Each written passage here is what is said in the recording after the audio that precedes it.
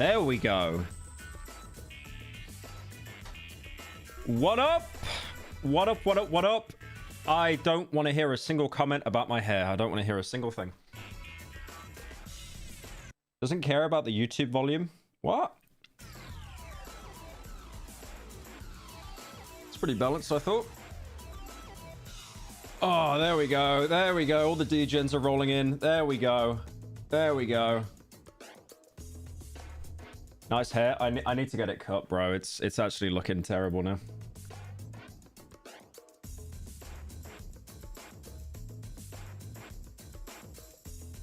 Oh, I see Lav and Conniving. What's up? Why is chat moving so quickly? I'm a dead streamer. Let's make it bigger.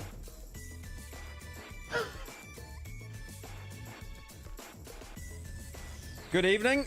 Oh god, yeah, it's 6 PM. I couldn't even tell. It's still light outside. So about an airport for aliens run by dogs.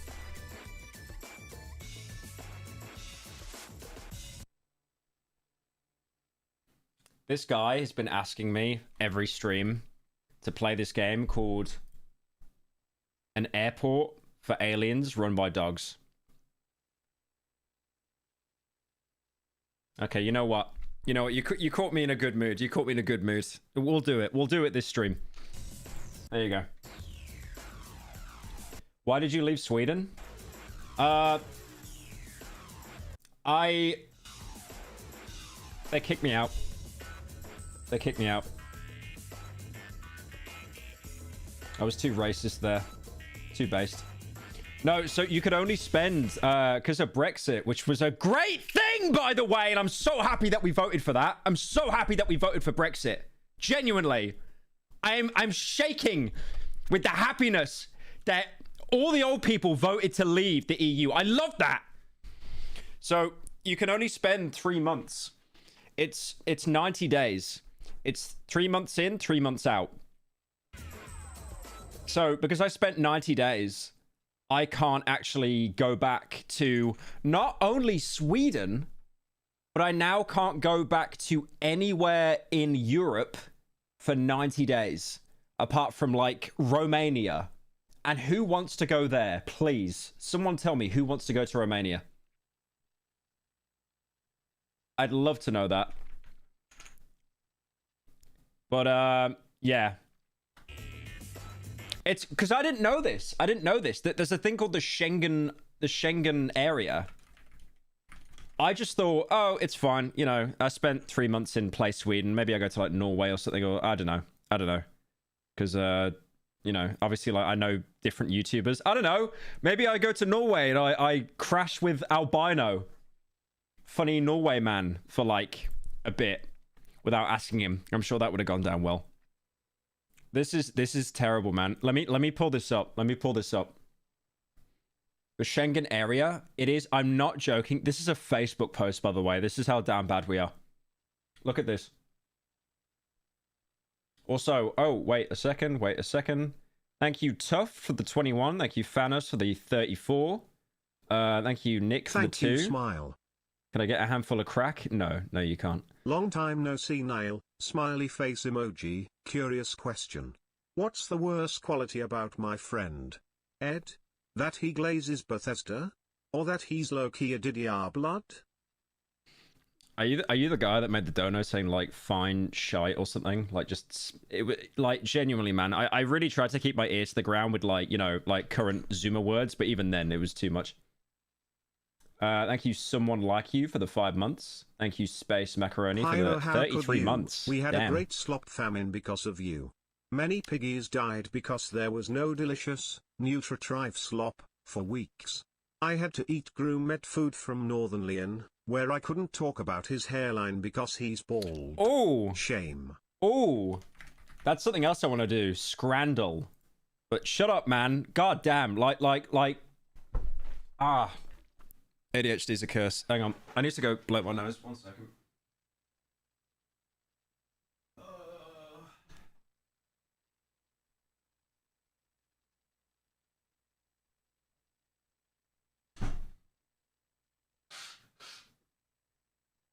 I always get like a really Pyro, you should runny dress like a nose. woman, maybe promise it'll be funny not trying to get anything out of this LMAO.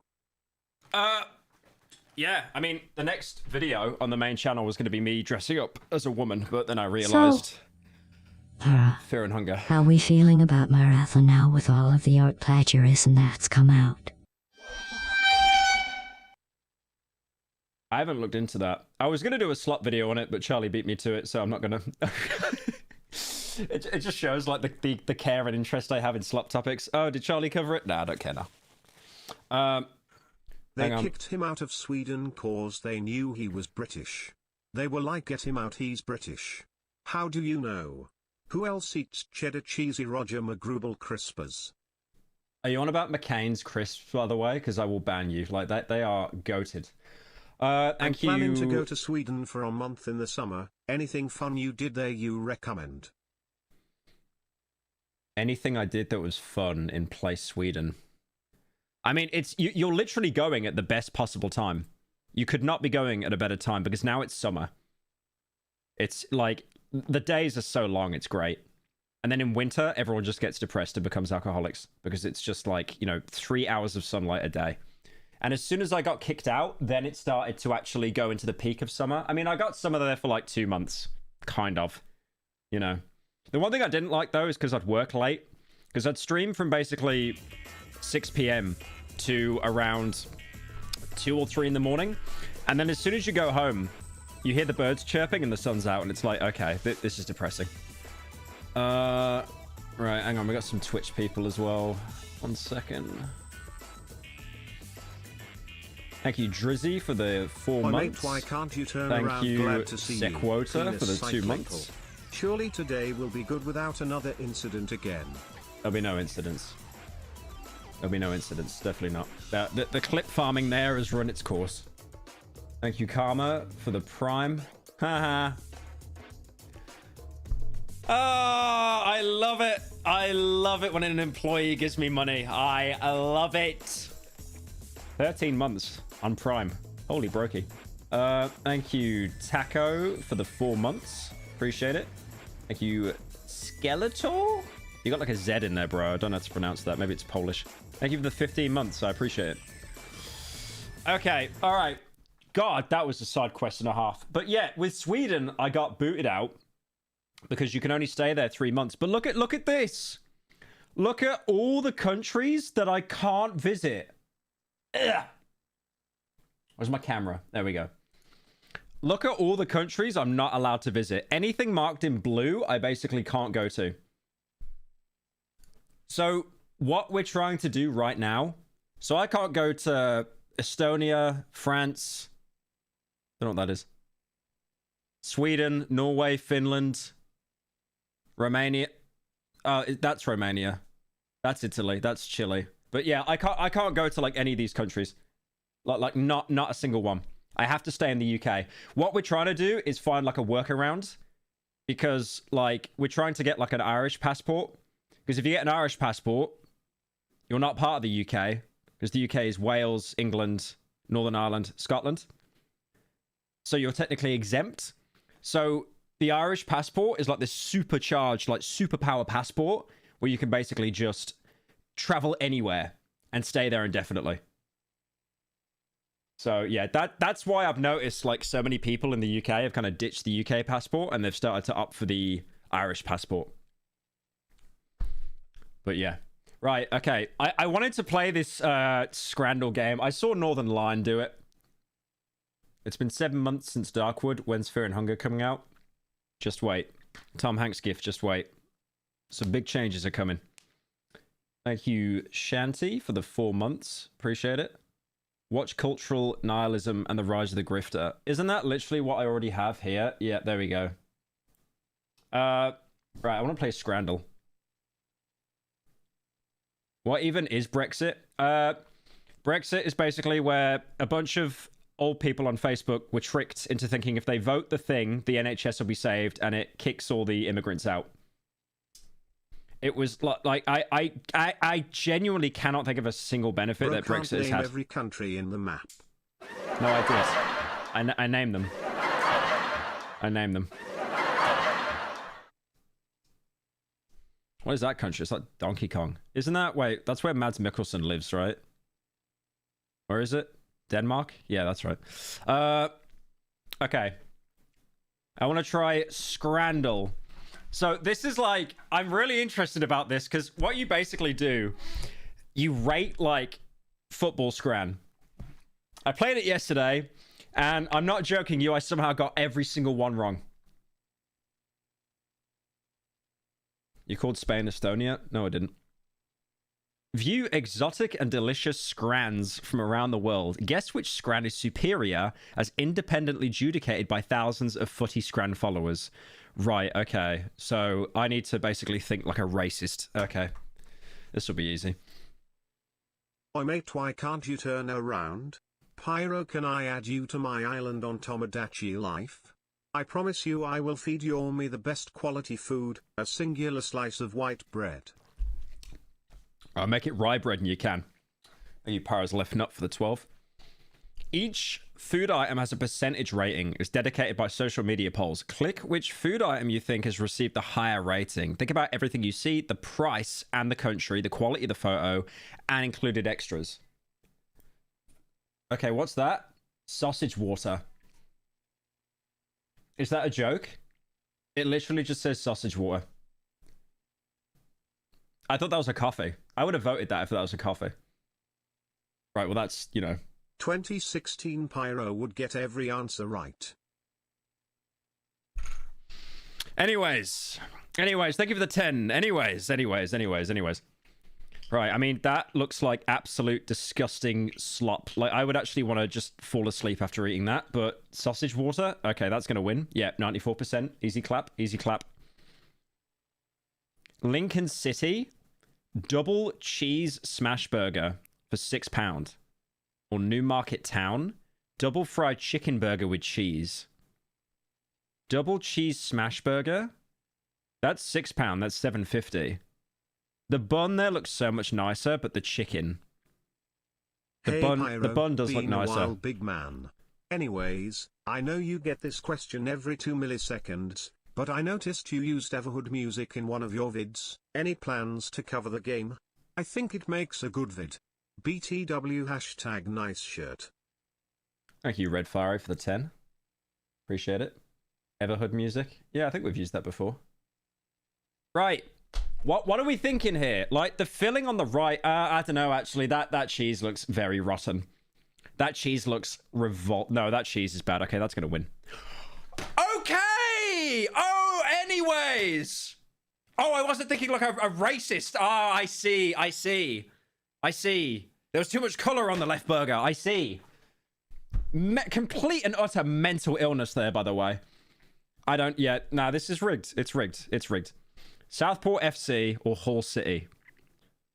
Chicken gyro box for $6.75 or dirty fries.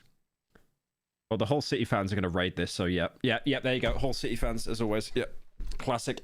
They would be that petty. They just get bots to like raid the post. Making me hyperfixated on Utopia Pyro. Now I can't go a month without getting sad that a 10 years old show got cancelled. Broken heart emoji. Thank you, Chen the Rice, the 10. Yeah, I really wish they did a season 3. Thank you, Raven, for the 10 months as well. Thank you, single mums in your area, for the Prime. Marcel, Crown Legacy FC. Waffle on a stick or a hot dog? Okay, so I hate sweet things. There's no way that wins. It just looks like a traffic cone. Yeah, I don't... Yeah, it's so pointless, man. It's so pointless. Everton, a hot dog for $6.50. No sauce on it, by the way. Let me move that camera. No sauce on the hot dog, by the way. It's a very long hot dog, though. It's actually got a little bit of a tip right there. A little bit of a tip. It's just that long. I messed up my camera. There we go. Or chipper, cheesy bread for $25. Cheesy bread, that'd be kind of yummers. Okay, there is no way That is going to win. That's going to win because that is 25 pence as opposed to 6.50. Yeah, there you go. Yep. Average football Twitter. Mummy bought it. Mummy bought it. Dulwich Hamlet, Leighton Orient. Both in England. Chicken and halloumi. I don't know how to say that. It's just a kebab with chips in it. And O-nuts. Price for £9. Chicken and halloumi. I would eat that over that. I don't like sweet stuff. Okay, fair enough. Fair enough. Easy clap. Easy clap. Oh, these both look kind of yummers. Newcastle United. Dude, if you have a hoodie like this, oh my god. I thought they were the coolest thing when I was like 10. I was like, oh my god, I get to hide my face and look like a superhero or something. Dude, that guy's a grown man wearing that. That's pretty embarrassing. It definitely has a Stone Island logo on it, by the way. Eden Park, New Zealand. Oh, I got some New Zealand screen. I got my barbecue chicken wings for £7.50, bro. It's probably Dolan who took that picture, actually. Salt and pepper, chicken and chips. Okay, I did a convention in Ireland once, and they do like the salt and pepper. The spice bag, that's right. Spice bag is a scam, bro. Like, it looks so yummers, but then you kind of just go over it. I remember ordering it, and I paid like £9 for it, and it was like 2 pathetic pieces of chicken. And then basically just, it was all chips. With like a droplet of curry sauce.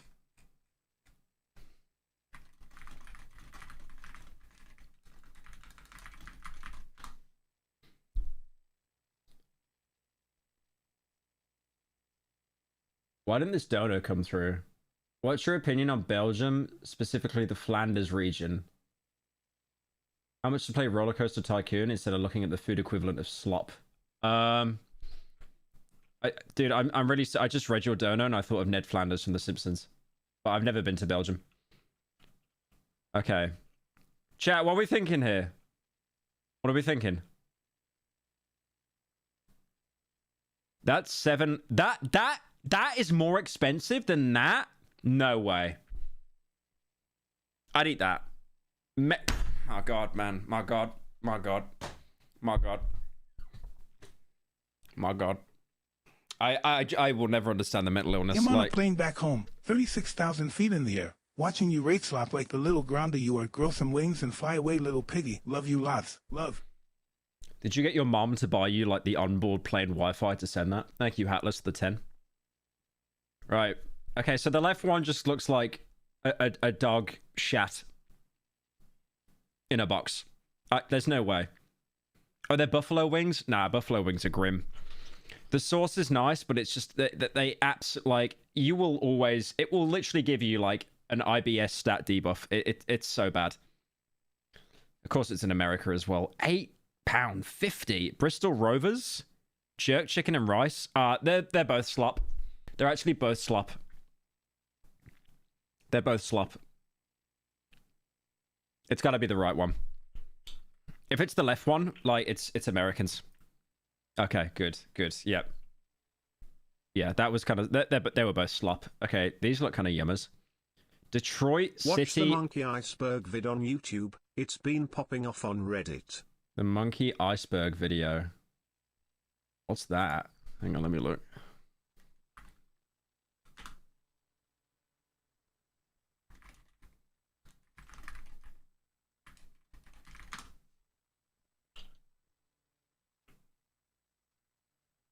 It has 500 views, dude.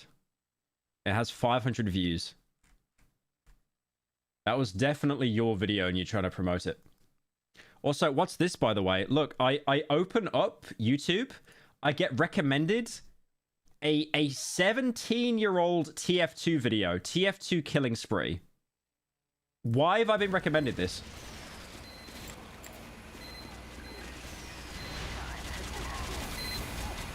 Look at the input. Look at the frames, the lag.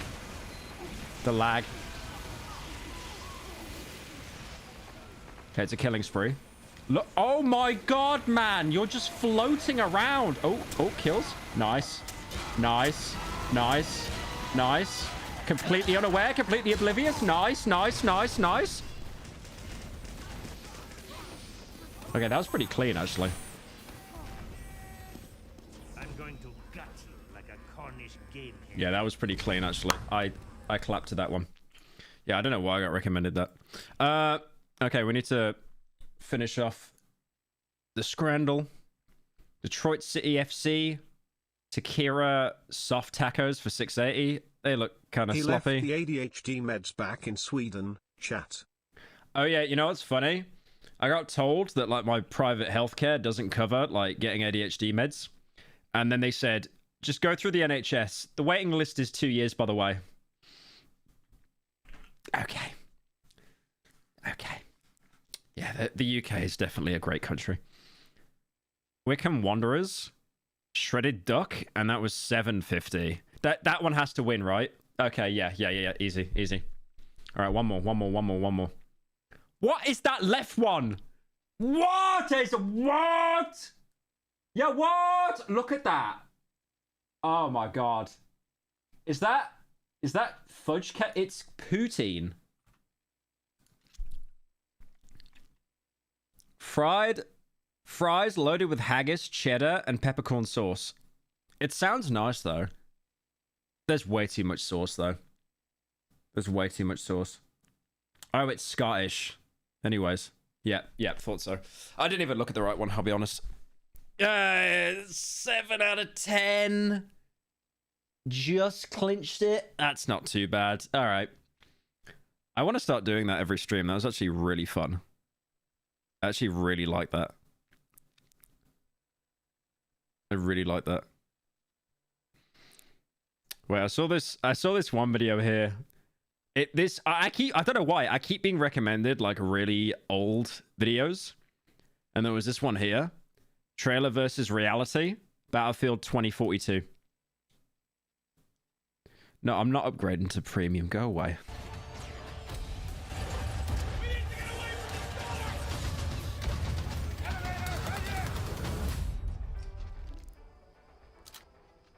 Yeah, the trailers are always so good, though. They're so goated.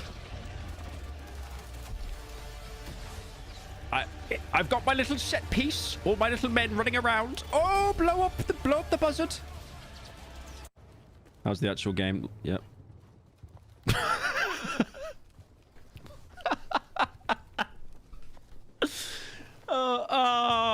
What? Just floats into the elevator. Yeah, he just fell through the elevator. Amazing. Amazing. You like the game? I love the game. Oh my god.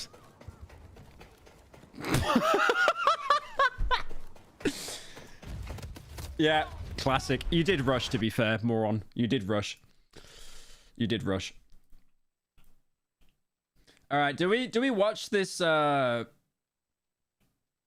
keep being recommended this like cultural nihilism video. Everyone's been telling me to like watch it and stuff like that. Apparently it's a really good video. So Jarrett Moore and its cultural nihilism and the rise of the grifter. Exploring the deterioration of Hollywood that led to Mr. Beast, the Rizzler, and Lady Ballers. The parallels between Jake Paul, Mike Tyson. Okay. Just like mainstream YouTube, basically. Oh, he gave us 4K. He gave us 4K. 4K quality. What a nice little fella. Seconds for my attention span to escape the grips of a Mr. Beast video. When the timer reaches 0, this 2013 Volkswagen Jetta will pull me across the pavement at top speed. Nothing will ever beat the France Veros onion toast when it comes to footy scran.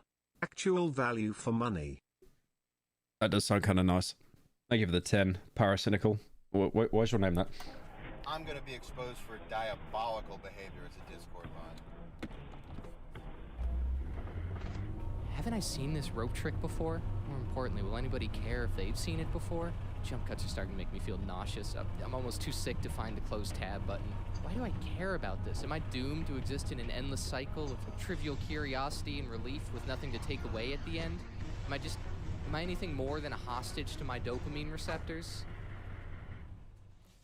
In a leaked internal document, Jimmy Donaldson, Yo, aka Pyro. Mr. Beast, Thank you, Mystical, for the 10. I'll be honest, I feel this video is going to go into like a lot of kind of, you know, content creation and stuff like that, and how it's kind of just became so mainstream and like, you know. But one thing I will say before going into this, recently I uninstalled like every social media app on my phone. The only thing I literally have is like Instagram and Discord, and that's for work. Not scrolling reels, it's for work. And I swear, man, like it is actually done wonders for my brain. It's unreal how like all of these apps and stuff are just programmed to just, you know, get as much time out of you as possible. Like I actually feel that my attention span since quitting those apps has actually improved by like 1%. explains his vision and goals for the channel in a 36-page manifesto. Your goal here is to make the best YouTube videos possible. That's the #1 goal of this production company. It's not to make the best produced videos, it's not to make the funniest videos, not to make the best looking videos, not to make the highest quality videos. It is to make the best YouTube videos possible. Everything we want will come if we strive for that. This bears striking resemblance to a 2015 Atlantic article warning about the commercialization of art. Now it's an audience you think of addressing. It's a customer base. Now you're only as good as your last quarter sales.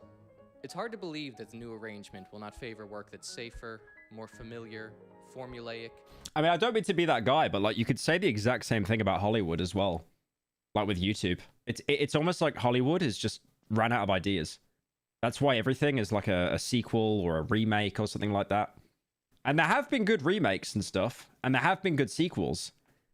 But they're so worried about innovation because they genuinely just don't know what to do now. It's like, why make a film that's a passion project that took me like 2 decades of my life to like make and independently fund, when Disney just put out another slop film that all the parents are going to take their kids into the cinemas to see, and it will make like 400 mil. User-friendly, eager to please. More like entertainment, less like art. Artists will inevitably spend a lot more Sinners is goated. Yeah, I've heard nothing but good things about that film. But again, that's not common to hear a film that everyone's actually shilling. time looking over their shoulder, trying to figure out what the customer wants rather than what they themselves are seeking to say. I feel the retention. Just give us 99%. I remember seeing the interview with... Pay attention, pyro grifting is a very important topic for this channel. Thank you, 46 President, for the $10.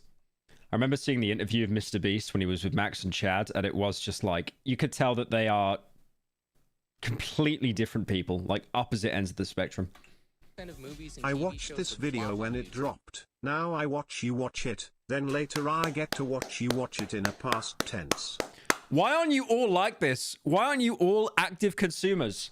You watch the video, you watch me watch it, and then you go watch it when it gets put on Pyro TV. It's genius. On top of that, they'd be wildly unprofitable, having no flexibility and long lead times that can't adapt to trends. We aren't here to make a small movie once or twice a year.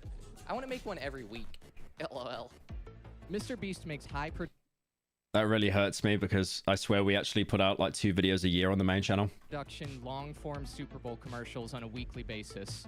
The scale of the production that's grown to be his trademark is impossible without corporate sponsorships. The millions he's paid from views on Yo, what's up, YouTube Fanatic? is often just enough to cover the cost of making the video, with a large percentage of revenue coming from corporate sponsors like T-Mobile or his own business ventures like Feastables chocolate bars. This gets into a moral gray area when you remember that half of his 350 million person audience are children. One of the newest products he started to advertise are the Beast Labs collectible action figures. I remember talking to a YouTube rep, and they were literally telling me, like, you're not uploading enough. And it's like, what do you mean? Like, the videos, they're so high quality, and, like, you know, they take so long to make, and they were just like, no, you need to actually upload more. That's like the only way you're actually gonna... Everyone's saying that the video's too quiet. It seems... It's coming up on the soundbar, okay? A toy with loot box style gambling that requires you to keep buying packs until you finally get the legendary Who Gives a Shit. I can't wait to learn numbers, counting, colors, and shapes with you today. For all children's television programming, there's something... Remember that video that like iDubbbz did like 7 years ago, one of the content cups, and it was like talking about those like surprise egg channels and stuff? Since this has now become a football channel, are we doing a live watching of the Europa League final together, Daddy? We're not, Eskit, because that would get the stream taken down, but thank you for the 10. I appreciate it. Thank you, Shadow the Hedge, for the 15 months. Acquired by the FCC called a bumper. This is to signal to children that the show they're watching has officially paused and advertisements have commenced. It was deemed unethical to have a child's friend, SpongeBob, tell them that the only way they could make friends this fall is if they purchased the new Prime energy drink. I want a 4,000 Gucci sweater. I want a house, an iPhone 15. I want Mr. Beast in my basement. I want a lion. I want KSI. My basement. Nah, he was put up to this. He was put up to this. There's no way. I want this lady in my basement. The invention of the Gutenberg... Did he say about Jennifer Aniston, I want this? Like, it's the what? Like, wait. That's the worst thing about this. He knows all the names, but when he sees Jennifer Aniston, it's like this lady. My basement. I want a lion. I want KSI and Logan Paul in my basement. I want this lady in my basement. Yeah, there you go. Classic. The invention of the Gutenberg printing press led to the product... Like, she was most famous for Friends. Not a YouTuber, so I don't know who that is. Protestant Reformation. The ability to mass-produce copies of the Bible gave people a more direct relationship with God. With the advent of the social media influencer, people now have a more direct relationship with advertisers, forming parasocial relationships with the people that try to sell them products. Yeah, we don't have a parasocial relationship, right, guys? Right? Nah, we don't. Needs to be a clear demarcation between advertisement and entertainment. What happens when there is no differentiation? The advertisement is the content, and the content can only exist as an advertisement. All of the consumer protections created by the FCC to regulate broadcast television still only apply to broadcast television. Is this relationship still a concern to our government, or is it the desired outcome for the next generation to be conditioned as more active consumers? Oh, leave him alone. Leave him alone.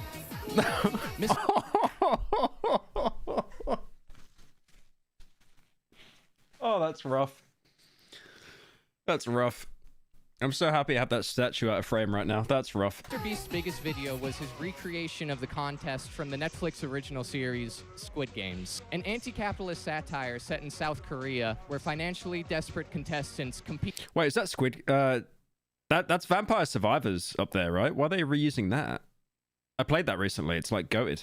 In life or death games. Oh, is that Home Machine Vampire Survivors? That's pretty cool, actually. Games for a life-changing sum of money. It explores how the ruling elite debase and humiliate us for their own entertainment, forcing the working class to strip themselves of their humanity and abuse each other just to keep their heads above water. Mr. Beast saw this and went, whoa, why don't I do that? Squid Games is not a warning for the future. It's a critique of the present. I mean, he makes a good point, though. Like, there's basically next to no regulation on YouTube. I swear it was only a few years ago that it was like YouTube basically said as mandatory. You have to say that this is like a paid promotion. One you want? This one? Okay, his coin. I have one. Here you go. And here, good luck. Thank you. You win? No? Okay, my coin. Can I take it, please? My coin? Please, can I take Wait, my coin?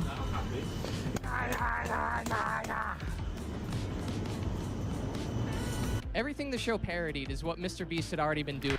I got like real Rice Gum vibes off that, man, but even worse. Like when he was like flexing on the poor with raining the dollar bills and stuff. To a lesser extent. He just brought it right up to the line before executing people. If I have to do solitary confinement in order to do the things I want to do, then I will do that.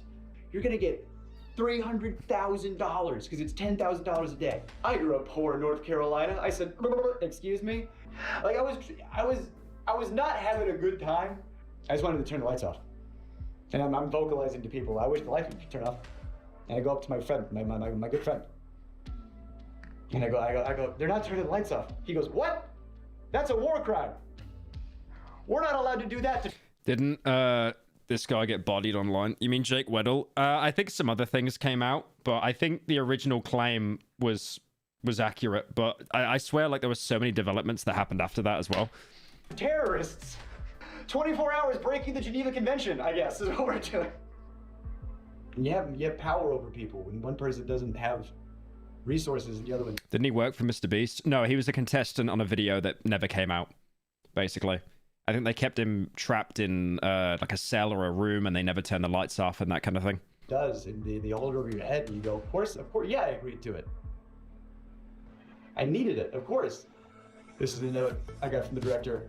Yeah, I remember Mr. Beast reaching out like on his Twitter account to Jake, and he was like, I'm trying to remember it now. It's like, I'm really sorry that you went through this, kind of like actually apologizing. And then he offered Jake some money, and then I think Jake responded and said, can I take half the money so I can still keep making videos on you? Something like that. From Jimmy. But there were so many other things that happened after that, like so many. Like I didn't even cover that stuff. I'm receiving some cash. He said, Jimmy said, can you say to the camera how thankful you are that now you can pay back your student loans? He was lauded for his YouTube recreation, getting more views than the original source material. In our entertainment landscape that values views and dollars more than anything else, there's no other conclusion you can really come to. And all I thought about was art and music. Now I'm 36. That guy's 36? That is not going to be me in 7 years. No way. Oh my God. And all I think about is money.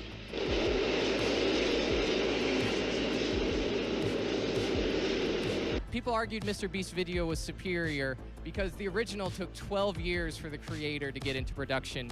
Meanwhile, yeah, it is funny though, actually, how true that statement is, which sounds kind of sad. Like, I remember when I was a kid, you know, I was like 12 and stuff, and I was just like playing video games, and I was like, hee, I don't care, hee.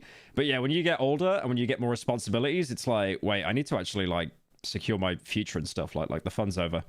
YouTuber can recreate it in a few months, stealing all the challenges and aesthetics and stripping it of the art and social commentary. He parlayed the success of the Squid Games video into a full-length series of the same nature on Amazon Prime called Beast Games. 1,000 contestants! Are you all ready? It's hard not to put yourself in the shoes of the contestants. I think they got like a Guinness or something for like having the most amount of money in a competition ever. Knowing what's at stake. Like 100 mil's crazy. I just remember the guy with the white hair won it at the end. There's a bizarre detachment to what the reality of money. I just gave this guy $100,000. How do you feel winning $100,000? Is for normal people. The show has a sanitized triviality regarding the stakes of what's happening. Someone will be seconds away from winning hundreds of thousands of dollars and fail to meet some arbitrary criteria, shattering their dreams. I should have saved my excitement for the Emilia Perez video, but your woman cosplay a month ago was the reason I had to go to the hospital because I just gooned so much to those pics. You will be hearing from my blind lawyer. He's a really good lawyer, devilish face emoji. Why is your lawyer blind, by the way? Why is your lawyer blind? Thank you, Hasanka, for the 34 months. Appreciate it. Thank you, Dasperal, for the gifted. Appreciate it. Precipice of leaving a housing situation plagued with domestic violence, finally being able to leave the job they hate and starting their own business, or a parent being able to spend time with their children for once. Then Mr. Beast pulls a lever and says, "Bummer." I mean, to be fair, if you go into a competition, how many contestants was it? 100? 1,000? I don't know.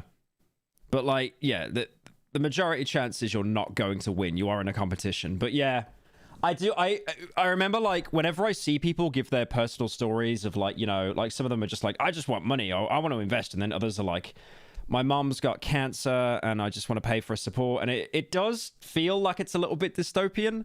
I don't know. Like, I don't know if you've seen, like, oh, what's that episode of Black Mirror? It's like season 1, episode 2, 40 million merits. And it does kind of feel like that a little bit. It's like, only one of you can make it. Only one of you can be, and that was literally meant to be a parody as well.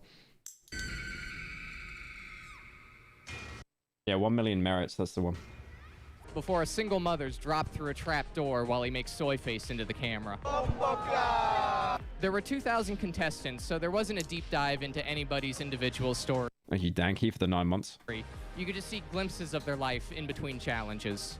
When deciding on picking team captains for somebody that would be bribed in exchange for eliminating their team members, somebody was trying to prove their integrity by saying, I'm an Army veteran, I'm living out of my car. There was a murmur in the group. Did he just say he was homeless? I don't want to trust. Thank you, Snakebites, the 5. I was in Stockholm about a month ago from America. I can see why you're a sweeaboo, but now I'm trying to move there. Nah, Stockholm is so nice, man. It's unreal. Like, the fact you can walk everywhere as well. Like, you can just walk anywhere. Like, no need for, like, public transport and stuff. If I want to go see my mate on the other island, it's like an hour walk. That's it. It's so nice. Oh, my lord! Danky. Again, Epic Danky with the 50 gifted. I appreciate it, bro. Thank you. You're giving the pause loads of money. Thank you. W's in chat for Danky. He always comes through. Appreciate it, man. Thank you. Just a hobo. A woman tries to stick up for him. He's not homeless. He lives in his car. Thank you, Zuzzy, for the resub. By And UKSTV. By choice. For the 4 months. I think Mr. Beast should be in charge of military recruiting. Enlistment is down with Gen Z. Less people are willing to join the meat grinder. Just oh my god, do you remember the military were trying so hard to get enlistments? They had like the US military on like Twitch and they were just being roasted. I remember like when I was doing Insomnia in the UK, like the event in Birmingham, the gaming event, they always set up the military and stuff to try and recruit like gamers and stuff, and it's like they would always bring in like an APC or something, and then it's like, oh, tank, like in Warzone. I must join the military. It's like COD in real life. But yeah, I swear it just never works. Also, apparently Insomnia is coming back now, which is crazy. Hey, pal, I've been watching your comments since 2016. That's 9 years, and I'm 24 now. Certified old head, I'm 99% sure I watch it every single day. On your main channel, Slop channel is pretty mad. Except the Slop, but I love your main channel stuff. Thank you, Datship, for the 10. Appreciate it, man. for a Dodge Hellcat. But what if the signing bonus was a Dodge Hellcat or a mystery box? We're already at the point we're sitting in air-conditioned offices, flying explosive drones into people's homes with joysticks. For every day your platoon is able to occupy Aleppo, your child will receive an extra $1,000 towards their college fund. I was joking about this, and then I saw the Pentagon was actually in communications to collaborate with Mr. Beast on a project. Apparently it fell through, but there was a cute little cameo from the Navy SEALs in Episode 5 of Beast Games. So we can only speculate on what level of involvement the Department of Defense will have. I would laugh. If you had Mr. Beast actually telling people to join the military, could you imagine? Have on future content. I don't hate Mr. Beast. He does give more to charity than 99% of us ever will, and at the end of the day is just a guy that makes YouTube videos. He just gives me this queasy feeling that we're living in a dystopia, that if you lose your leg... How much to end stream for a paid vacation? How much to end stream? Let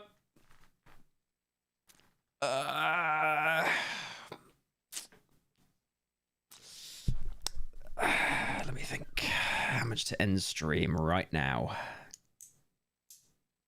$10,000. $10,000. I think that's very fair. I think that's very fair. Your best bet is accidentally running into a YouTuber that thinks it will go viral if they give you a prosthetic leg. I should have saved my excitement for the Emilia Perez video, but your woman cosplay... You made the same dono. Be quiet. Thank you for the 10, though. Matt Murdoch Law. Oh, my God. He thinks as much himself. Hating Mr. Beast would be like hating a hurricane. He was inevitable.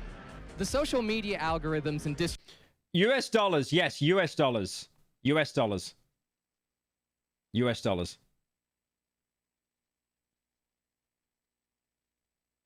Thank you, Margot, for the 10.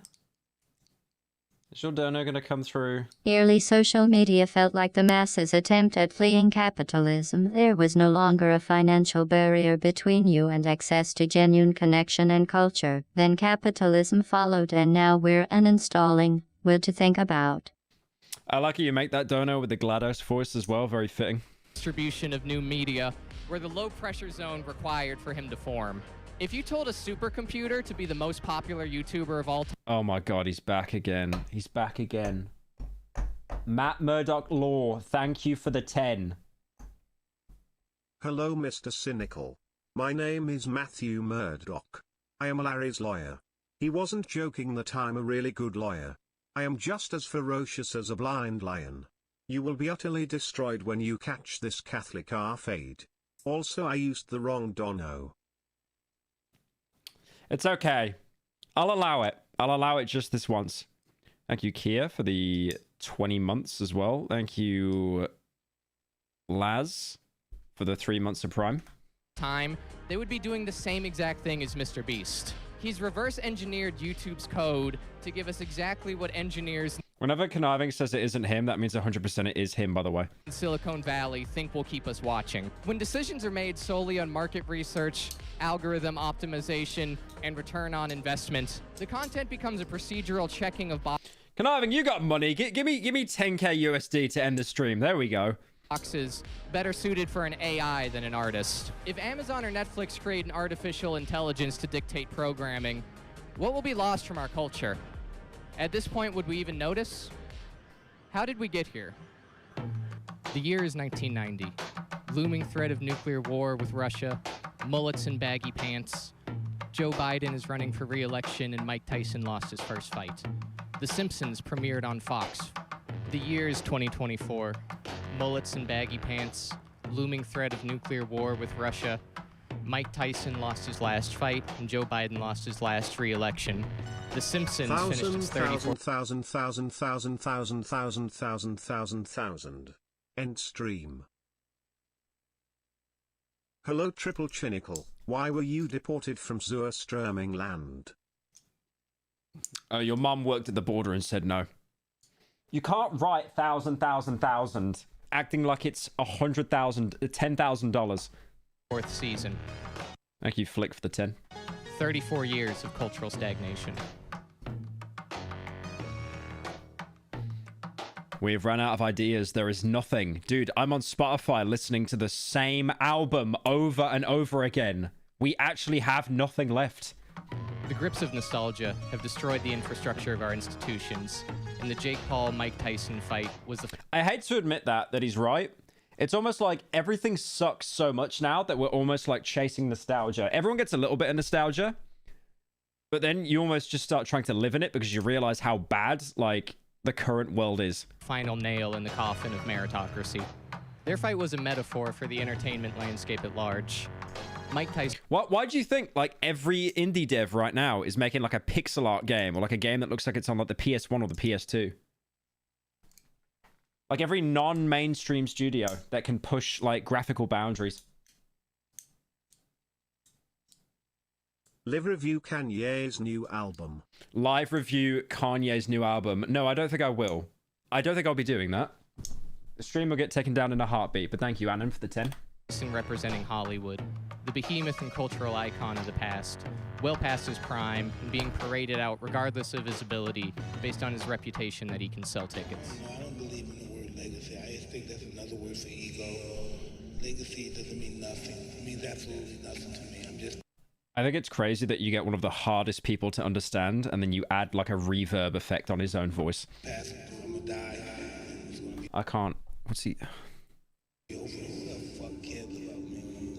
that think that I'm this, I'm great. No, we're nothing. We're dead. We're dust. We're absolutely nothing. Our legacy is nothing. Well, thank you so much for sharing that. That is something that I have not heard before. So thank you so much for giving me that kind of idea as well. Love you too. Yeah, I felt so bad for Mike. I mean, I kind of respect that he doesn't care anymore. But at the same time, it's like he knew he had to step down to like Jake Paul's level just to get like a fat bag. You know, it's sad. Jake Paul. Was he naked? The influencer. The self-made man that circumvented the traditional path to... Mike Tyson is an actual menace. Yeah, if you leave your ear under the pillow, he'll give you 5 pennies. Success. Don't show it! Please don't show it. Please don't show it. Please don't show it. Please don't show it. This actually reminds me. I was going to pull this up. I can't play the whole video because it will get the stream taken down.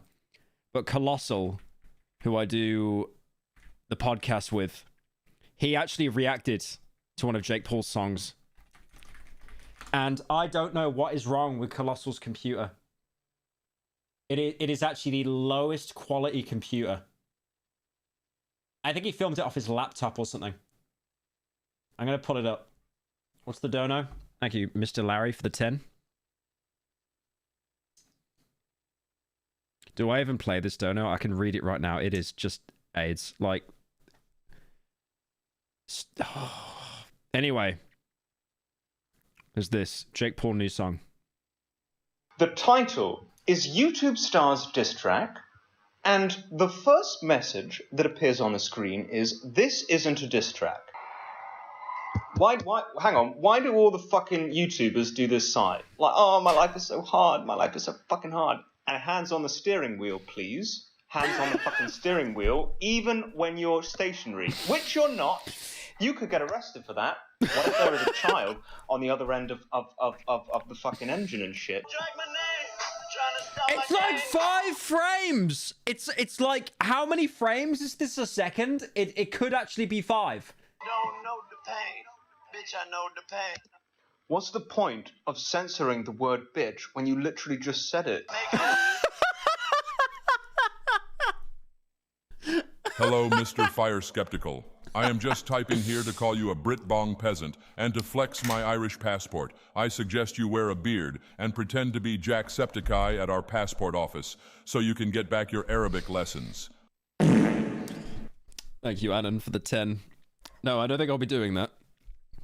I just go to the airport and I just start showing my Let's Plays. You're dancing in a fucking superstore. Like there's cans of baked beans and tuna here. Why you fucking gotta dance? Like it's just tuna. It's just fucking tuna. There's nothing to celebrate about.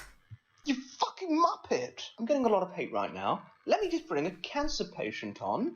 Because I was really nice to her, I took her for a little fucking drive. With my massive fucking chin, I can literally reach the fucking accelerator pedal. Oh, it was a different time, man. It was actually a different time. Make a wish, Kaylee. Make a fucking wish. I want to meet Jake Paul. Okay, only if it'll make me look good. Only if it'll make me look good, Kaylee. I'm going to use you in a video and exploit you. You're only a child with cancer. It's all right. It's all right. He's brought on fucking indigenous Indians here. Oh. Right, so that's where we stopped playing the Colossal video. For very obvious reasons. I remembered I was going to play that on stream, but then I saw a certain bit. It gets a lot worse than that. But anyways.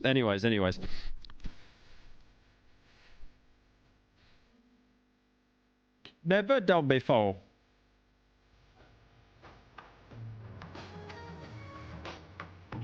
Where's Nick Crompton saying England is my city? Where is that? Nobody told him he was the world's greatest boxer. He said it for us.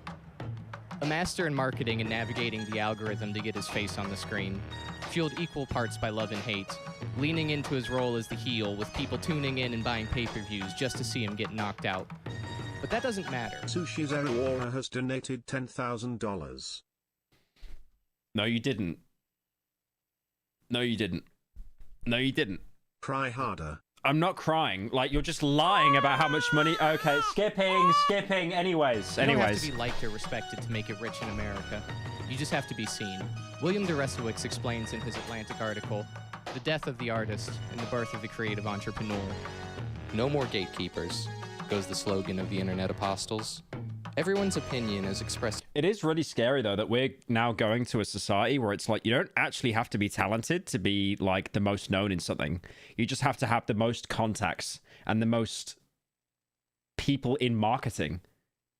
Like, Jake Paul didn't build up all that boxing and stuff himself. He did it because he's very, very well connected. And that seems to be, like, all it really takes these days. And Amazon reviews and such like carries equal weight. The democratization of taste. Judgment rested with the patron in the age. Just use AI. Put Jake Paul against an AI boxer. Age of the artisan. It's always been the case. Yeah, it has. But, like, now it's gotten a lot worse. In the age of the genius, it largely rested with the artists themselves.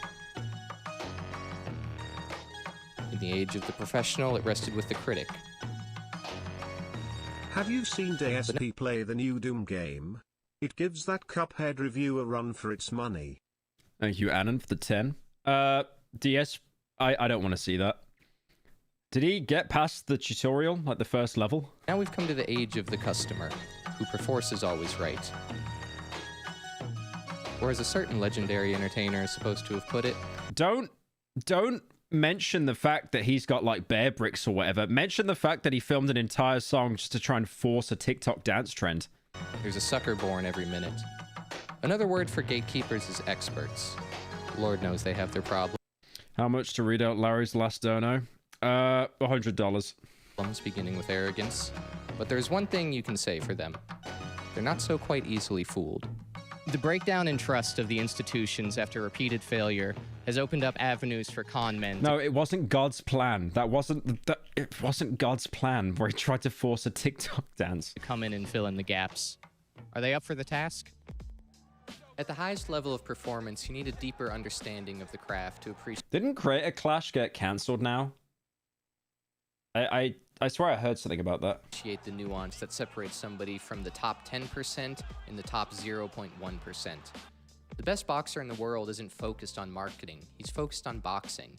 There needs to be an infrastructure of support around them to package what it is they excel at to an audience. There's currently a legitimate heavyweight champion of the world. Oh, iDubbbz just stepped away. Okay. And nobody knows his name compared to Jake Paul. Somebody that's passably competent with an eye for promotion ends up overshadowing once-in-a-generation talents. Comedy clubs experience a similar problem with social media. It's at that time when KSI like got into beef with Dan TDM and everyone hated him. I swear he was just like, his managers must have been hitting up JJ and be like, bro, this is the best marketing you've ever done in your life. Like everyone is talking about you. Keep doing this now. And that's why he just went like absolutely rent-free about it. Because it's like everyone like, I saw so many people like shitting on KSI's song. I don't think it was terrible. It was just like a YouTuber song. But there were so many more eyes that were on that song because he purposely like rage baited. Personality. Oh yeah, it was marketing. It was 100% marketing, definitely. He's touring the circuit despite never having done stand-up. Even the most respected comedy clubs are still a business and can't say no to a guaranteed sellout. Roughly 8 weekends out of their 52-week calendar will be booked by people with little to no live performance background. One time I opened for Ed Bassmaster, whose claim to fame was walking up to people on the street and asking them a question, and then going... That's about it. I was hosting the show. I was booked to warm up the crowd, and then he was going to do costume changes, and while he's off stage getting dressed, I would go on stage and fill more time. I met him in the green room and was like, hey, my name's Jarrett. How long do you want me to do in between costume changes? He's like 2 to... Thank you, Adam, for the $10. You know you don't like print free money from the US Mint if you like just add the numbers in the text, by the way. 3 minutes top. And make sure to get my character names correct. Don't mess it up. It's Gerard Douche, Mumbles, Skippy, and Chip Diamond. Make sure you nail those. And I'm like, yeah, all right, dude. So I go on stage, I do my host set, and then I introduce the first character, Mumbles. How much to get which is just a someone else in the rip-off house of to Bubbles take from over Trailer the Park live for Boys. 5 He minutes? says hi, and then the crowd... 5 minutes. I get my mom on stream for 5 minutes. But that's $1,000.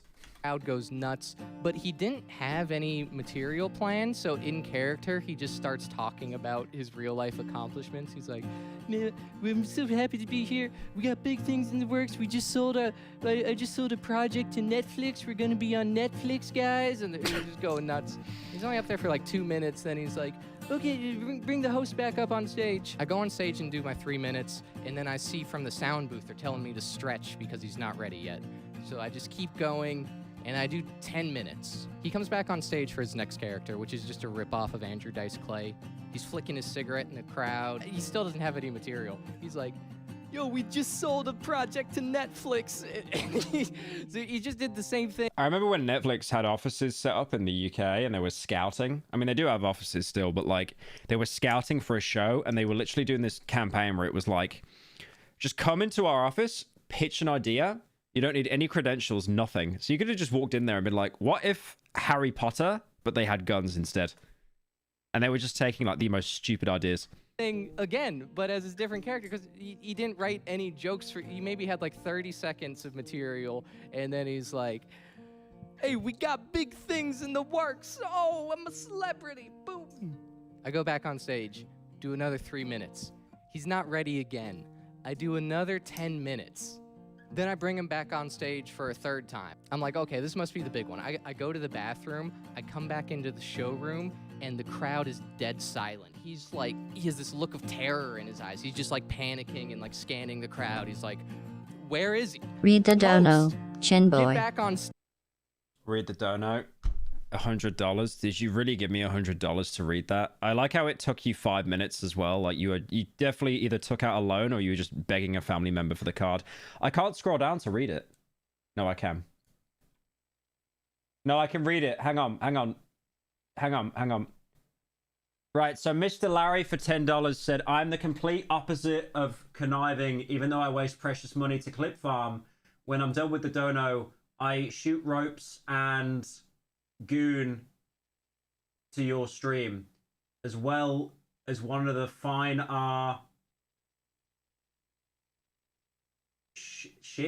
shite. Okay, there you go. You really spent $100 for that, for like reading comprehension level 2. Okay. Thank you for the $100, man, though. I appreciate it. Thank you. stage. I didn't remember the names Mumbles and Gerard Douche, and he didn't bother to remember my one Christian name. The show was about 45 minutes long, and he was paid $8,000. I did 37 of those minutes for him, and I think I got paid like $50. And I was still young at the time. I didn't think I was the one that deserved to be headlining. But it's taking... I like how so many people have got into stand-up comedy as well. I think like Tommy Innett's doing his... Oh, that's right. I was talking to Jack Manifold, and like him and Tommy are still doing their kind of stand-up tour at the minute. Away potential... Well, it's more like a show, to be fair, but I know Tommy does do stand-up on the side. Stage time from people further along in their careers that are trying to get better at this and trying to get to the point where they could sell out their own crowds. Somebody that the local hosts and features in our scene would be able to learn from by working with them for the weekend and building connections. Robert De Niro's first big break was playing a younger version of Marlon Brando in The Godfather 2. An elder statesman of Hollywood passed the torch for the next generation star to be born. When it came time for him to play the old mob boss at the end of his career in The Irishman... Please show the kick. Please show the kick. Instead of casting a new face to carry on the mantle of the American crime... Show the kick scene in The Irishman, I'm begging, please. ...movie, they used CGI to de-age a 78-year-old Robert De Niro to look 62 and play a 30-year-old version of himself. His wrinkles were smoothed over, but his arthritic skeleton lurked beneath the surface of CGI and... Imagine saying to like your grandparents or something, yeah, you've got quite an arthritic skeleton. Special effects. He moved with the grace of Joe Biden climbing the stairs to Air Force One. They cast somebody who couldn't convince him. Oh, here it is. Here's the kick. Open a jar of pickles, throwing thugs through windows and stomping out rival gang members before hobbling away like your grandpa looking for his chair in the shower. It's so terrible, man. Steven Seagal is playing Special Forces. Yes! I love this. I love this. He definitely stole this from Cumtown, though, 100%. He definitely stole this. No way. Operators reporting to his 89-year-old commanding officer. Yeah. Oh, he literally did. Yeah, he did, because they showed the clip. Army uniform, and he's like, well, I don't know if we can get up that mountain by sunrise. We're so preoccupied with name recognition. There was one part where they were explaining how Steven Seagal moved, and they just used, like, the explanation, fatly walking around corners. We haven't been able to gracefully transition to the next class. We have a generation of super seniors still hanging out at the local high school, making teenage girls uncomfortable and offering them quaaludes. The spots for writers and actors in general became much more limited following the boom of reality television after the 2007 writers' strike. The studios had an adversarial relationship with creatives and told them, we can do this for the most part without you. You preach theater etiquette to my kids, put your phone away. You preach theater etiquette, put it away.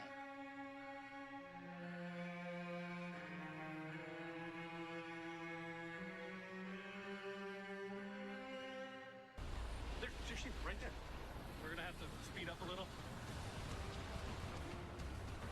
She's zooming, dude. Sure, you're a Shakespearean-trained actor, but will anybody watch your stupid play if Snooki is getting punched in the face outside? The scripted projects that were greenlit were mostly star vehicles and existing IPs, and the audiences didn't seem to mind.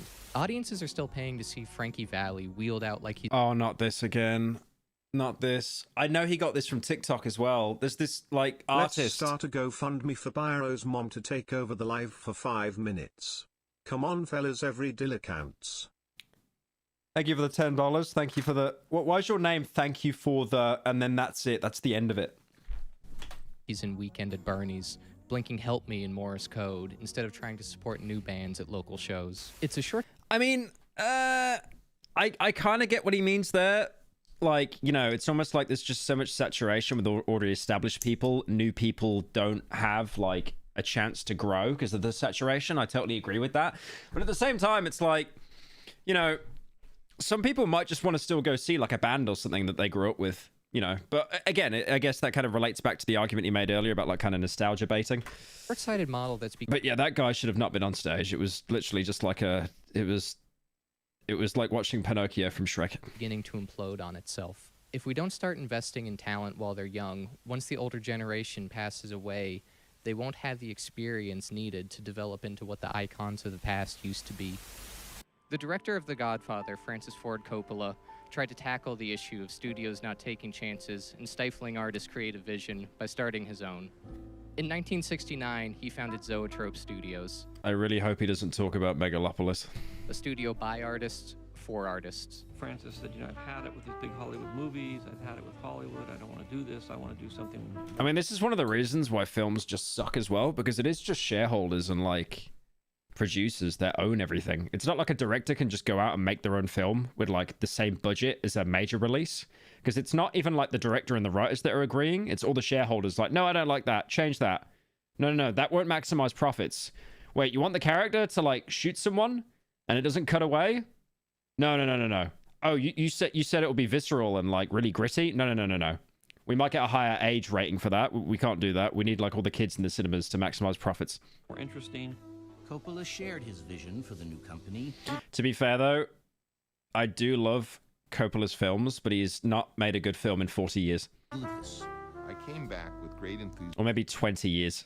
And I told young George Lucas about this vision of like having a place out in the country, and we'll just make the bedrooms editing rooms, and we'll discuss the script in the garden, and we'll have lunch together, and there'll be, you know, all these young people working together. We'll be independent.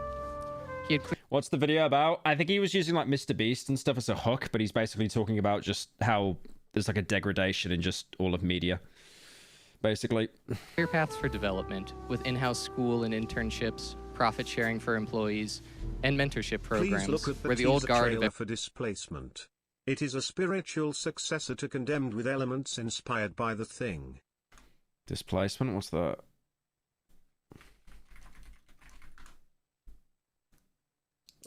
Have you heard of Wildgate?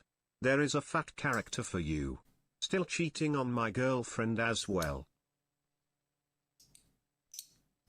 Thank you, James Bondage, for the 10.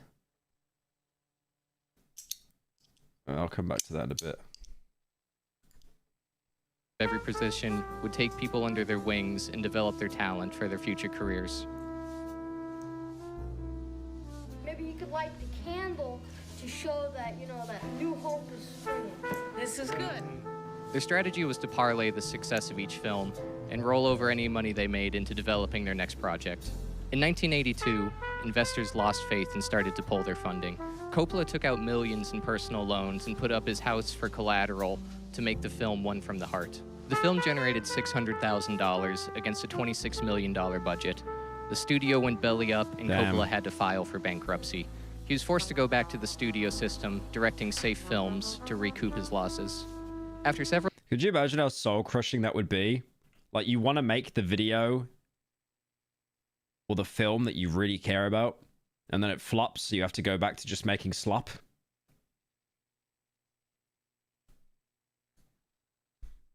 Wouldn't that be funny? If you wanted to make the projects, you could. But they don't make enough money, so then you have to go back to making slop. That would be really funny, right? That would be hilarious. Thank God I'm a YouTuber, not a film director. Several successful business Have you ever, ventures though, about and doing a recouping his video on the fortune. very first He was set on postal? making. The art and music is messed up and unhinged but interesting at the same time. Thank you, Brandonium, for the 10. I played a little bit of the first Postal. Yeah, it's like so much more gritty than the others. I'll probably get around to Postal at some point. His 40-year passion project, Megalopolis. Spoiler alert, massive piece of dog shit. Yeah. To anyone that hasn't seen Megalopolis and you're thinking, oh, it's so bad it's good. No, it's just bad. It's just bad. Shia LaBeouf is like the best character in the film, and that's saying something. And you think 1 year of medical school entitles you to plow through the riches of my Emersonian mind? Like, I don't know what Adam Driver was doing in that film. Like, he was giving the most I'm acting performance ever. Entitles me? Yes. Entitles me? Yes. Entitles me? Yes. So go back to the club. The movie was based on Elon Musk's favorite book, Bad Sign, 12 Against the Gods. It's set in an Yes. alternate version of New York So go back to the club. City, mixed with the Roman Empire, and tells the story of Caesar.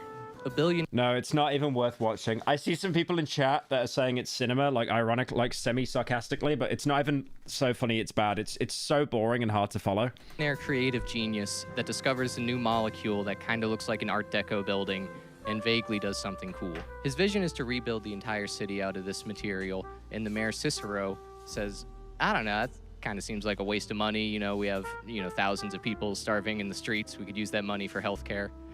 This is the villain of the film. The entire thing is just such a Hollywood elite power fantasy. At one point, the main character is arrested for unlawful intercourse with a minor, statutory rape, and more coming. What are you talking about? And then he has a team of Charlie's Angel-style supermodels break into the records department and... There is one funny scene in the film, though, where Adam Driver's character just gets shot in the face by a kid. prove that she was lying and was actually a 23-year-old, thus exonerating him of the sex crime. Caesar goes into debt mirroring Coppola's until an asteroid destroys the city and he gets to rebuild with his fancy Art Deco molecule.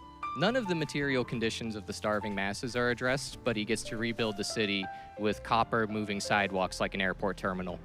Look at that, bro. Look at that. I've seen better CGI in like the film AI that came out in like 1999. This is the happy ending. Megalopolis lost $110 million of the director's own money, and there's something kind of beautiful about that. I am thrilled to accept the Razzie in so many important categories for Megalopolis, and Hey, for the Pyro. distinctive honor of being Today's nominated as the my worst birthday, director. Turning 20. Been a fan for a long time. Happy I even have that dumb birthday! purple top hat. Anyways, could you say happy birthday, Vincent? That'd be pretty. MLG Pro Gamer Review. Cheers. 3. Thank you for the 25, Zeno. Happy birthday, Vincent. Everyone in chat, give him a happy birthday. Give him a happy birthday. I'm happy for you, man. What did I get for my birthday? Oh, hang on.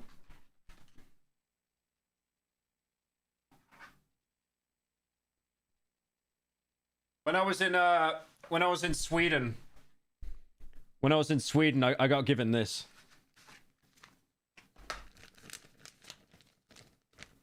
Hey Pyro, how is the Fear and Hunger video coming along? Is it about both games or just the first? Will you play Funger 2 on stream someday? So many questions. Love you, parasocially. I got given a cigar. I don't know why I got given this, by the way. I don't smoke. I have no idea why I was given that. I just pull like an Andrew Tate on stream. I was like...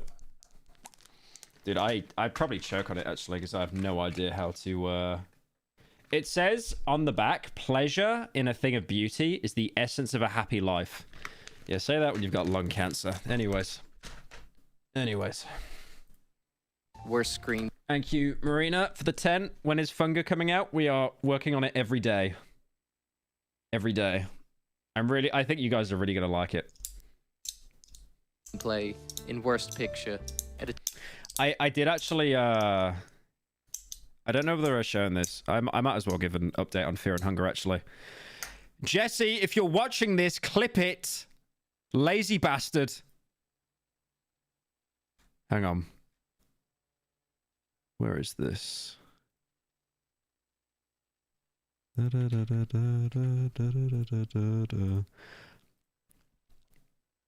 So, I'm trying to find it. Did I show you guys when I commissioned, like, the heads of all the characters and stuff in Fear and Hunger? I don't know if I've shown that or not. But I basically paid an artist to draw every single character in the game, every main character and a couple of the companions, and give them, like, different emotes, because I was going to get all the characters voiced in the game by different people, like what we did with Darkwood. But because the game is so text heavy, I was like, this is kind of boring. It's going to put people to bed. So instead, we tried to...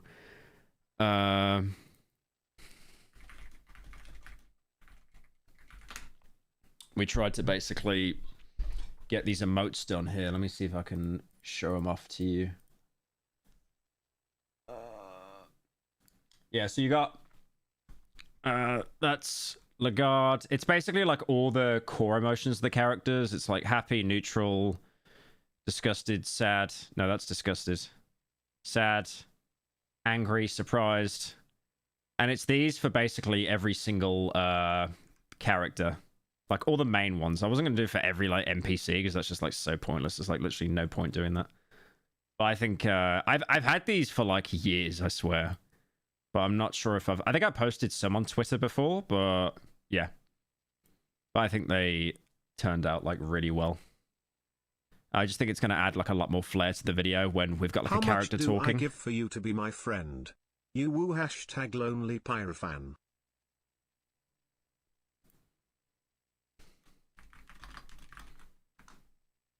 How much to be your friend? $100,000. I'm going to add an extra 0 to solidify our friendship.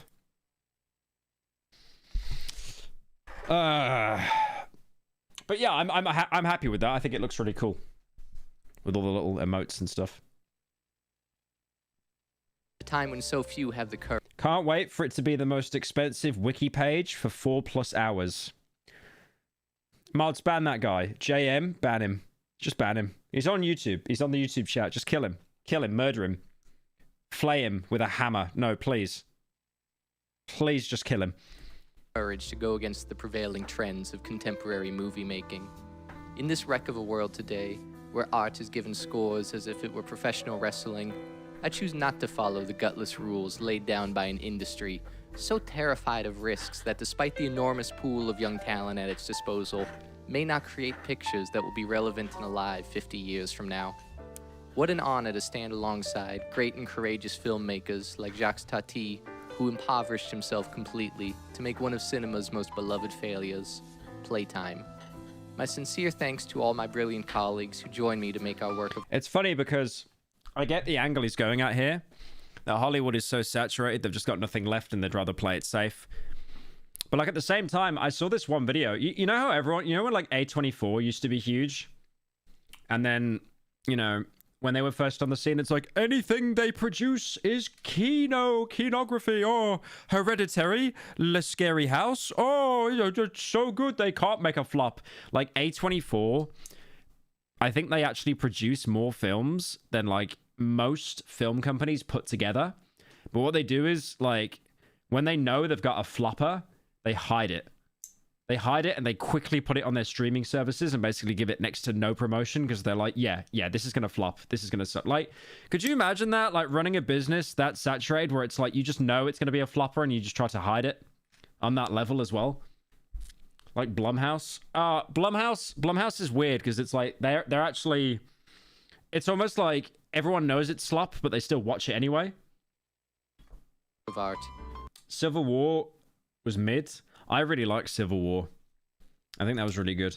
I think Alex Garland killed it with that. I think it was a really good film because the last film he made before that, Men, was the entire film was literally just Men le bad. That was the entire film. Men was awful. Men le bad. But yeah, I think Civil War was pretty solid. You know. Megalopolis. And let us remind ourselves that box office is only about money. And like war, stupidity, and politics. Men was so bad. I mean, the actor was good in it. He's the guy who played the Prime Minister in Black Mirror who, like, had sex with that pig. In the very first episode of Black Mirror. He's a really good actor. But yeah, it literally was just... Guys, what if men are bad? Has no true place in our future. He made exactly what he wanted to make and paid no mind to studio executives or what he thought would be profitable. He says, screw my kid's inheritance. Sophia's got that lost in translation money. She'll figure it out. He blew his life savings so we could see Aubrey Plaza's titties one last time before he died. He did that for us. Now, why are you smoking? That's bad for you. Why are you doing that? Reusing the same roster of creatives can save money for a project's advertisement budget. It's much more difficult for people to go see a stage play set in the 1800s about a group of strangers waiting out a blizzard than it is for them to go see the newest Tarantino movie. Isn't the next Tarantino film meant to be his last? I swear he said he's making one more film and then he's done. And because of that, he's built so much hype around himself, he kind of just went underground a bit. You don't have to build up hype from the ground floor. You already have the goodwill from the success of the last project. But sometimes that goodwill can run dry and people become a brand risk. Ezra Miller was cast as the Flash and set to be the new face of the DC cinematic universe, and then proceeded to terrorize the population of Hawaii for the next 2 years. They were charged with allegedly choking a woman, assaulting 2 people at a karaoke bar, kicking in a couple's door and threatening to kill them, stealing somebody's passport, hitting a woman over the head with a chair, burglarizing a home, and has been accused on 2 separate instances of grooming 12-year-olds to join their sex cult. They became an Avengers-level threat that ascended to the level of Avengers-level cryptid. threat, by the way. Chupacabra, Wendigo, Ezra. Parents in Oahu warned their children not to... Least violent Hollywood actor. Yeah, he did all that, but he didn't shout at someone like Mel Gibson did. Stay out after dark, otherwise the Flash would get them. Similarly, Marvel abandoned the storyline of Kang after the actor Jonathan Majors pulled a Homer Simpson on his wife, allegedly. Human beings are a liability. We used to go see... Yeah, I remember hearing about that with Jonathan Majors, and he got booted out. Like, Disney are basically like, you do a bad thing, you're gone forever. There's no redemption. Because their stocks would just plummet. It's not even that they care, like, if you did it or not. It's just like, no, it would hurt our stocks. It would hurt our brand. I think Jonathan Majors did some film after his case, and it was like, it was meant to be him as, like, an incel, like... muscle builder who becomes obsessed with it to the point he just like blots out every other part in his life. Does anyone know what it's called, chat? It was something magazine. It was called something magazine. Does anyone know?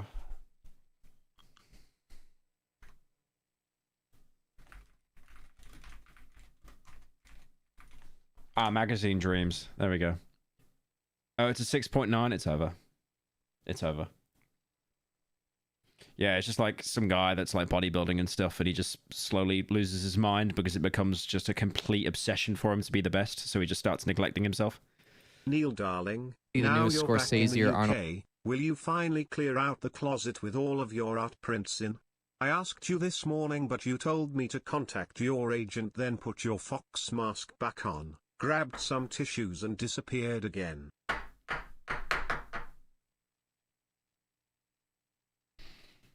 I don't know what you're talking about, Mum, but thanks for the 10. I appreciate it. Thank you. Thank you.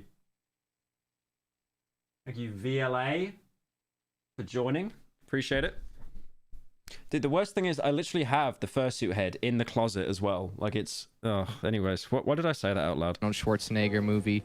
Nowadays, the star isn't necessarily the creator or the leading man of the film, but the character themselves. Fictional characters are infallible.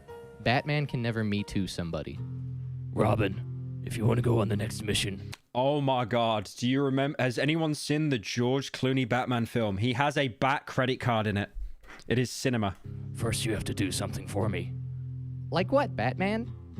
I've just been really stressed out lately and need something to decompress. Well, golly, how can I help? Do you remember rule number 1 of being a hero? Never reveal your secret identity. More broadly. The importance of keeping a secret? Precisely. Robin, grab the bat lube. After Iranian General Soleimani was killed in a U.S. airstrike in... Someone in chat said nostalgia critic joke.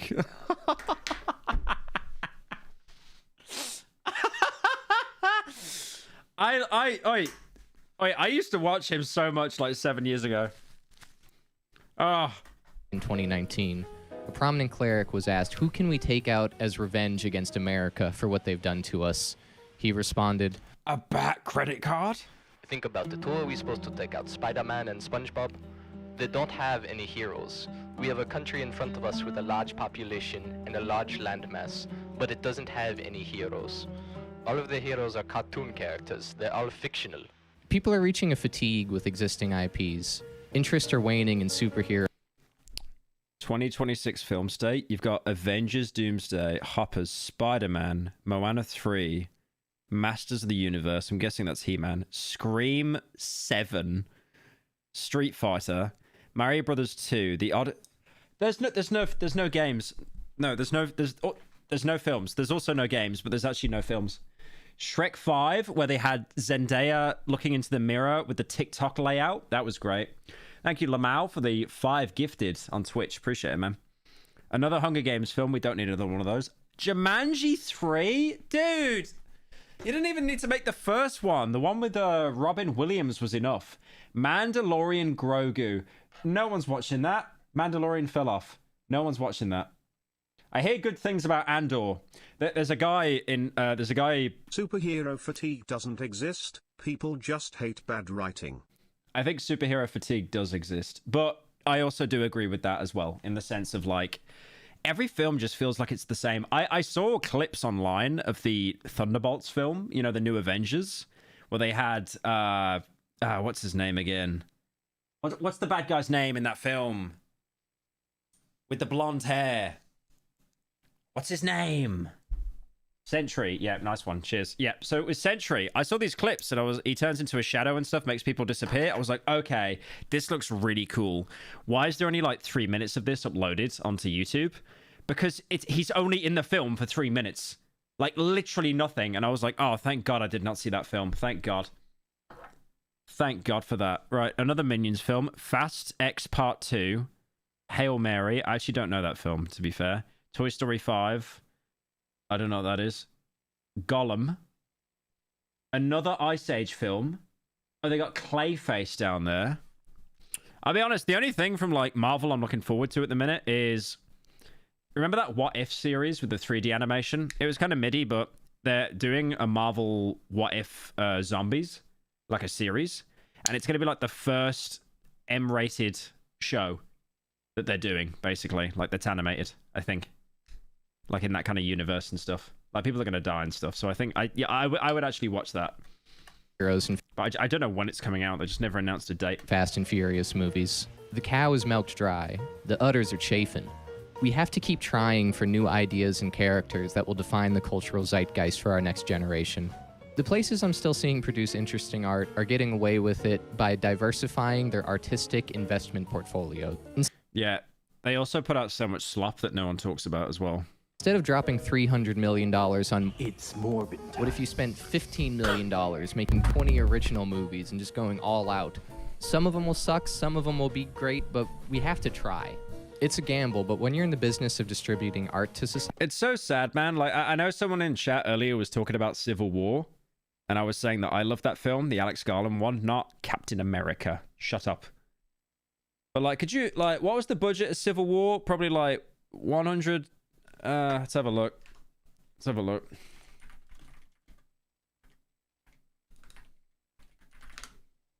Oh, my God, that's nothing. 50 mil. Actual peanuts. Let's have a look. 180 million for the latest Marvel film. Oh God, we just never had a chance. We actually just never had a chance. Genuinely, we never had a chance. Thank you, Simon, for the 5. Planning a UK trip next year. Where should I go? London, Birmingham, Norwich, or Glasgow? You just listed every bad place. I mean, London can be nice. Just don't walk around with your phone in your hand, and don't walk around at night, and don't walk around. Thank you, Sparky, for the 7 months. Society, it's worth the risk. If all you care about is money, get into arbitrage or health insurance. Glasgow's peak. I can't understand the accent. I'm sorry. Say that again. Glasgow's peak, donkey. The mainstream entertainment system can get away with not taking risks by reusing their tried and true roster of proven talent, rebooting a franchise, or making another sequel. He's playing an instrumental version of Death Grips, by the way. Or taking it's Tachyon. whatever's currently popular on the internet and consider that passing the first round of focus group testing. Cape shit fatigue is cynical cape shit fatigue. Genuinely so tired of all these gritty superhero works, it got old way too quick. Gritty superhero works? Are you talking about people criticizing cape shit? Or are you talking about like stuff like The Boys? Because I think that could be pretty refreshing, even though it's kind of doing the same thing as well. That's how we end up with the Rizzler on Jimmy Fallon. NBC said if this is what America wants, we'll give it to them. Bring him out on... I love the fact that... I know this for a fact. If I didn't get, like, the YouTube relevance 7 years ago, I would have never got it today. If I was that age then, if I was the age I was then now, and I was doing YouTube, I would have not had a chance. Just impossible. Absolutely impossible. Like, you basically need to shoot, like, Fent on the streets or something to, you know, basically it's a clip farm to try and get people's attention now. Prime time for the masses. Jimmy Fallon is a transitionary figure in the media landscape who grew up in a different age of entertainment. He came up watching Bob Hope and John... I almost feel bad for Jimmy Fallon, because could you imagine... The continuing plot behind... Hang on. Could you imagine when his producer's like, dude, we got this kid called the Rizzler, and he does this thing where he does this, and Jimmy's probably like... Okay. What does he do? Does he, like, I don't know, juggle, or does he sing or something? No, he just does that. And he looks like Tony Soprano if you shrunk him down to 2'10". Okay. It's like people are less known for talents than just, like, for bits now. The continuing plot behind the many changing hairstyles you get is way better than anything Marvel shits out. Better character development too. I like the current one as it looks like a penis and I'm a flaming homosexual. Keep up the good work, Pyro. Less than 3 XXX. I give it the 10. Flaming homosexual. Johnny Carson, and is trying to carry on the format of their shows for a new audience and culture. The nature of fame and what a celebrity is has changed since the 70s. You'd think he would be famous for being the last guy. Norm Macdonald. Some of the jokes he's made, man. Some of the jokes he's made have been wild. To be on the... I remember, like, I had a friend that was showing me Norm Macdonald jokes before he passed away. And he would just always talk about 9/11. And then he'd have this guy next to him in a baseball cap, and he's like, "You can't say these jokes! Who writes these jokes?" His name was Harrison Schmidt. He's not famous, but a girl with a giant ass is famous. Now, when I was young, a man... Thank you, Victor, for the 5. Have you heard of White Knuckle? Yeah, I got it on Steam. It's cinema. I might actually stream it, but not today. Went to the moon was famous. And a lady with a giant ass, you'd go, "Can you stand over there? Because this is..."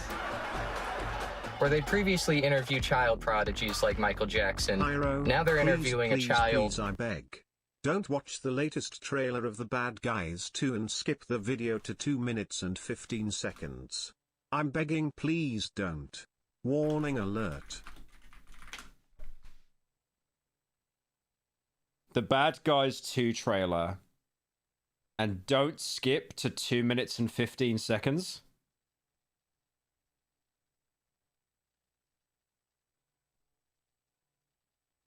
What is it? Hang on, let me look at the trailer.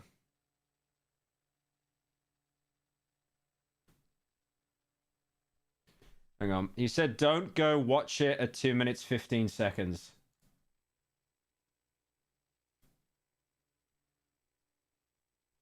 You're not nervous, right? Because we know what happens when you're nervous. Oh, buddy, I'm sorry. What?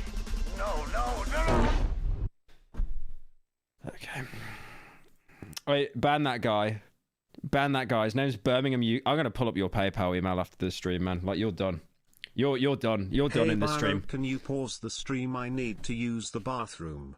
Thanks. Thank you, Lamau, for the 10. Not doing that. You didn't give $100. Unlucky.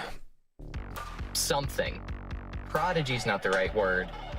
comedian's not the right Why did you save it? I didn't save it. What do you mean I saved it? I didn't save it. word. Brand? He's not sure what to do with him. Is he to be treated like an artist and we dive Hey, into his Pyro, creative have process? you watched The Gaslight District on YouTube? If not, I highly recommend it. It's a genuine work of art and has an incredible style. Much love, BTW. I haven't seen the Gaslight District, but thank you, Butter, for the 10. Oh my god.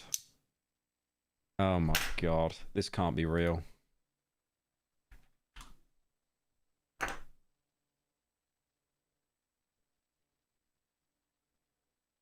Dude. PLS Pyro, I really need to go glorp. Oh, thank you, Lamau, for the $100. Oh, okay. You know what? We'll wait for him to get back. Okay, he's paying for this stream. He's paying to keep the lights on. The Skibbity Toilet movie has begun production. Michael Bay is set to direct. What could you? Oh, I don't. We've run out. We've run out of content. We've run out of content. I hope Gabe Newell gets a cut of that money. I really hope he does. Chat is just saying we're so back. We're so back. Thank you, Frontline, for the 5. Have you peeked at the Project Zomboid analog horror yet? Remember how you said you loved the game? I don't love the game. Filing my taxes is better. You read a book to get a skill early game. You watch TV at 7 a.m. You Guys, die of why did starvation. Pyro bite his lip and moan when the fish farted on the snake? Thank you, I'm back. Alien dance. You guys know when you make the dono, I can see your PayPal email, right? You do know that. You do know that. I didn't moan and bite my... I did not moan and bite my lip. I did not do that. What is there to say? What's the story behind the... So basically, one day I came home from school and I was like, Dad, I want to make a video. And I was like, this is how to do the British face, and then I just did it. How does he... I don't mean to bully a child. He looks so much like Tony Soprano. It's actually unreal. It's like if you just shrunk him down. Thank you, Vlala, for the 2. How much for a toe suck with the... Oh, you're from the Okay. You're from the Balkans. It makes sense now. Late night has always been a secondary form of entertainment. Whether it be musicians or filmmakers, they would go on to promote their upcoming projects to a new audience, give a behind-the-scenes look to existing fans, or offer creative insights and inspiration to the people wanting to follow in their footsteps. As a talk show host, Fallon has spent 20 years humanizing titans of the industry and showing that despite their talent and influence, they're still just like us. What do we do when we already know that they're just like us? Neither the host nor the audience can pinpoint his exact talent, just that he has a gravitational pull of power. You can see the fear of the unknown in Jimmy's eyes as he offers him treats to get in his good graces. The segment was more akin to when a wildlife expert would showcase exotic and deadly animals to the host. The Rizzler, lying in wait like the Black I'm surprised he's not talking about the time that Logan Paul appeared on a late night show. Mamba, ready to strike at the throat of late night television. If entertainment gets to the point of superficiality, where it doesn't inspire any discussion or thoughts, there's no need for interviews or a variety show. We won't need to discuss the meaning or interpretations of art. The only meaning to the Costco guys is that there is no meaning. Can you imagine 100 years from now in anthropology class going, okay, so today we'll be dissecting Keemstar, A-logging, Into the Haktua flame, altcoin into pump the and dump fire. scam. Oh, do you're not even playing the lyrics, man. None of those words are in the Bible. It's just a Mad Libs of mimetic trends. Like 20 years ago, Kurt Vonnegut was on The Daily Show. It's because people would always have bits and gags. Comedians would always have bits and gags and memes. But now it's like, it's not... First of all, I had a friend that gave me this, like... He gave me this advice saying that we should not... Like, our brains are still catching up with technology. We should not have people that are famous. We shouldn't. End of. It's such a toxic relationship, because you have people that kind of like, you know, they watch you or like they look up to you, and then people that get like fixated on you, that kind of thing. And like you can in no way, because you're one person, return that kind of like adoration, I guess. I imagine like the little adoring fan from Oblivion, right? And then you walk up to the adoring fan. It's like, oh, you're the grand champion. Oh, please, can I shine your boots, perhaps? So, okay, you can follow me for a little bit. And then there's 5 adoring fans. Then there's 10. And there's 20,000 adoring fans. And it plays on you. It's like, this is why you see so many like famous people that are just like absolute crash outs. And they always turn to like drugs or alcohol because they literally cannot deal with that amount of pressure. It's crazy. And then it's gotten even worse now, because the biggest form of connecting with people was going to concerts. It was like, you know, watching them on TV. But now it's like short form content where it's like, you need that dopamine, like right now. Or like, oh, I'm going to go watch someone else. And then you've missed your chance. I feel like when I did YouTube back in 2017, you had like probably a few dozen people every year that would get big, like over 100,000 subscribers big. But now it's like you'll have, you know, okay, let's say like in older YouTube, there was like 1,000 people, and then one person was lucky enough to be successful. One person. I know the numbers are completely wrong, but still, just for comparison. But now with short form content and spam uploading and stuff, now the chance for you to get any kind of recognition is like 1 in 10 million. It's became so much more saturated, and the problem is it's led to people like becoming more desperate to be famous. Like, you can be an asshole and it actually gets you views now. Like, you know, Neon and stuff like that. Like, they play into the bit of being the hated person, because if they're hated, then it's like, oh, I don't care. Attention's attention. I don't care. Like, people still watch me anyway. It's, you know, it's whatever. I got that Kit contract. I got that bag. You know, all that kind of stuff. So it's became so much more of a cesspit now with trying to like maintain some kind of like, or gain some kind of like e-clout, basically. Thank you, Marius Pro, for the 10 gifted. Appreciate that, bro. Thank you so much, man. I remember Cold One saying you could make a living off 100k subs back in the day. Well, there wasn't short form content back then either as well, so. Speaking out against the Iraq war and promoting his new book. Now the Rizzler is mewing on Fallon, reviewing slop from the Costco food court. Yeah. We work with what we have, and if these are our new public intellectuals, I expect them to rise to the occasion. Literally just blame social media companies. If they weren't so obsessed with keeping you on their apps and like dopamine maxing, you know, when you're scrolling TikTok, it's like an addict on a slot machine.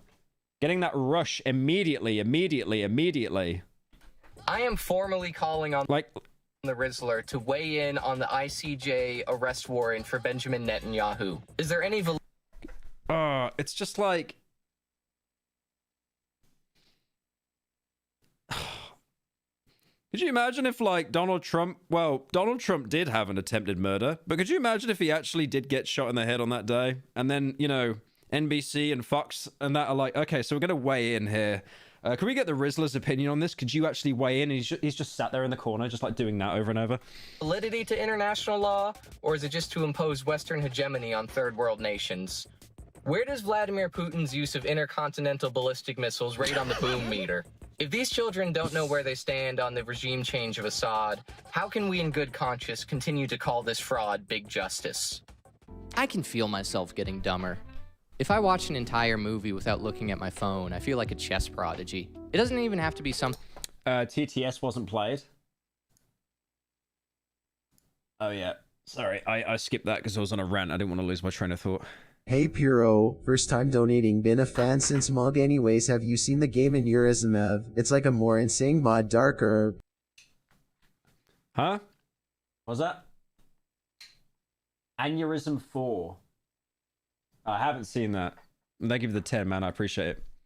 Thank you, Vinny, for the 4 months. You just said Brap is the... Okay. Something deep. I could have my phone charging in the other room while I watch Fast and Furious. I walk around the rest of the day like I just read Finnegan's Wake. Yes, you see, Dom's love for Corona is symbolic to his allegiance to his family. Family's not solely bound. I thought you went political. What's the Rizzler's political leaning? Yeah, that's very important for this stream. By blood relation, it could be found in the eyes of a perfect stranger, the same way Corona implores you to find your own beach. Conversely, the NOS represents, is the trend going to continue? Are people going to be impressed if you watch a whole TikTok in 20 years? Like, brother, I do not have the attention span for a whole 60 seconds. I just hit my fent pump and electrocute myself to orgasm. I just found it's the most streamlined delivery system of dopamine between my second and third jobs. The people that don't have the opium zappers will be pretentious like the kids in school didn't have a TV growing up. I don't want to spend the night at Joey's house. Their family are freaks. They didn't let him get the Neuralink prostate pack. Their dad's religious and doesn't believe in fun, I guess. They just hit vapes and watch Minecraft streamers all day. They're like Amish or something. They're fucking weirdos. As the medium of media changes, it also changes us. A 2021 Harvard study Playing it safe is left. Oh no, I'm alt-right, yeah. I'm alt-right. Reported a surge in Tourette's-like symptoms of adolescents using TikTok. The repetitive trending audios became Dude, my pronouns on Discord is the E logo from the Echo 2K album. And I had someone message me thinking that was an actual new pronoun that was invented. Fault responses. Very demure, very mindful. Having a conversation with an 11-year-old feels like playing Cards Against Humanity. They just have this deck of Shoddy, blood, like, that's good. Bye. It's Riz right there. That light's... I can't, man. I can't.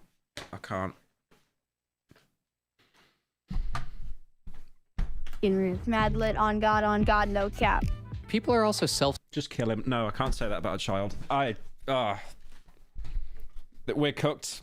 We're cooked. We're actually we're actually cooked as a generation. We're actually cooked. Yeah. It's Come over. on, lads, if he was a political streamer, he'd leave and met the stream play a laugh you lose video compilation for 2 hours. Thank you, Hassan, for the 10. I appreciate it. Censoring in real life to abide by social media platforms' terms of service. Thank you, not the schematic, for the 10. Hey Pyro, there's this one video I haven't made a video about yet. Maybe you can beat me to it.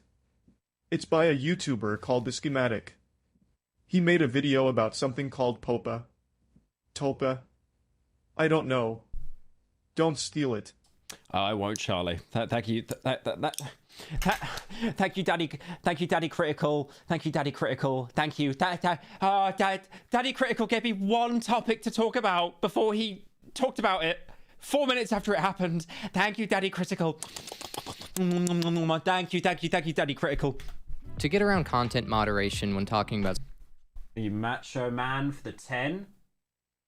I don't think all public figures and influencers have to give their opinion on politics. Dude, I made a joke. Another unfunny hair bit, but why you look like the Fantasia brooms.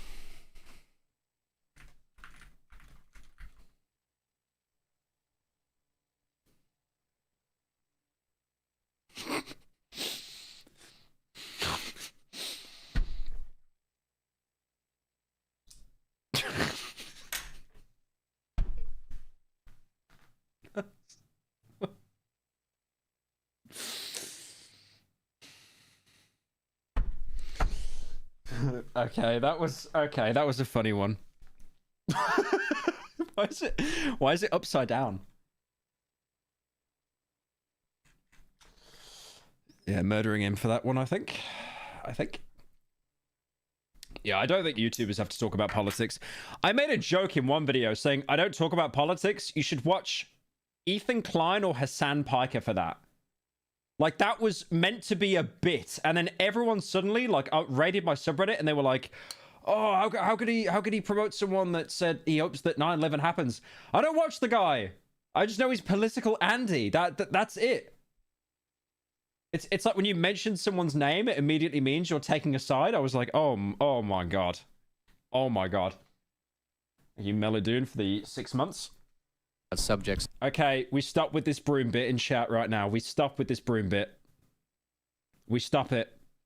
We stop it, or I'm gonna start crying to the mods and we get it removed from the emoji list. Like rape or suicide. Creators will use terms like unalive or SA instead. Yeah, I hate that so much. Like, bro, you can't even say OnlyFans. You have to say OF. I was saying that today in the video I recorded talking about Kai Cenat Streamer University, and I had to say OF because I see other people say it, and when they say that you can't say OnlyFans, you have to say OF, and it's like, oh my god, I'm getting my fucking language, my vocabulary is changing because of like corporations to appease them to get paid. It's like this is like. I get it. The millionaire sat in his like big house crying about having to say words differently. I get that. But still, there is something so dystopian about that. Yeah, it's unalive. Like, I remember saying game end as well. I mean, that was ironic, though. That was before all this stuff kicked in. And then people actually started using it, like, genuinely as well. I was like, okay, this is quite bad. This is bad. These topics aren't advertiser friendly, so they have to be talked about in a roundabout, sanitized fashion. The reverberations of that are people... When you talk about political stuff, I gotta scroll up through the broom emojis. Stop it, man. It's the same unfunny guy. Pixie O. Ban him now. Once you talk about political shit as an influencer, it's basically hell on earth when people start to expect to tell you what you want to hear. Yeah, exactly. Like, I'm not... Yeah, I don't know anything about politics, dude. I'll give opinions that I believe in, but it's not like, you know, I'm going to go into like a 3-page essay on the counter arguments and stuff like that. In the real world feeling like they have to sanitize their speech, like there's an omnipresent content moderator always standing behind them. Refraining from profanity or talking about sex used to be from fear of eternal damnation. Now the fear is demonetization. These are heavy topics that aren't supposed to be like... I know everyone blames PewDiePie for that as well. That would have always happened.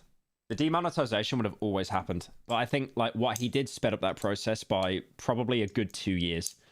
Thank you, Emmanuel, for the 2 months. Light and advertiser friendly.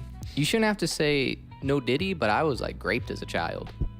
You need... Oh, yeah. They'll say graped as well. And it's just like, man. It's horrible because they have to change the vocab to get paid. But then it's like, it just takes away all the actual, like, the venom. No, not the venom. It takes away all the seriousness about what they're trying to actually talk about. Need therapy. In Neil Postman's... Like, could you imagine, like, if you were actually, like, a victim of something like that, and then you get, like, a YouTuber talk about it, and they're just, like, saying a fruit, like, every 5 seconds? Book Amusing Ourselves to Death. He reflects on how the medium of community... Someone said game touched. I'm not repeating that again, because it will catch on. No. Like the TikTokers will steal that. Communication shapes the culture. For although culture is a creation of speech, it is recreated anew by every medium of communication, from painting to hieroglyphs to the alphabet to television. Each medium, like language itself, makes possible a unique mode of discourse by providing a new... Legs still don't work. Nothing ever happens. Nothing ever happens. Thank you, Annan, for the $15. Appreciate it. Hope you're doing all right. Orientation for thought, for expression, for sensibility. Half the chat is saying the cat is mogging them. Okay, yeah, he does have a bit of a jawline. Pyro, can you play well, I do not know exactly what Walking content Dead? was once carried. I played... Oh, Jesus. I played that like 10 years ago or something. I haven't played the last season, though. You know, Tali for the 10. In the smoke signals of American Indians, I can safely guess that it did not include philosophical argument. Puffs of smoke are insufficiently complex to express ideas on the nature of existence. And even if they were not, a Cherokee philosopher would run short of either wood or blankets long before he reached his second axiom. You cannot use smoke to do philosophy. Its form excludes the content. Twitter in some respects has ruined our relationship with other human beings and has... Thank you, Aiden, for the 20 months. ...infected media and politics. The format of Twitter rewards certain styles of communication, and either consciously or... Yeah, Twitter does reward negativity. I know people... The funny thing is, whenever you ask if someone hates Twitter, they'll all say yes, but they all still keep using it. It's like, you get... The entire thing is built around shitting on other people, because the one thing I've noticed now is the only way to actually make tweets bang on their own is if you quote tweet. What you do is if you're like a gimmick account, you go and find a tweet that's trending, and then you quote tweet it with some like kind of snarky one-liner, and then you basically try to ratio them. And this is also incentivized by like, also, you notice anyone with a blue check mark gets paid by Twitter. When I was still tweeting a lot, I think I made like $400 in a month, but that was only because I had a tweet where I quote tweeted someone who was engagement baiting. There was a guy that posted like a woman and she had like a little bit of a belly and said that this is disgusting. And then I quote tweeted him. He had about 20k likes. And I quote tweeted him saying, "You might be gay." And that got 500,000 likes. Right? But it was so obvious the guy was engagement baiting from the start because he was a blue account as well, a blue check mark. So it's like, I get paid, but you're also getting paid because you're getting engagement from the quote tweet. But then after that, I didn't have any banger tweets. So Twitter was just paying me like $10 a month. I was like, what? I'm sat here like ruining my mental health for like $10 to $20 a month. No, I think I'm good actually. Here unconsciously has changed the way that we speak to each other. Features such as the 140 character limit strips words of their content. Have you seen the new Elon tweets? I had to mute him. I had to mute him. It was just, it was sad, man. It was sad. Text and forces people to oversimplify complex subjects. This lends itself to sensational and divisive statements that embolden the people that agree with you and alienate those in the outgroup. The block I like how every song he's been using has been death grips. button would eliminate naysayers from your feed and curate communities of echo chambers. The quote tweet feature, or the look at this dumbass button, would be the driving force of cancel. Thank you, Emmanuel, for the 10. The piggies went unfed for days. Please don't neglect us like this again. We will contact the RSPCA. We got slop coming out every day. You'll be all right. Culture. You could take people's sensational and out-of-context tweets to poach their audience for max visibility and signal to your own tribe that you're not this dumbass two-dimensional character that... You get paid for tweets? Yeah, you do. But to get paid for tweets, you have to be blue. And to be blue, it's $200 a year. You're sacrificing... Just inhaled like dust. ...upon the altar.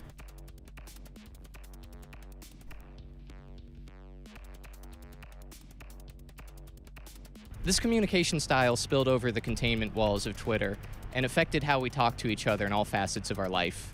Movies and television had characters not speaking to each other, but creating caricatures of the archetypes they see online and dunking on them with quips spoken to the audience beyond the fourth wall.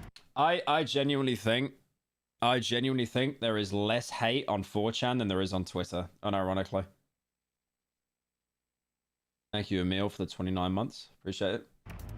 You may have been removed from Sweden, but at least you're not near Malmo. Oh, mate, I was not going there. Trust me on that. I'm good. Hollywood started to lose touch with the consensus of the American people and existed in bubbles of wealthy socialites. People started to tap out. Well, on 4chan, I'm not shilling 4chan, by the way, but like you post anonymously, so you can be like an absolute disgusting degen and no one's going to know. But at the same time, there's no clout to be made. Because there's no upvote system. Like the most is like replies and stuff like that. But yeah, on Twitter, it's like, ooh, I'm like an account. I need to get follows. I need to get likes. I need to get engagement. And you'll see like some of the most followed accounts on there. They're so miserable. They're so miserable. It's like, I would just love to get you off the internet, take you to a therapist to get you on some meds or something. Because you are clearly just so unhappy. And it's funny, I've noticed that there are a lot of accounts on Twitter that just tweet like negative stuff, and they always do the thing where they end up having a crash out, like a self-reflection moment. They take a week off, and then they're just back again. Thank you, Anderson, for the 5. No commonalities with the people that used to bring... What did I miss? Why are you out of Sweden? Could only do 3 months, because Brexit. I love Brexit. I'm so happy people voted for that. ...them joy through their work. They sought out alternative forms of entertainment. There was a huge boom in online independent content creators. The political horseshoe theory states that as you move further into the extremes of an ideology, the two wings start to take on more similarities than differences. On one side... Oh, it's a centrist! A centrist! Deploy the bombers! Deploy the Trojan horse! Oh god, we got to talk about politics, haven't we? I will be honest, when I'm on Twitter, I genuinely see like both sides, the two extremes. They can actually be as bad as each other, unironically. Side we have Mao Zedong. Ooh, look at it go. You're gonna go, oh, you want to... And on the other side... It's like with me. Okay, like, I don't really know much about politics and stuff. I feel like I've always been, like, more left-leaning. It's over. Half the people are going to stop watching. It's over. He picked a side. It's over. But, like, there is no way I would be as left-leaning as, like, half the people on Twitter and stuff. Because it is like, oh, my God. Oh, my God. Side, we have Adolf Hitler. Yeah, someone said Hassan. It's over. It's over. He gave an opinion. He gave an opinion on the internet. It's over. I should have shut my mouth. I should have just... what would Charlie say? Both sides are like the little hairs in my asshole. The most radical of each party both take on ultranationalism and authoritarian mechanisms of control and come to the ultimate conclusion that We're just gonna kill Take the topic of abortion, for example. In the center, you have no... I remember seeing that Sam Hyde presentation. He snuck onto like a TED Talk and he was doing... He just made up this presentation that just wasn't even real. And he actually tricked half the people, but he kept breaking character and that was the best bit. No strong feelings one way or the other. You just don't want to make people upset at dinner parties. If you go down a little bit in the right wing... I feel like Twitter's also created this atmosphere as well where it's like, oh, you're associated with that side of the political spectrum? No, I can't talk to you anymore because of association. No. Like, it's American politics and it's Twitter. It's like the two worst things that have ever happened, man, because it's created this, like, you're with us or against us. Or you could be centrist, where just everyone hates you. There's actually no winning. Abortion is a tragedy, but there still needs... The 2070 paradigm shift. Yeah, that was the presentation Sam did. That's right. ...to be... Yeah, it was so genius. ...access for certain circumstances, such as rape or incest. If you go down even further, there's no exceptions whatsoever. Every abortion is a murder, and there should be no access. But if you go far enough right, they actually end up becoming pro-choice again, depending on the race of the baby. Similar to the political horseshoe, content exists on a horseshoe of attention. Let's replace the variables to illustrate this phenomenon. Wait, did he roast the left side as well? Hang on a minute. Oh, come on. You got to do both sides. No. You got to roast the left as well. Come on. We'll replace the desire for change axis with views. And we're going to swap out the left-right political... Just tuned in? Bro, I thought I was doing a Mr. Beast reaction video. It turned into fucking politics. Save me. Get me out of here, please. ...axis with cringe to awe-inspiring. Is he casually chewing a shotgun shell? No, it's a shotgun shell with a knife in it. Because I'm British. I just use it to open boxes. The center, just like in politics, is boring. I mean, it's not good. I have been so baited, it's unreal. Like, we actually ended up watching a political video. Hey Pyro, have you heard of the upcoming horror game called No, I'm Not a Human? It was released as a demo in the Violent Horror Stories anthology on Steam a few months ago. It's supposed to come out soon. The what? No, I'm not human. Neil, darling, oh, I've heard of that. The items you ordered to stop twink death just arrived. Please help us bring the barrels of formaldehyde inside as they're very heavy. Okay, no, if you can afford to import canisters of Swedish air to pump into your room, perhaps a pay rise? No, I can't tell if my mom is doing the donos or not. Mom!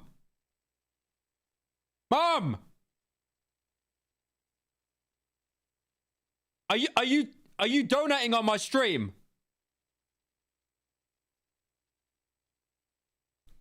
Oh, I think she fell down the stairs again. Anyways. It's not bad. It's just fine. They're mediocre. There's no one you want to send it to. It's just something that you'll see and scroll past. Then we have the awe-inspiring. The content that reminds you what it means to be human.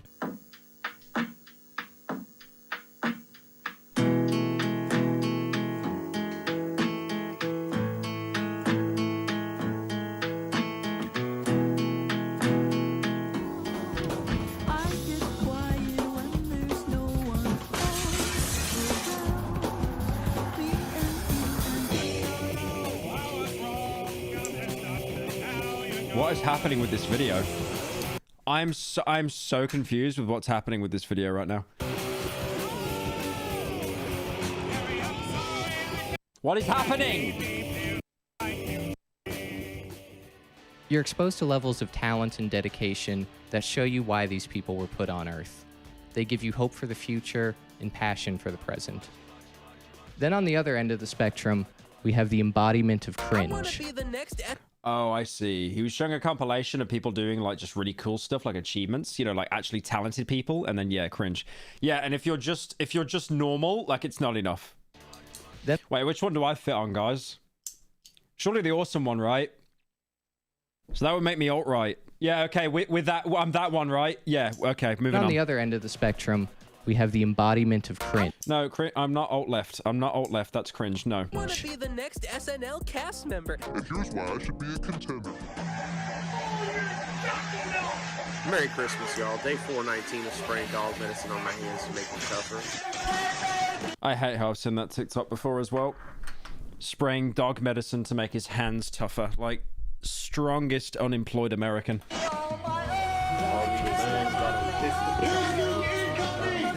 Your non-political with somewhat progressive audience. You think the audience is progressive? Wait a minute. Wait a minute.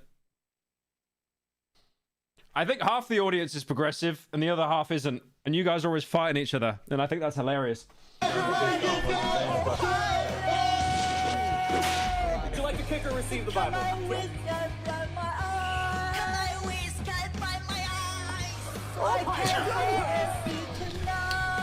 Why is it always that picture? What? I want to know who drew this. I want to know who drew this. Genuinely. It's so sad because it's obviously some poor kid trying to express they don't have a good home life. And then they drew themselves as a furry and it became a meme. The lol cows, the schizos, the rage bait, the dumbest guy from your high school's Gary V inspired hustlecore podcast, portals into unimaginable hell, despair stranger than fiction. The awesome and the cringe are more similar than they are different. There's a magnetism to them. You can't look away, either because it's like a car. I mean, cringe would just be like the Joshua Blocks and the neons and stuff. I actually have not seen a single thing about Joshua Blocks since I uninstalled TikTok. Car accent, or it's so beautiful it transcends into angelic. You just have to share it with everyone you know. It's either art or it's some form of performance art by its mere existence. Artists are beginning to get phased out by content creators. An artist is somebody that makes art, and that word carries certain connotations with it. Art makes you feel something, it has resonance. It starts dialogues, and through people's different interpretations, it can reveal things about yourself and the world around you. Comedy carries the expectation that it'll make somebody laugh when they see it. If it doesn't make you laugh, there'll be arguments over whether it's like you trash can juice for the 14 months. Even classified as a comedy. Is this what passes for comedy nowadays? Pfft, must have forgot to laugh. I thought he was doing a critical impersonation. Oh man, I'm too online. I'm too online. I need to go on a walk or something. Is Nanette a comedy? Think about this. You're stuck in traffic and the lights turn blue. Was that actually a joke? That's just talking. That's talking with like extra words. Comedy? Think about this. You're stuck in traffic and the lights turn blue. That's a bit, right? That's someone that went on stage like having a mental breakdown. There's no way that was there must be so much context missing in that joke. Please don't tell me that was the entire joke. What if they turn blue? Yeah, some people think it is. It doesn't have to make everybody laugh. It just has to make somebody laugh. If you intended for something to be funny and one person laughs, congratulations, you've succeeded at making comedy. You've met the functional definition of... Someone said Pyro, it's called dark humor. No, I would call that like 7 in the morning putting your kids in front of the TV kind of humor. The product. If you make a that's like a joke they'd make on like Paw Patrol or something. Chair, there's the expectation that you'll be able to sit in it. But if you give it to Dave Blunts and he blows the legs out, does it stop being a chair? No, it just wasn't made for him. It would have been the perfect stool for sweet baby Hasbullah. It was just sold to the wrong customer. But if no one on earth... Do we not have any celebrities left? Like, we just have people that are like, the entire joke is they're too Hi fat or Pyro, they're small. the depressed furry art was made by Tatch Japper. Thank you to Exam for the 10. How did you know that? How did you know that? Can sit on it like it's a flaming baseball bat with nails in it. You can't really call it a chair anymore. Content creators have no expectations. Nobody can say something technically isn't content. In the same way that Descartes said, I think they're... What do you mean everyone knows that? Is your profile picture a furry? Okay, it's not. Yeah, just checking, For I am. It was posted, therefore it's content. You could just as easily call it shit. Hey, did you see that latest shit Chrissy Teigen posted?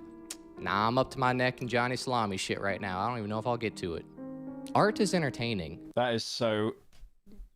You guys don't talk like that, right? Please don't tell me, like, you guys go to, like, your job or something, or, like, uni, and you're like... Have you seen that Johnny Somali thing? That was crazy. Anyway, what's happening with the Rizzler? So people end up treating it like it's interchangeable with entertaining shit. Netflix pays $100 million to Aaron Sorkin or whoever to make a TV show. Right. That distracts you for 2 hours. Right. YouTube pays $0 million to make a... Well, this is inaccurate because, first of all, it would be Sigma Music. It would be Subway Surfers, that's true. It would also be subtitled, but the video clipper is uploading 50 videos a day, and he's that lazy, he doesn't even enter the subtitles in himself. He uses a CapCut auto-generator, so the subtitles get wrong half the things that he's trying to say. And also, they're highlighted in yellow. A podcast that distracts you for 2 hours every day. Netflix cannot compete. Media's talked about like it's a pacification ray, just meant to... You know what's funny? All these people that are actually grifting right now, and they're basically ruining kids' brains. They're gonna look back when they've got like, you know Jake and Logan Paul. Could you imagine when they're like 70 years old and they've got like 5 billion in the bank account, and they're gonna be like, smoking on the cigar, like, yeah, we really fucked up those kids' lives, didn't we, Logan? And Logan just goes, yep. Tranquilize you long enough to make it to the next ad break. Just blasting you with a fire hose of concentrated fluoride meant to sedate you. And this is actually what some people claim they want. A common complaint people have on why they tapped out of movies and television is that everything's too woke nowadays. I don't want to be preached at by a bunch of out-of-touch millionaires and their politics. We need to go back to simpler movies to escape all that crap, like Star Wars, where a group of rebels engaged in asymmetrical guerrilla warfare against a technologically... When I uninstalled all the social media off my phone, I watched a film last night, fully uninterrupted without checking my phone. That is the first time I think I've done that in about 5 years, unironically. Superior evil empire, which doesn't have any parallels to anything like America in the 1960s. What the fuck are you talking about? I don't even know how you came to that conclusion. Bro tried to get a visa what the and fuck do you Border mean Patrol that looked up his search history. Unlucky getting deported, big guy. We hate to see it. Come back to TBH Discord, we miss you, and the podcast for that matter. Hope the ADHD journey is going okay so far. Thank you, Bald, for the 10. I am in the, to be honest, Discord server. I just don't really, I haven't posted that much recently, but we are recording an episode tonight. Walks are Vietnamese. No, they're little bears. To get into the woke phenomenon, we need to talk about the most persecuted minority in American history, the gamer. Now, I don't want to come across as tone deaf. I can say the G word. Hard R. Could you imagine, like, someone came here and they just immediately see... Now, all about this woke nonsense, right? They just immediately click off the stream. I've reached levels of unemployment not heard of since... Wait. Okay, first of all... The G word. Right. Game progress 5%, 210 hours. Did you just leave it on and go to bed or something? Like word. 320 hours. Hard R. 245 hours, and you only got 2 golds. I've reached levels of unemployment. Paladins, 1,055 hours. Not heard of since the stock market crash of 29. While you were out... You didn't see any games on the screen? No, I didn't either. Partying, I studied the blade. While you were engaging in premarital sex, I practiced the blade. While you wasted your days in the gym in pursuit of vanity, I mastered the blade. Our people were brought into the sphere of public discourse in 2014. What's he got? He's got Zins, Mountain Dew. Dude, I keep seeing Mountain Dew in the UK. I actually want to try it, but they don't do sugar-free, so... People were brought into the sphere of public discourse in 2014 with Gamergate. Gamergate was a sprawling clash between Sargon of Akkad, Anita Sarkeesian, and Baron Horkonnen. Wait, not the last guy. Everyone sounds like a villain from Doom for some reason. The gist of Mountain what? Mountain Dew. Gamergate was a... Mountain... Okay, no, you're not catching me out on this clip farm bit. No, look, I say, like, when I say water, I say water. I don't say water. Like, I mean, I do sometimes, it's interchangeable. I said Mountain Dew. I don't go Mountain Dew. I don't speak slowly like a moron. I say things quickly. So sometimes the words get like, the letters get like, they get like combined to get mixed up kind of thing. Mountain Dew. I'm not saying Jew, I'm saying do. I'm just saying it like quickly. Female journalist critiqued the video game industry for objectifying women. Like when I say, oh yeah, I get some water.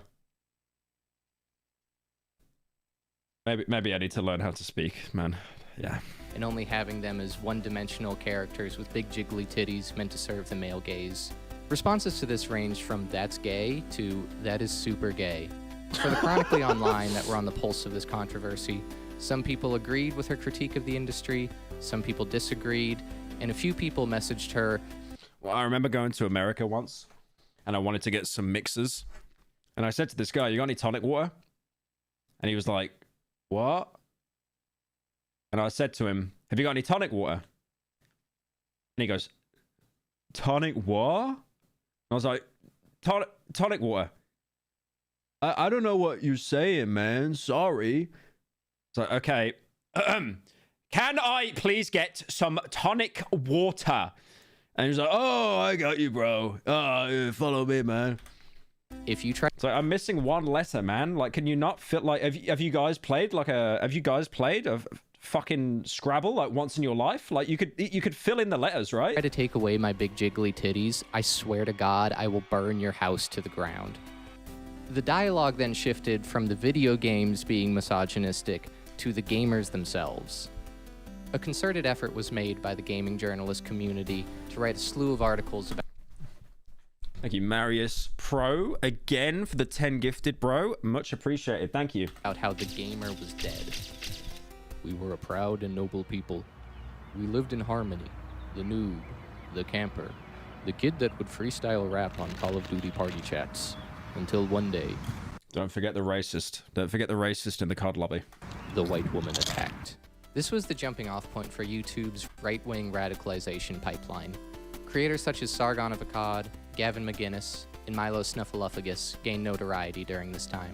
Oh my god, I remember seeing people making posts saying like, if you watched me or Leafy, it would take you down either the left-wing pipeline or the right-wing pipeline.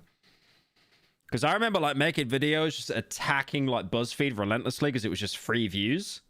Hey Pyro, haven't watched your content in forever, so I decided to search your name and noticed you streaming. What's up with the dyed lesbian hair, brother? The dyed lesbian hair? Have you not watched me since like my response or something? No, my hair was even dyed then. Did you... Have you been in bed for 12 years or something? Like 9 years? I've had my hair like this for like 6 years now. Like 5 years. When young men felt under attack by the culture, these YouTube personalities... Dude, you were in bed longer than the hook to a girl after she scammed everyone. That's crazy. ...became a bulwark against the criticism and engaged in their own asymmetric warfare against the corporate media entities. The lines in the sand had been drawn for the culture war that was going to take place over the next decade.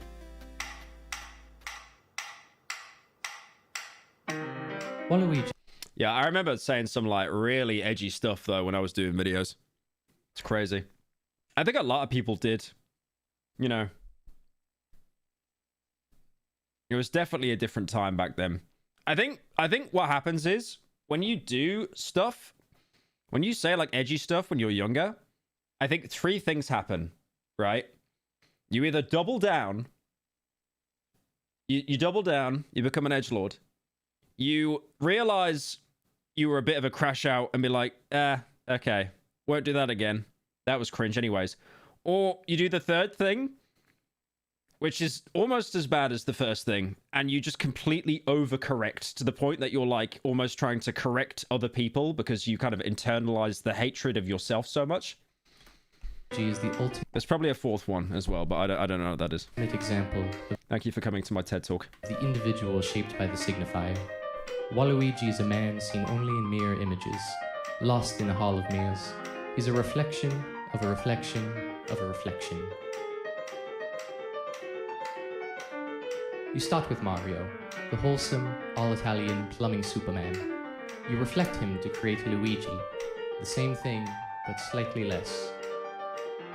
You invert Mario to create Wario. Why is everyone saying iDubbbz? Oh, right. I genuinely wasn't even thinking of iDubbbz when I said that as well. Mario turns septic and I was just thinking of people on like Twitter and stuff. libertarian. Like, you know the people that like, they try to always, you know, pull up stuff and say stuff, like edgy stuff that you said like years ago, and it's like they've done the exact same thing, but they have so much guilt over it that they feel like they need to become like Judge Dredd over it. Then you reflect the inversion in the reflection. You create a being who can only exist in reference to others. He's playing the Ultra Kill OST on piano, is he actually? Waluigi is the true nowhere man. Without the other characters, he reflects, inverts. I really like this video. I think it is a little bit all over the place, but I would much prefer someone would try something experimental than just something a lot more kind of like Mr. Beast, Lebad, which is a video I uploaded yesterday, by the way, until I defended him at the end. And parodies. He has no reason to exist. Waluigi's identity only comes from what Damn, I and feel who like he an isn't. now long. I'm 28. How do you think I feel? I've got to retire in 6 months. I get put in a home in 6 months. Thank you, Iron War Doge, for the resub. Thank you, Dakugon, for the prime. Without a wider frame of reference, he is nothing. He is not his own man. In a world where our identities are shaped by our warped relationships to brands and commerce, we are all Waluigi. Waluigi.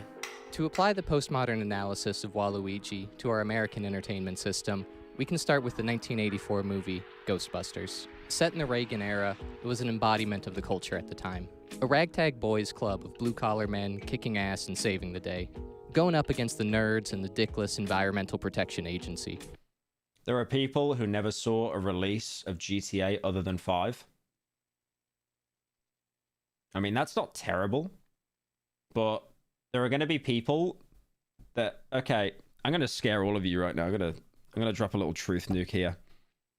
In your lifetime, for pretty much everyone in this chat in your lifetime, there are going to be people that have nostalgia for GTA 6. Sit on that. You think about that. We'll use them as our Mario. Traditional masculinity, saving the damsel in distress, and slinging dick jokes. Then came the 2016 reboot, Lady Ghostbusters. Wait, it's just called Ghostbusters? I've literally only ever heard it referred to as Lady Ghostbusters. It's too late to change now. Lady Ghostbusters is our Luigi. Essentially the same skeleton as the original, but with a role reversal. In the Obama years, it was less a reflection of our culture than an attempt at a course correction to it. It didn't seem to have a problem with bosses sexually harassing their secretaries, but it posed the question, why can't a girl boss sexually harass her male secretaries? Chris Hemsworth played the himbo hunk with a room temperature IQ that the Lady Ghostbusters salivated over. Now's your moment. Pull it out. Oh, sure. I feel like a lawsuit waiting to happen. The movie was released in the summer of 2016. I'm so happy. That film, oh my god. The new Ghostbusters film came out in that Ghostbusters film is nearly 10 years old. When all of Hollywood thought Hillary Clinton would be a lock for the presidency, The film suffered a similar humiliation to Clinton, being negatively panned by audiences and was a box office flop. The response by the creators was to blame the audience for the poor reception. They called the fan base racist, sexist, all the ists and isms you can think of. I saw someone say the movie failed because of misogynoir, which is a new word for hating black women, I guess. They really need to workshop that one, because it sounds too sexy right now. It's like a cologne that Johnny Depp would sell. Leslie Jones is a dumb bitch. Misogynoir. By Dior. The backlash then fueled the creation. Okay, that was like one of the first skits he did that was hilarious. Of the monstrosity Waluigi. The inverse to Lady Ghostbusters. Lady Ballers. The reactionary swinging of the pendulum. Whereas the toxic masculinity of the 80s was subconscious and not altogether harmless, wasn't deliberately malicious, the new wave has gone septic. Their thesis statement is nothing besides we are not Lady Ghostbusters. Boys are better at everything. They're better at basketball, MMA. That goes without saying. And running, and javelin, driving, parking, most of the STEM fields, rock and roll, opening pickle jars. They don't know what they are, only what they're not. Anti-woke, anti-DEI, anti-establishment. The Daily Wire, PragerU, and right-wing media companies said they're going to be bringing back real comedy. It's like comedy sucks. It's like nothing's funny. You can't make fun of anything. It's like legalized comedy. Yeah, brother, this guy stinks. Return. Should have played the bit where he says, "I am meme." Classic moment there. To the heyday of the feel-good, apolitical, sophomore comedies of Will Ferrell and Adam Sandler.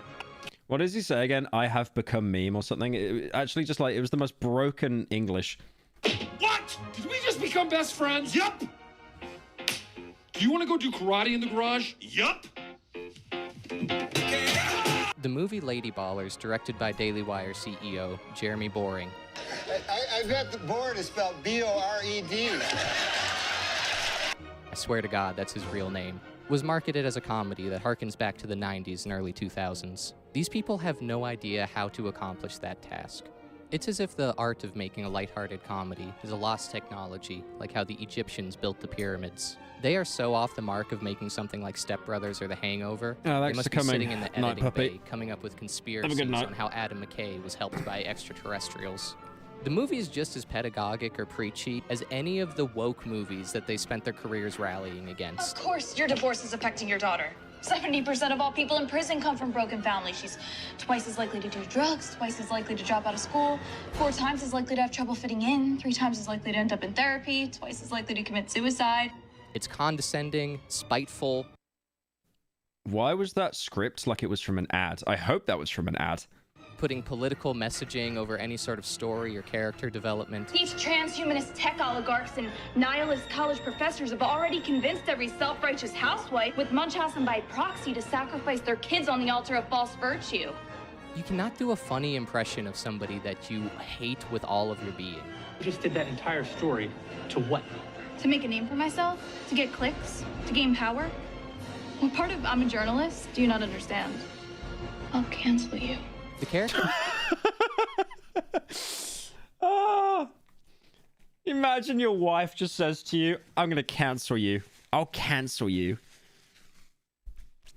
Please, someone pull up the Tyler the Creator tweet saying to go outside. Characters and Lady Ballers despise each other to the level of your parents arguing with each other at the cheese. Someone just pointed out she was wearing Roblox earrings. Cake factory the night before their divorce. You never listened to me. You never listened to me. Oh, is that what I sound like? Oh, well, who am I? Duh, I lost our kids' college money sending Amazon gift cards to an Indian man pretending to be my girlfriend. Duh, I'm retarded. It's like, yeah, I mean, those are impressive. Thank you, EXP boy, for the 28 months. But I don't think that their child sitting on the other side of the table is going to find it very funny. Here's what the funniest comedian of all time said about making jokes about groups of people. You need to tell a black joke like you're talking to your black friends. You got to tell jokes about women like you're talking to your sisters. You got to tell jokes about white people like you're talking to your white friend. This Yeah, probably should have found the clip for that one, I think. movie wasn't made to be enjoyed by women or Democrats or gay people. It was made as a spite project to pander to an in-group. And my problem with it isn't that it's conservative, it's because it sucks ass. There's plenty of great movies that are made by conservatives and are conservative in nature. Clint Eastwood's Gran Torino, Mel Gibson's Apocalypto, the first Incredible. Apocalypto's That was not a good time to pause. Apocalypto is a really good film, though. I really do recommend watching that film. It's peak. Arguably. Or even though it is so, like, it's so inaccurate. It's so historically inaccurate.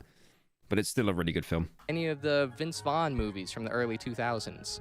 The difference was they used to have a humanity to them. Vince Vaughn would be the sarcastic, everyman protagonist trading blows with the beta male liberal. But at the end, there was some sort of commonality where they're like, all right, you're an annoying pussy, but I'm kind of a stupid asshole. Can we just get along and get through this wedding? The modern anti-woke content gives no quarter. There's no olive branches. There's no attempt at understanding. It exists as a power fantasy where the main character is an audience stand-in that's always right, just destroying their political opponents, knocking over straw men with the lack of nuance fueled by the Twitter-poisoned mind. You might be inclined to write off the Daily Wire. It will still be my favorite comedy trilogy of all time, and it would get absolutely destroyed if it was released today. Thank you, Jackie Chan, for the 10. I haven't seen any of those, but I've heard they're pretty funny. Propaganda. But that's not the correct term. Propaganda is a form of communication used to influence or persuade an audience to further a political agenda. Their content isn't made to lure a politically neutral audience into their ideology. The origin of these channels are SJW owned, libtard destroyed content where a grown man with a research team and printed out statistics corners teenagers on their way to a Comp 1 class to try to make them look like dumbasses. These aren't designed for liberals to come around and see things their way. They're made as a catharsis for people that already hate liberals. And I get it, they're annoying. Propaganda is supposed to separate you from your way of thinking. A grifter's job is separating a market demographic from their money. Selling anti-woke coffee and razor blades. If you've had enough of the woke bullshit and you're tired of paying... It's like, when you say woke and cancelled, it's like, does that apply to anyone, like, under the age of 30? Seriously? Come on. Companies like Harry's and Gillette to hate you? Because they see people's alienation and frustration with the system as an opportunity for them to line their own pockets. It's an insult to the audience's intelligence that they make content that doesn't challenge their worldview or perspective. They say, we already know what you think and feel, and we want you to stay right there, because that's how we know how to sell to you.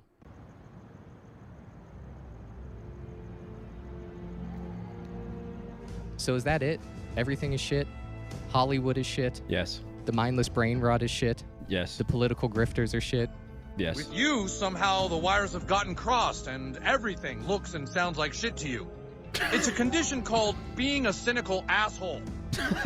Oh, no. Yes. Is everything good in the past? I hate to admit it, man. I still think South Park is so funny.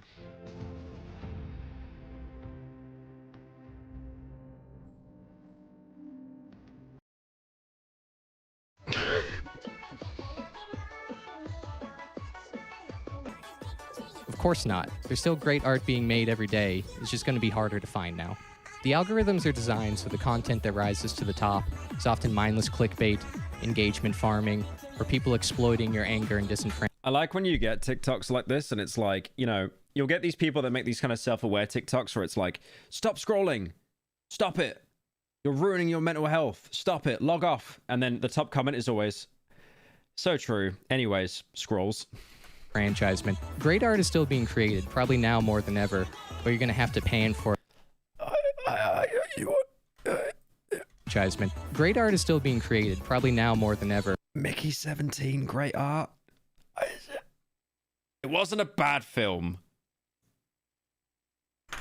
I mean, there's been some better films. There's been some better films. But you're going to have to pan for it like gold. If you find anything worth your time, hang on to it for dear life. Share it with your friends. Go support local bands in your city. Become a small-time patron of the arts. In a world where attention is a commodity, the only democratic control we have is not to look. You have to be like Lot's wife fleeing Sodom and Gomorrah, and if she dared look back, she'd be turned into a pillar. Utopia? Yeah, if he flashed up Utopia instead of Mickey 17, I would have got up my Herman Miller chair and clapped. Salt. If you're pulling your hair out and asking, why is this popular? Are people stupid? Yeah, duh. And you're even dumber than them, because you're not even enjoying the time that you wasted. It's like eating a whole plate of Twinkies and going, ugh, I hate Twinkies. Disgusting slop made to demoralize us. The West is dead. Yeah, man. No one told you to eat the Twinkies. They were just on the shelf. You have the choice. Give everything a chance, but once you know you don't like it, just disengage. If somebody says, hey, did you see that Ian Miles Chong tweet? Go, sorry, brother. Only tweets I hear are the birds on my back porch. Become fully grill-pilled. I'm almost 30 years old. I shouldn't have an opinion on Mr. Beast. Does the Fresh and Fit podcast suck? Or am I just not a Cuban man in the Miami dating scene? Does the Daily Wire suck? Or am I just not the most divorced man at my local cigar lounge? I like 90s anime and ska punk. It's not like... Where have they got cigars? You know for a fact someone is sat there doing the Andrew Tate hand pose as well? If I sat down with those guys, I would convince them that Neon Genesis is the pinnacle of art. It is, unfortunately. Unfortunately. The Fresh and Fit fan would be like, AB, I'm gonna keep it real with you. This shit mad gay and retarded.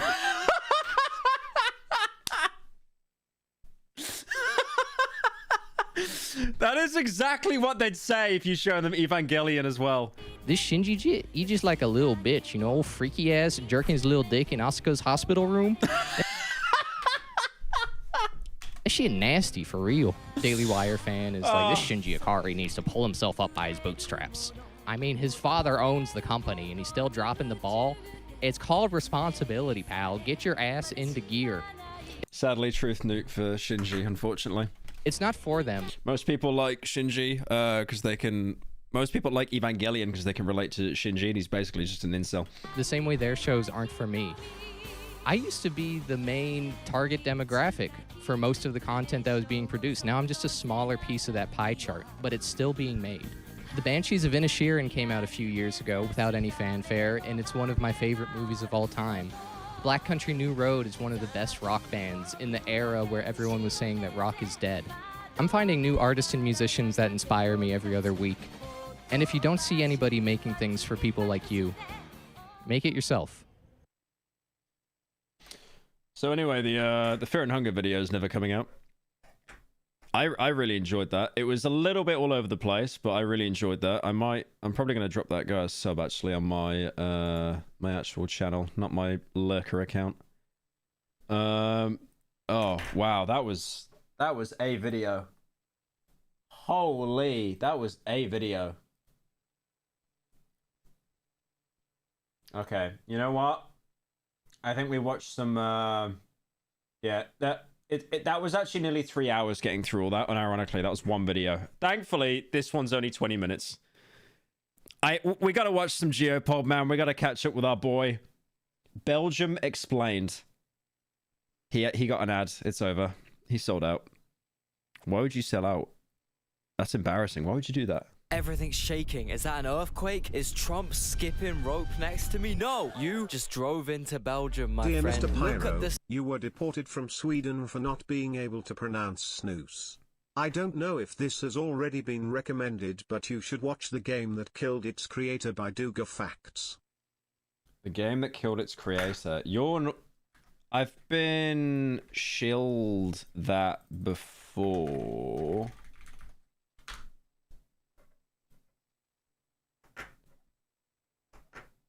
I swear we've watched this before on stream. I don't know if we have or not.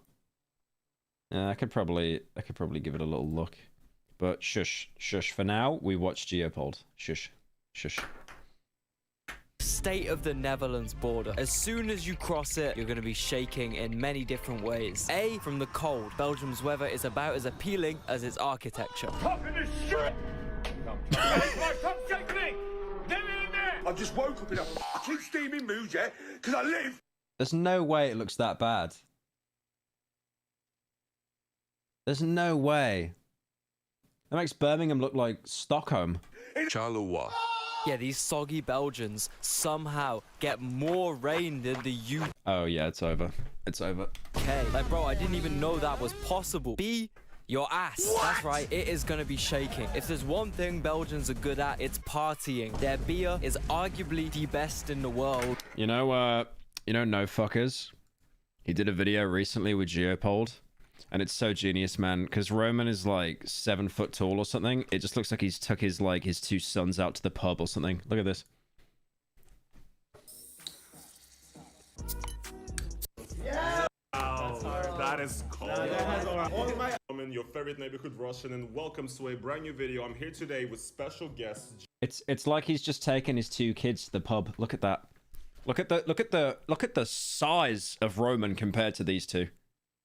Look at that. Wow. I met Geopold in person in Birmingham. He's really nice. I remember I was taller than him, but yeah, Roman is just like actual giant. Geopold and Gatsu. What do we call this? The Lisbon Conference or The Lisbon Conference. Why does he talk like that? Why does he talk like that? I mean, you know a beer's good when posh Europeans and British geezers can both agree on its Why is there a leather belt there? Why is there a leather belt? quality. Yes. Also, not trying to point any fingers, but if you've ever done an illegal drug anywhere in Europe, it probably came through Belgium, specifically the port of Antwerp. The majority of Europe's comes through this one port, and these Belgians are really creative. I will never get the cocaine problem the UK has, genuinely. Like, you'll get people that go to a pub and it's like, oh, I've had 2 beers, let's get a bag out. Go on. I'm getting tired, I'm getting drowsy. It's like, you've just taken a depressant, you idiot. Like, yeah, of course you're gonna get tired.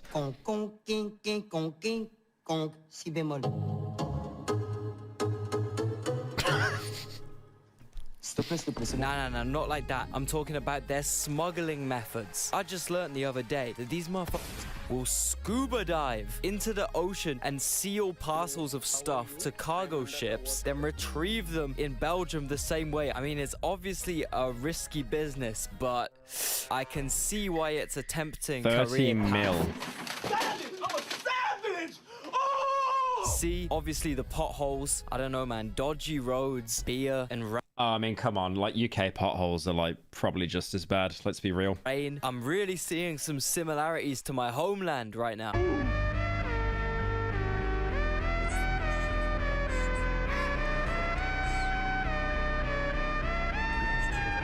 D, your boots. No, not them silly wooden clogs they apparently wear out here. You're gonna be shaking in your damn boots when you see the goddamn prices in this country. Yeah, despite looking like this, 7,200 euros. somehow Belgium is one of the most expensive countries in all of Europe. No idea how they got away with that one, bro. E, you're gonna be shaking your head in disappointment when you see the state of some of these damn Belgian cities, bro. I've already mentioned the horrors of Charleroi. the horrors of Dude, that's like when we were getting bombed in World War II. Like the Blitz. Look at that. Charleroi. But it's not just their fault. Even the capital city, Brussels, is meant to like really suck. There's literally a term in architecture and urban planning called Brusselization, which refers to the, I quote, indiscriminate I feel depressed now. Like, I was actually having a good day. I looked at that image, I just feel depressed. and careless introduction of modern high-rise buildings into gentrified neighborhoods, and Brusselization has become a byword for haphazard urban development and redevelopment. This style of urban planning is what makes Brussels feel so sickly, fake, weird, spaced out, and boring. It's like an American city that should only exist for high-level bureaucratic corporate bullshit, and maybe 1 or 2 millennial burger restaurants, which, I mean, it's a pretty good description of the place.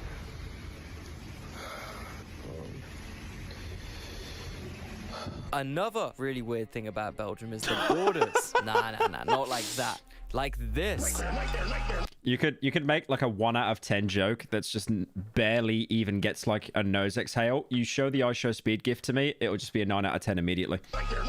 Much like Belgium itself, these weird exclave towns exist because land ownership in this area during the Middle Ages was very fragmented and locally controlled. And when everyone started forming the big My mom is kind of homeless. gas European countries we know today in the 80s. It looks like City 17.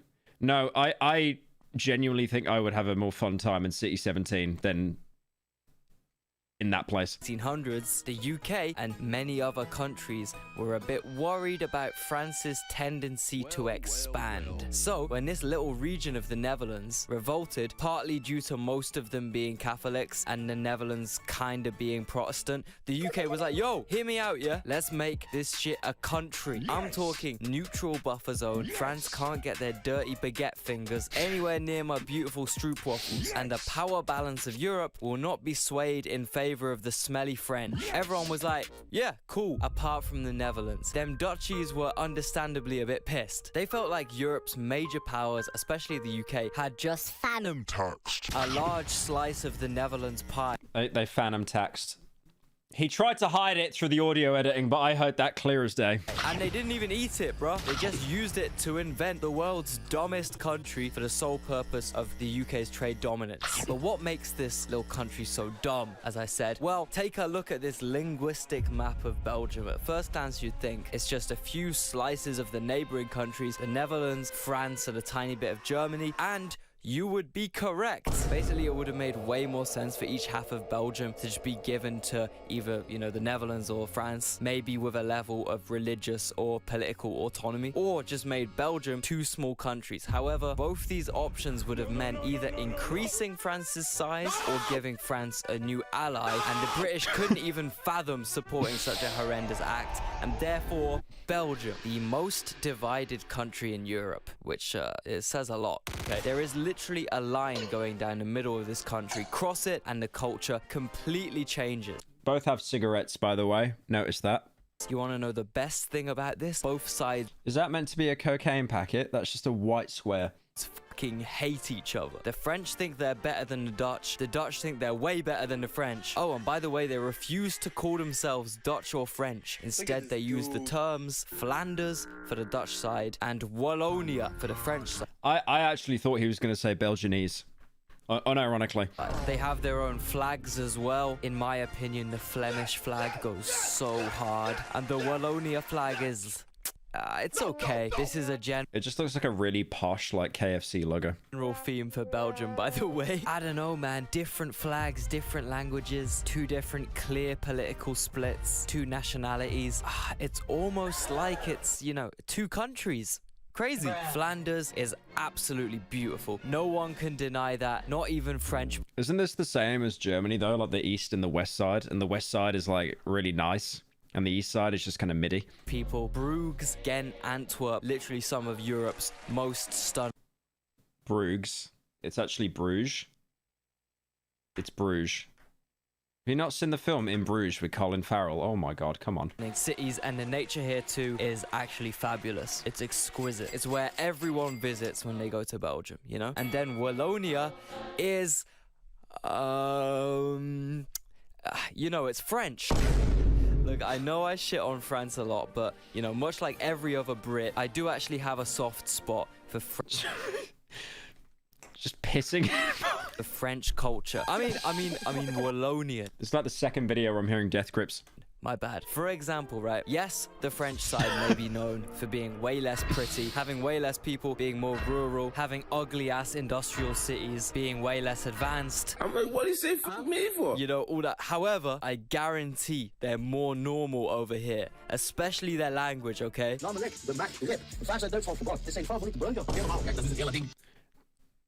Dude. Their language, okay? I am so sorry. I thought the guy on the right was James Marriott for like a quarter of a second. My heart stopped. And the guy on the left looks like Joey.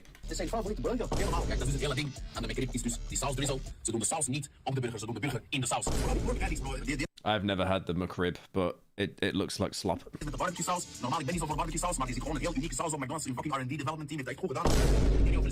My favorite burger.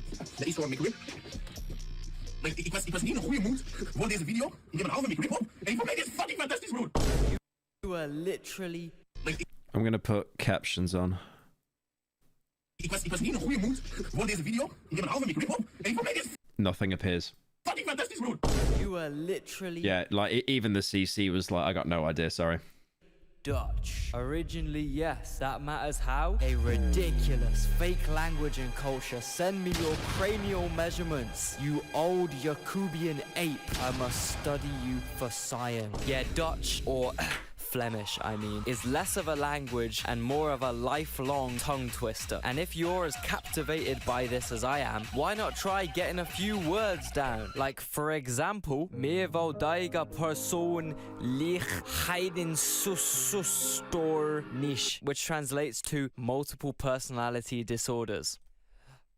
Which is what the country of Belgium has. And if you you wanna visit this whimsical bike riding, flower growing, clog wearing region of Europe, let me tell you one thing, right? Wow, Having I your love basic this. language skills down Reacting could be to the my difference favorite country, Saint Vincent and the Grenadines. I love this. Are you dope trolling for the 10? between you being treated like this. It's the same guy. It's the same guy from earlier. And being treated like this.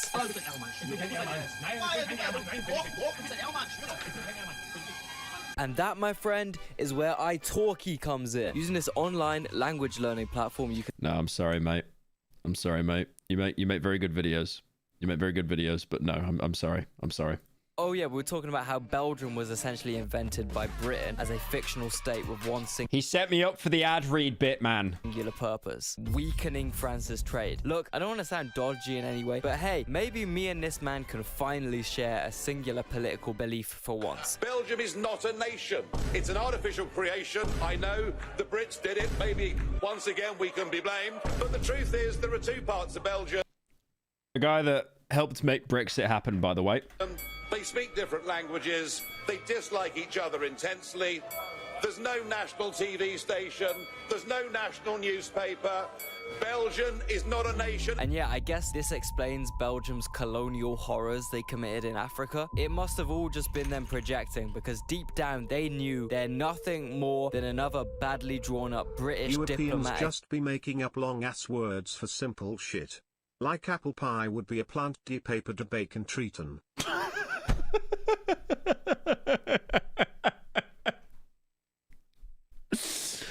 Thank you, America #1, for the $10. I appreciate it. How do I get back at him? He's American. Can't do fat. Can't do gun. Can't do school shooting. Chat. Help me roast the American, please. No, not McDonald's. No, we need something here. We need something. Chat, help me roast the American. Not oil. Ah, tariff. So true. So true. How are those tariffs doing, by the way? How are those tariffs doing? The seed oil tariffs. How are they doing for you at the minute? No, that won't work. Even they're making jokes about it right now. mass that doesn't suit ethnic or geographic boundaries at all. To be fair though, it would be very hard to draw up a country in this region of Europe. Ozempic? It's literally everyone in the world is taking Ozempic right now. That fits either of those two criteria. It's such a boiling pot of cultures. And also there is... You picked the 12. I'm from Cornwall in the UK. But I live in the Netherlands. Truly baffling nation. Dutch language is literally German merged with English. I swear, even if you can understand Dutch, if you speak slowly America enough... be like, fat lol. Okay, true. Yeah, you got him there. Thank you, Scotland, for the... No, not Scotland. Scotland is basically America #2. No. Can someone from England or Wales make the dono instead, please? No decent geographical boundaries. There is not a single hill in Belgium. Much like the Netherlands, most of Belgium is flat as a pancake. Or should I say Belgian waffle. Just look at the highest point in Belgium, bro. Look at the highest... They literally just built some escalators for a mall and then gave up. Point in Belgium, too. Are you fucking kidding me, bro? Anyway, you know what else is gonna have you shaking in this country? Yeah, I'm still doing this, by the way. You're gonna be shaking in rage from how delayed your train is. Belgium has the second least reliable trains in all of Europe. More than 50% of trains are delayed in this country by 2 minutes or more. And also these train operators... There cannot be a worse train system in Europe than the UK. There just cannot be. ...are a bit like BuzzFeed in 2016 or Vice... Oh my god, I remember that man-spreading video. ...in 2025, because there's a 1 in 17 chance you're... It's more like that wasn't man-spreading. You're man-spreading, and then you're like looking around to get a reaction. You're gonna get cancelled. But why are the trains so shit? Well, rain, ice, strikes, crumbling infrastructure. United States. Come on, you know you guys Scotland be like, your stick isn't even touching the ground, man. Your stick ain't even touching the ground, man! Thank you, fat America, for the 10. A lack of money to invest in public stuff like trains. But why, I hear you say? Well, despite the average Belgian citizen paying a ghastly 43% tax... I never knew we coming Belgian would come with all this. All the gazillionaires in this country evade tax completely by moving their bank accounts or citizenship or selling their businesses to multinational companies based How do I do that? That sounds very smart. I want to do that. in Luxembourg, the fictional country which exists for the sole purpose of doing Belgium's dirty work. Luxembourg will always be ready to hurriedly drop to their knees and meat ride Belgium to every depraved, disgusting, evil corner of humanity. Oh, thank you, Marius, for the 20 gifted this time. Damn, appreciate that, man. Oh, for the voice break.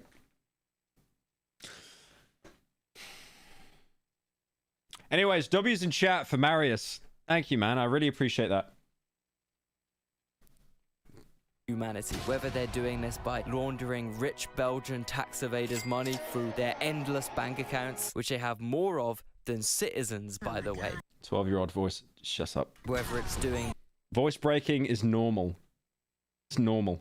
This by helping out in one of history's most evil genocides in the Congo, which Luxembourg still perpetuates today by, for example, a couple months ago, playing a key role in delaying the EU's sanctions against Rwanda, who are clearly, openly funding, controlling, and actively to this day launching terrorist armies, aka M23, into the South Kivu region of the DRC. If you don't know, warning, you're probably going to have to start pausing if you want to read any of these screens. Also, warning for the next bit, it's not very nice. Rwanda uses the UK and EU's money to fund the paramilitary group M23. They commit these mass acts of terror in retaliation for the genocide which happened. He really could have used any other sound effect to censor stuff out. To their ethnic group in the 90s, which only happened because Belgium, hundreds of years prior, created a caste system where Tutsis owned the land and Hutus were the workers. When Belgium left Rwanda, the Hutus revolted, took control of the country. They started implementing increasingly harsher, more nationalistic policies against the Tutsis because they felt the dead suffered under the Tutsi rule for so many years. Really, it was just Belgium's manufactured caste system. Obviously, it just worked out for Belgium to put the Tutsis in control because in Rwanda, the Tutsis are the minority. And it's impossible to enforce a colonial capitalist system without manufacturing or providing your own elite ruling minority. Anyway, leading up to the 90s, the now Hutu-controlled country Rwanda got so insanely nationalistic that they ended up genociding the Tutsis, which is the Rwandan genocide. Over 1 million people were massacred. I don't really have words for how bad it was. You know, you kind of have to like research it yourself. That's actually really interesting that he's giving like a lesson on history here as well. And then he's using Comic Sans to portray it. But obviously, this led to a lot of Tutsis to this day being absolutely like devastated and extremely angry, especially because the trials for those who committed the Rwandan genocide were so impossible to do and probably completely ineffective. It means a lot of Tutsis want revenge still, and some of these people fight in M23. What they do is they go over the border into the ethnically Hutu.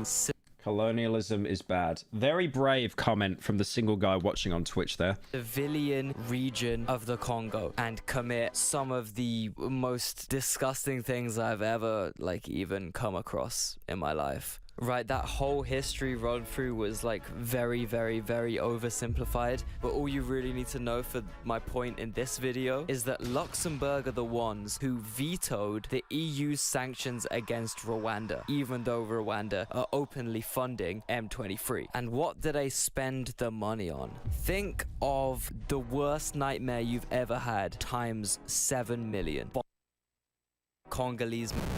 The video, like, he's had to censor so much stuff out. It's just like the video is unloading itself on the YouTube player. A speciality seems to be the at gunpoint of Congolese women. How much did you have to edit out? One by one in order to ethnicity. And as you can imagine, the Congolese people in this region really don't want to be subjected to what the Rwandan army posing as M23 does, as I just highlighted. And despite these attacks only starting a few months ago, M23 have already displaced 1.1 million Congolese women and children, who now join the 6.7 existing Eastern Congolese citizens that have to flee their homes to escape stuff like this. Oh, and any stupid fucking Belgian Neanderthals will have the nerve to say some shit like, oh, but the African immigrants are ruining our amazing culture invented by the British people in 1830. Oh no, our amazing potatoes and inbreeding.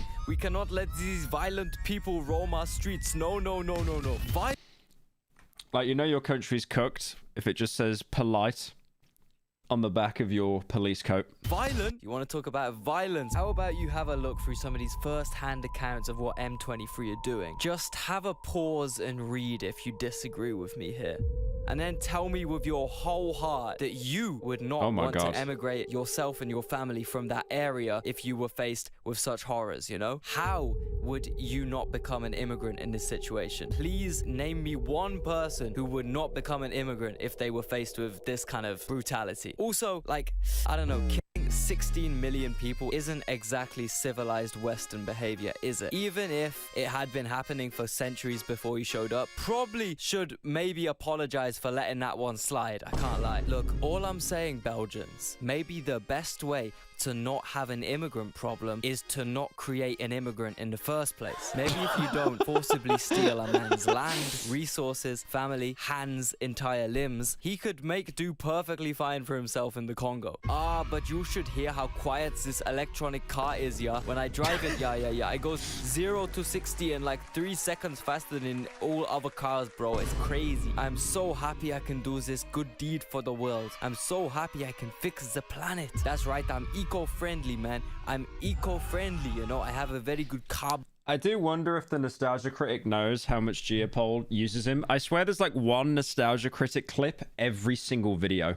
Footprint. That term definitely wasn't invented by BP. And yes, the Congolese children, they may have had to crawl around in a mud pit, grappling for a scrap of cobalt in order to earn a single pinch of fufu so I can have this crazy high-tech battery system in my car. But bro, I promise this is worth it. My Tesla is so much better than your average petrol car because, oh boy, just wait till you hear. This is gonna blow your mind. This is how I'm changing the planet for better, man. Just listen. Instead of burning the fossil fuels in the engine of my car, I instead get the fossil fuels burnt in the power plant, then transmitted as electricity into my car instead. It's so great, man. I cannot see the I just like the big tick flashing on the screen. There's just something so funny about that. Consequences of my actions at all. It's great. I can't see the consequence of my actions at all. Right, and as a final note on this video, I want to address my name, finally. It has absolutely nothing to do with Belgians, Belgium, and especially not their kings. I have no relation whatsoever to Belgium. It's just a random country to me. I'm Swedish. It's a completely different root of the name Leopold, and yeah, he is Swedish, unfortunately. Unfortunately.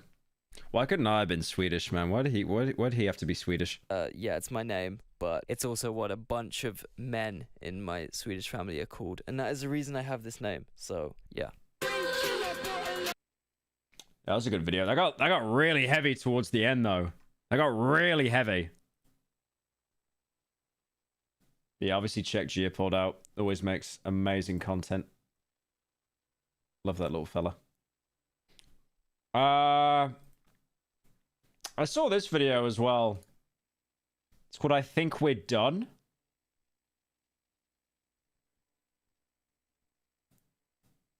Yesterday marked the crescendo of a social experiment that has been going underway with a certain commenter on this channel over the last 3 months. That commenter is I can't even say this guy's name, Banana Topioka, I think is how you say it. It all started when he left a comment on my channel that went, why does he have so many tabs open? Bro, you could have like a 5090, like your PC will still be chugging. Started when he left a comment on my channel that went, I have a bad day whenever you win.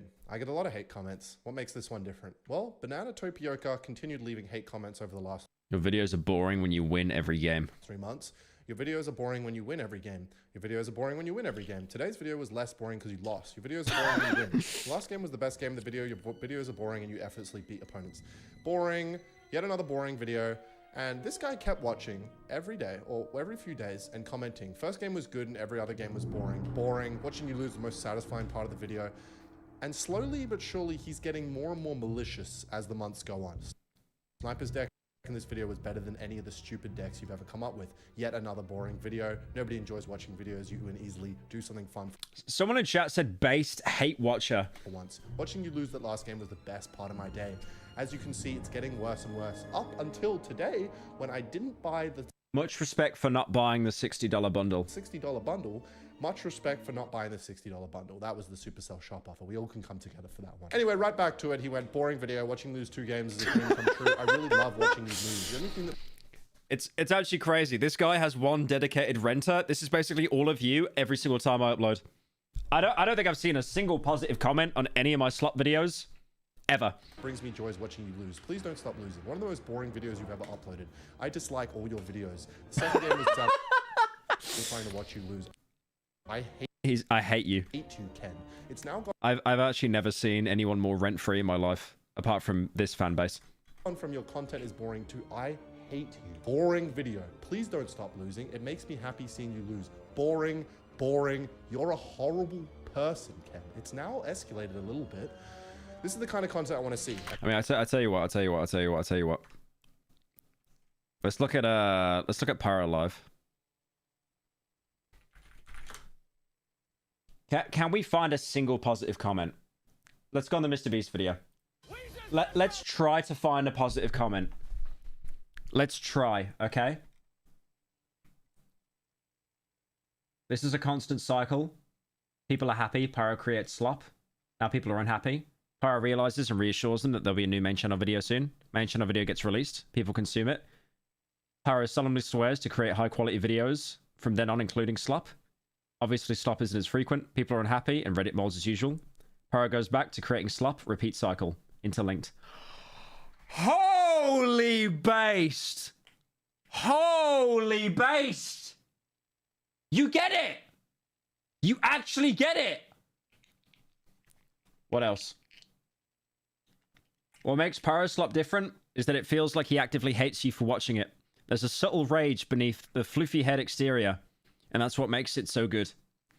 Pyro's comment sections are never talking about the video. It's always the same 3 jokes 4,000 times. Oh my god! They're becoming self-aware! They're becoming self-aware! Finally! El Castillo, Machu Picchu, Metro's booming. That guy's been a member for 1 year, 3 months, and he's renting me, by the way. 1 year, 3 months. Moves back to the UK. Makes slop. Coincidence? No shot. He actually started explaining what a Mayan temple is. Pyro's becoming more like Pegasus. That one's too long. Dolan already covered this. I'm on the wrong account. I can't remove it. I love how Pyro butchers the pronunciation of El Castillo. El Castillo. It's how you say it. It's how you say it. Oh, there we go. There we go. Finally, after like 20 comments, one nice one. One nice one. El Castillo. El Castillo. That's how you say it, by the way. El Castillo. El Castillo. Hey, Pyro. Pronounce names. Keep it up. .com. Keep making slop. We secretly love it. Metro's booming. Thank you, Piku, for the 10. I appreciate it. El Castillo. El Castillo. Same thing. I literally said the same thing. I said the exact same thing. There was actually no difference in that. Like, that wasn't even a clip farm. And it's me getting absolutely decimated. Seeing you rage like that puts a smile on my face. You didn't deserve that first win. You are insufferable and your videos get less entertaining by the day. Keep in mind, this guy is continuing to watch my videos every day. The audacity to call other people's decks annoying when you play Expo, you're insufferable and I'm glad you lost. I was doing this every day. I was observing this guy's behavior up until you may have noticed yesterday's video titled Banana Tapioca. I wanted to see if I brought the fight to him, what he would do. Oh, is he playing like Clash Royale? That could actually be like a 7-year-old. Was he gonna you know, was he going to be happy with the attention? Or was he going to be satisfied? Oh, look, he's named the video after me. Maybe he's not such a bad guy after all. Well, I found out how exactly Banana Topioka is going to respond to this. And he left potentially his most vicious comment on the channel yet. I love the way that you lost that last game. I hope every game you play in the future will end the way your game with Dominic ended. The look of agony in your eyes when the Dark Prince destroyed your tower in overtime gave me so much joy. It really did. Seeing you lose is literally the only rent-free. Happiness. Rent-free. Getting through the first few games where you won effortlessly was torture. But look who ended up getting the last laugh. Me. I look forward to seeing you lose more games in the future, you insufferable excuse of a human being. So, deserve for playing Expo? Yeah, fair enough. That's too OP. But still, like the dedication there. Someone said no hate, it's just dedication. True. Banana Topioka, I now speak directly to you.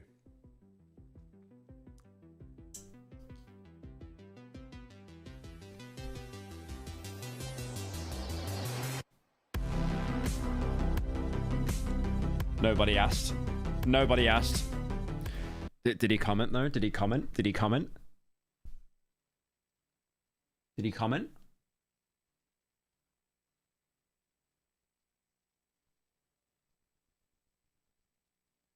No, there's no way he didn't comment. There's no way.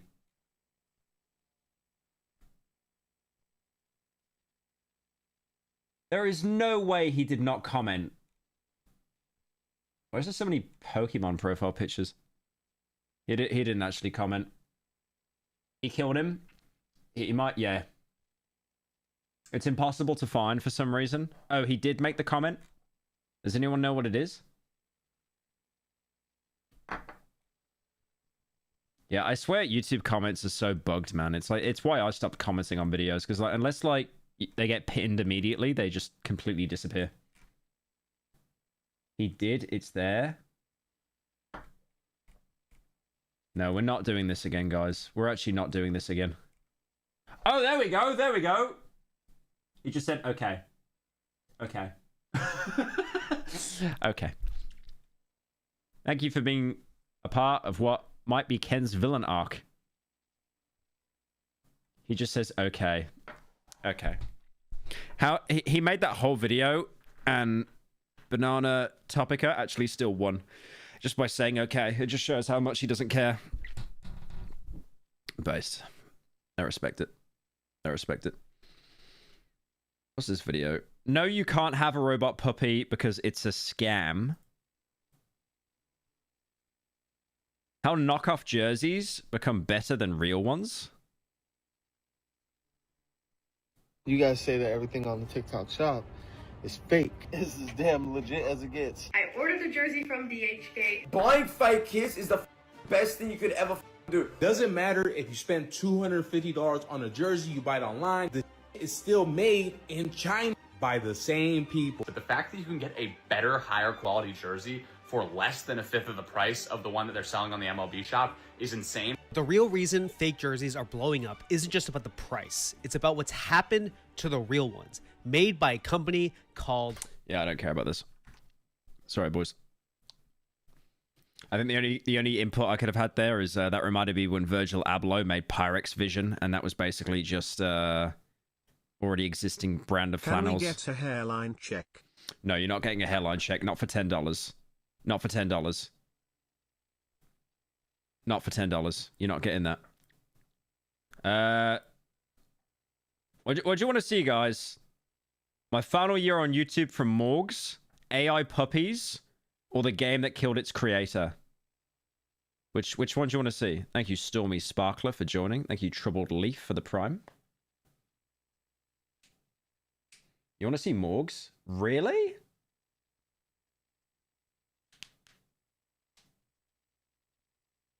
Has to be Morgs? Okay. Oh, this is a throwback, man. Okay. I'm a little bit excited for this one. God, I remember, dude. I remember, like, when every commentary channel was doing videos on Morgs, like, we were eating good. He looks different. 2025 will be my final year posting videos on YouTube. This is not clickbait. This is not a joke. This is not an exaggeration. No! At the end of the year, I will be leaving for good. No! Morgs, we need you back for the pause challenge. How much for hairline check? How much for a hairline check?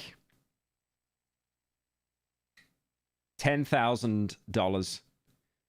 Nah, I was gonna say 1,000, but one of you would actually give it. One of you would actually give it. It's gotta be 10K.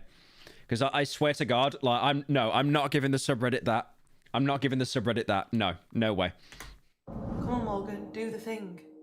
I ain't doing it. Just do it. I ain't doing it. It ain't even a sad video. Just do it. All the YouTubers do it. I'm not doing it. Just do it. I'm not doing it. Just do it. I'm not doing it. All right, $1,000, and I'll show the hairline. There you go, $1,000. I'll lower it to $1,000. You're gonna regret that.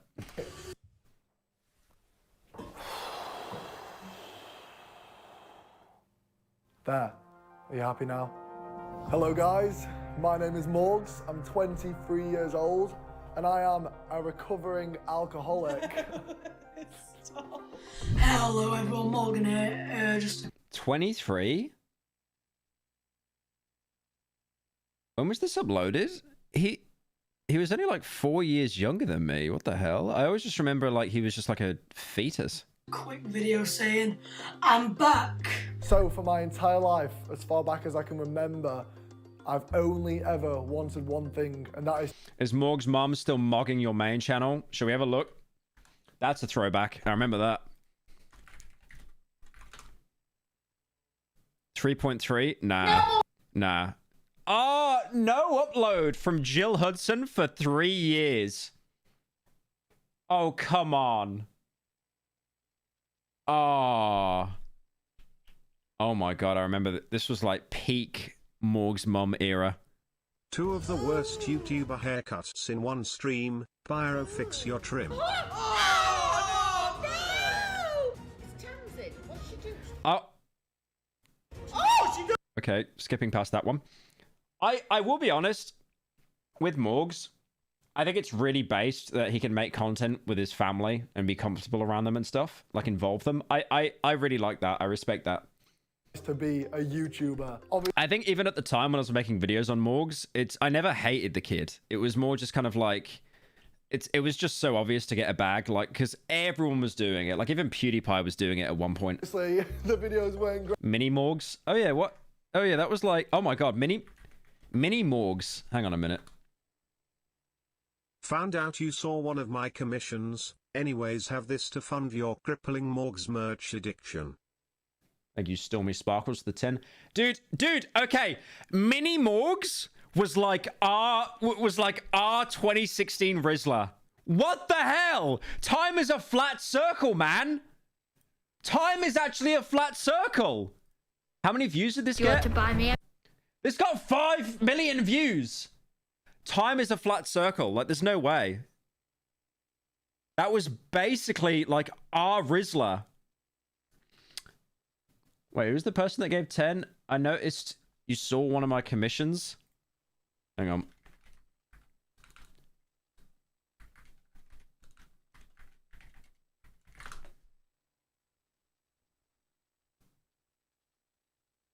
Wait, what could... I don't think I've seen one of your commissions before. Not showing that one on stream. Definitely not showing that one on stream, I think. Anyways. Great at the start. I'd like to think they got a little bit better, but maybe some people in the comments might disagree. Not Young saying Morg the... looks like inflated Pyro. Young Morgs? Oh yeah, he got into his working out though. He lost all the weight. Not saying the... Oh, yeah. Well, people saw it on the screen. Up there anyway when you said it. It wasn't easy at times growing up as a YouTuber. It wasn't all sunshine and rainbows. You know, people would watch my videos and take the mick out of me at school. I would love to see what he's doing now. What's he up to? What's he up to?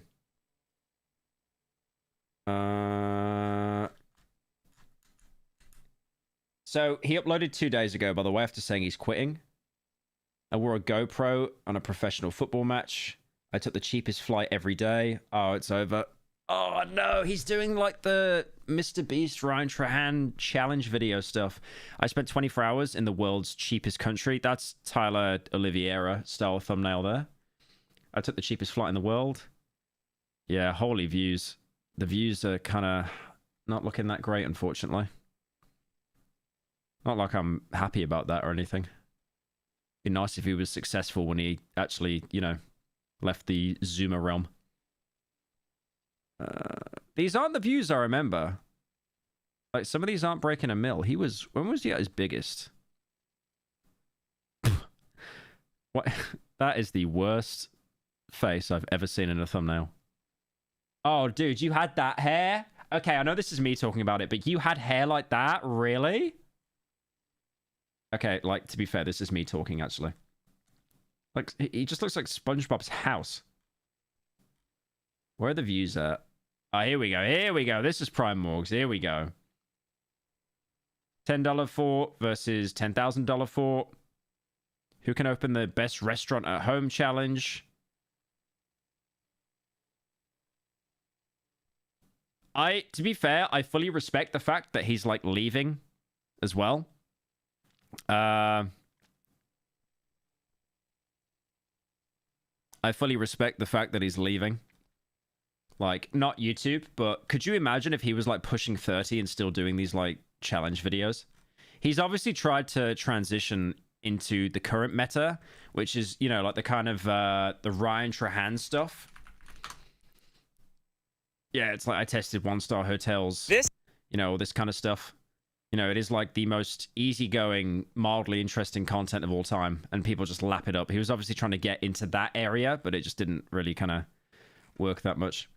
I also noticed when Beast Games got uploaded onto Amazon Prime, Ryan Trahan's videos got put on Amazon Prime as well, so there was definitely a little bit of backroom dealings there. I was like the only kid doing it. YouTube wasn't as popular as it is now, but I just remembered I just got to keep posting, keep grinding, keep following my passion, keep following my dream, and eventually, before I knew it, I'd gone from 8,000 subscribers to 1 million subscribers in 1 year at only 15 years old. It was amazing. What a feeling.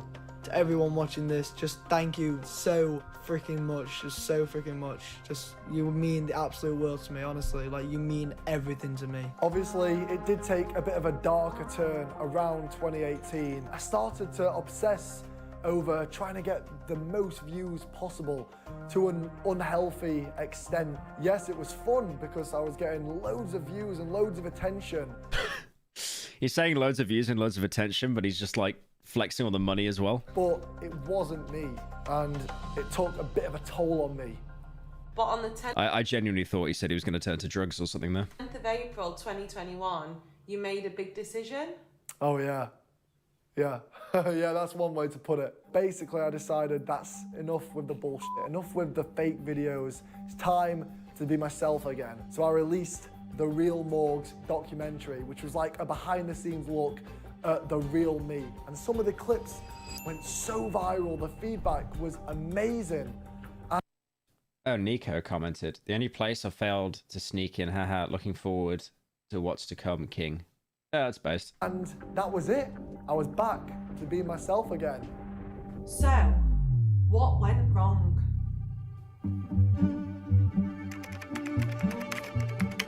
Six videos in the last 2 years. Only 42 videos since the documentary. No upload schedule and zero consistency. Why wasn't I posting? What is the truth? Thank you, Keanu, for joining. The moment Pyro stopped doing Morgs content, he fell off. That's also true. That's right, guys. To everybody that said I shouldn't have left school. To everybody that said I'd have to get a real job. This is the part where he's going to talk about how he got into property, isn't it? It 100% is, I'm calling it. When YouTube fell off, it's the reason I've not been posting. Had to get a real job, guys. It's not break time. Come on, keep shoveling. I know it may come across like there's not much going on in Morgan's head, But believe me, he is a massive overthinker when it comes to YouTube. Now he's putting his real self out there. I think he's a little bit worried that people might not like the real Morgan. But when you think about what he put out in 2018, anything's better than that rubbish. He didn't want to post videos that, in his opinion, weren't This is so weird, watching like a Morgs documentary where they're like interviewing his family. This is so strange. perfect. But what is perfect? Who is perfect? I think the fans just want to see him putting his videos out. Bald Martin. Oh yeah, he was based. Always a good side character. His dad looks like a Tic Tac. I think it's his what do you call it? Stepdad, I think. Because his actual dad is like he was his actual like biological dad was in like some of the videos, but not really a lot. Where he's having fun and being himself. So, one of the biggest parts of my life over the last 3 years has been a brand new passion project that I started. I basically run a team of over Can we talk about how hot she is? Simmer down. 20 people. I still can't believe the closest I ever got to meeting Morgs was trying to break into Morgs Fest. Go out and find old buildings like this, run down buildings, absolute shitholes, and then with my help, they transform them into luxury apartments to rent or to sell. What? Hello to Shy. What? You don't do anything. Who are the 20 people? Name me a name. Give me a name. Yeah, a name. John. How long ago was that? I remember it was me and Willany that went to Morgs Fest. We didn't do it together. We were like separate groups kind of thing. And Willany like basically kindly told me to fuck off because he thought I was like kind of intruding on his content. I remember when Willany, when he did Morgs Fest, he hired like an extra editor to try and get the video out before me. That was 5 years ago. There's no way it was 5 years ago. It was actually 5 years ago. Oh yeah, I so edited this thumbnail because I stole a picture that someone put on Twitter where they met Morgs, and then I just stuck that in the thumbnail. Oh, that is a trip down memory lane. Yeah, 5 years ago is like absolutely mental though. I think it was, who did I go with? It was just me and it was Ramska. It was me and Matthew. We went to Morgs Fest together, and then Willany went with Nico on Milan. That's right. And there were some other commentary YouTubers that tried to get in, but they also like just completely bottled it and didn't go in, which is kind of genius because they traveled all the way to Sheffield to be like, oh, I don't want to. Bob the builder. I'm the boss. You don't even know what we're doing. You've just turned up today, picked a shovel up, and acting like you're shoveling and doing all the work. You don't even know the 20 people are more. You know what? Fuck it, I'll get a new manager then. You're sacked. Well, do you know what? I'll go get a job then where I actually get paid, because I get paid for all working for you. Yeah, no one could get into Morgs Fest. It was like Fort Knox.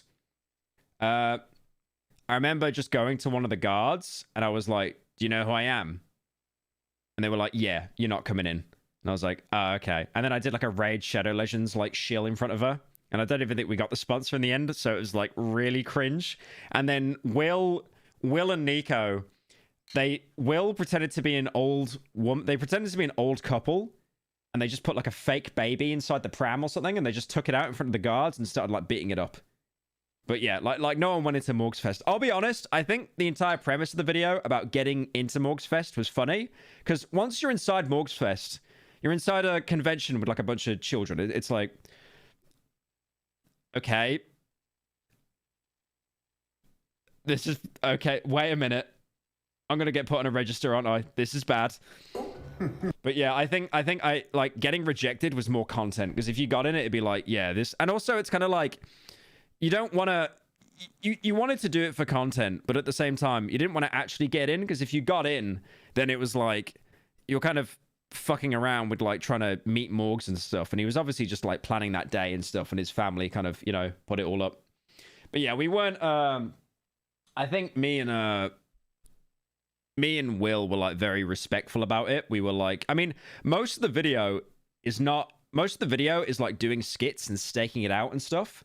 Like finding like ways to breach in and stuff. It's, I mean, we like, you could have like, if you were like actually trying to do, okay, if you were like current day YouTuber, you would definitely like take apart part of the fence and sneak in and then just go and harass him like some kind of Johnny Somali shit. But yeah. The number one rule is we keep it extra professional on site. This is not in my job description, Morgan.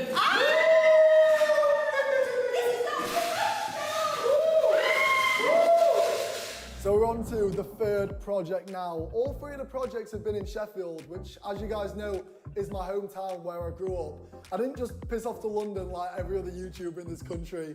I never did that either. I went to Sweden instead, mate, but cheers. I wanted to try and give back to my city, give back to the people. So if you're renting a flat in Sheffield, there's a chance that you might actually be renting my apartment. If you shit on the floor, €50 fine.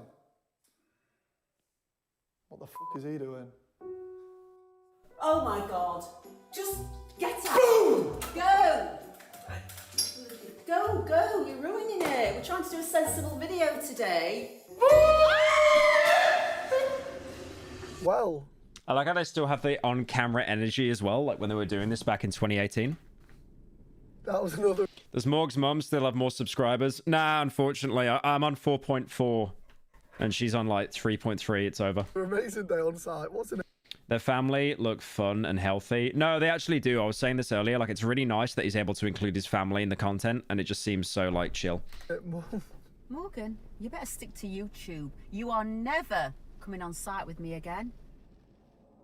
So before the documentary, I'd say most of my viewers were kids. Obviously, you had a few commentary channels. Oh, I forgot that Ryan Trahan was commentary Andy before he got in the Mr. Beast circuit. That's right. God, that was a while ago. We were watching and taking the piss, but that's fine. Hi, Pyro. Could you check out a game called Labyrinth of the Demon King? I think it's right up your street. Labyrinth of the Demon King. What is that? I'm not showing it on stream.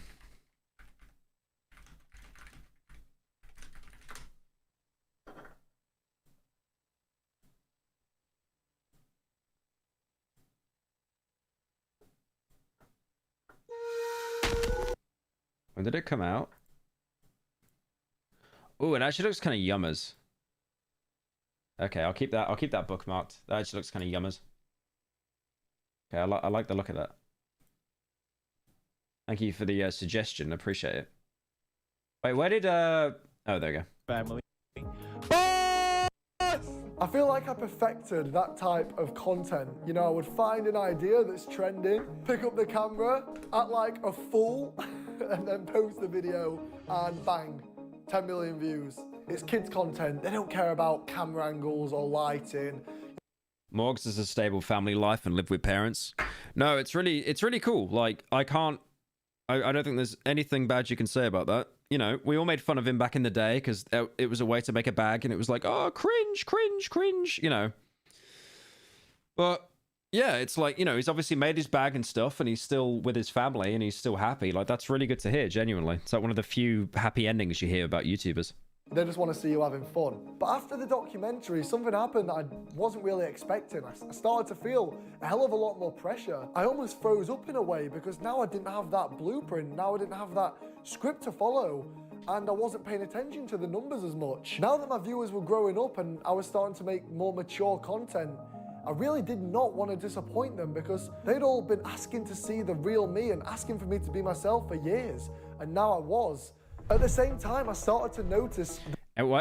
Everyone does this, eh? They always blame Mr. Beast. I remember when Jay Swingler, like from TGF. If you guys remember TGF, Jay and Ramel, it was like a white guy and a black guy, and they were British, and they would always do like kind of challenge prank videos. But yeah, they basically said like, yeah, we're kind of done with it. Like everything's becoming too like Mr. Beast now. The direction of YouTube shifting a little bit. YouTube is scaling up their production teams, hiring editors, managers, content planners, thumbnail strategists, you know, shit I'd never even heard of. And then there's me, who's had a really small team throughout my entire YouTube journey. Even when I was getting hundreds of million views a month, it was just me, Mormon Martin, and one or two editors. And now I'm over here trying to keep up with this landscape change. I spent 5,000 on the Vatican video, 7,500 on the hotel video, trying to make every line perfect, trying to make everything about them right, down to the camera angles, the lighting, everything. And then I just stopped and thought, hang on a minute, I'm basically scripting and planning these videos more than I ever did back in the day.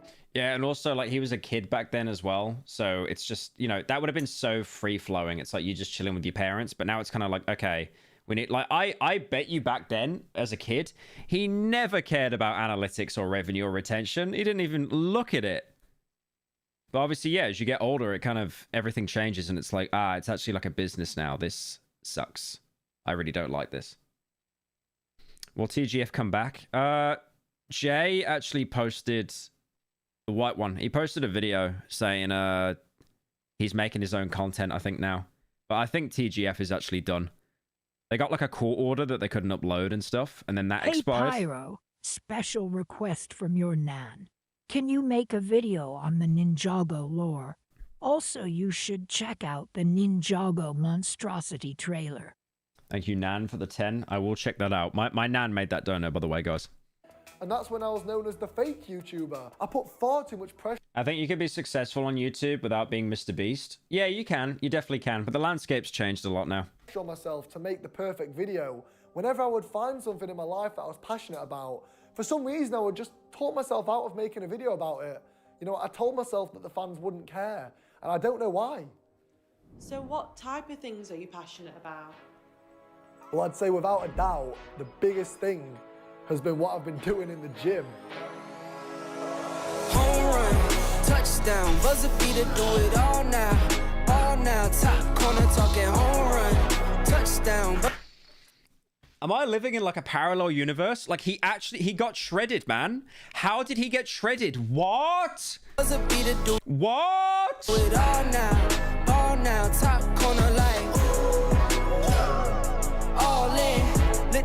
I can't even hate. I can't even hate. He actually won. Morgs won. Morgs won.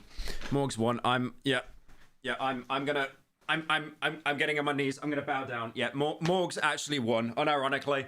Yeah, every commentary channel, Will and E, Memulous, me, like, nah, we actually lost. We lost. We actually lost. You doubt it now, I'm all in.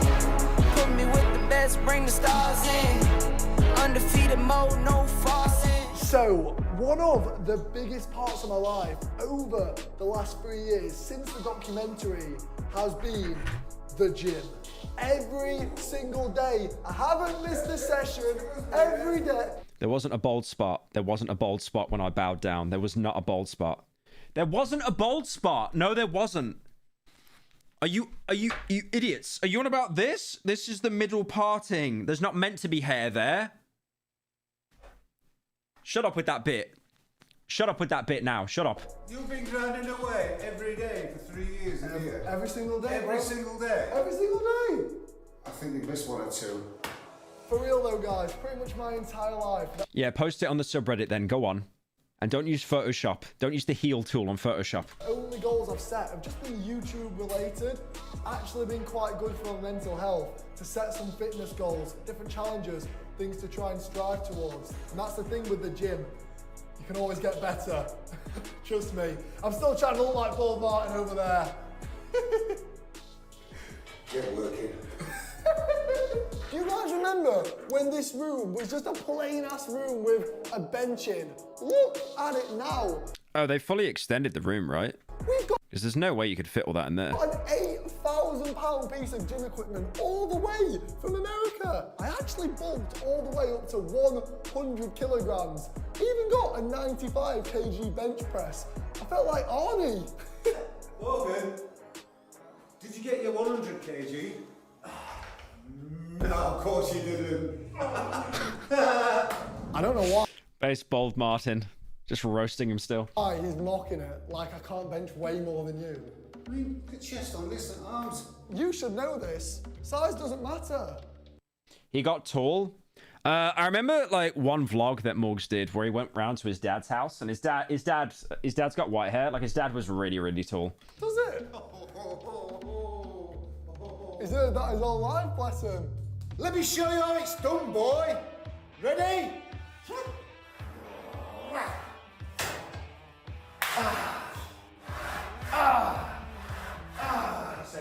We're just warming up. Come on, big man. Up, up. Beat that, you little shit. My blackened heart has a crack in it. I just think this is really wholesome. Don't burn yourself out. I can do this all day, little man. I can do this all day.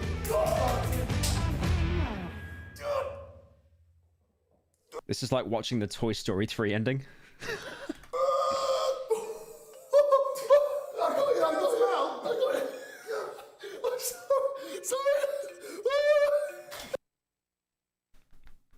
Did not expect that in a Morgs video. Could you imagine like they were doing the pause challenge and that happened? That's it, Morgan. What are you making such a big deal for?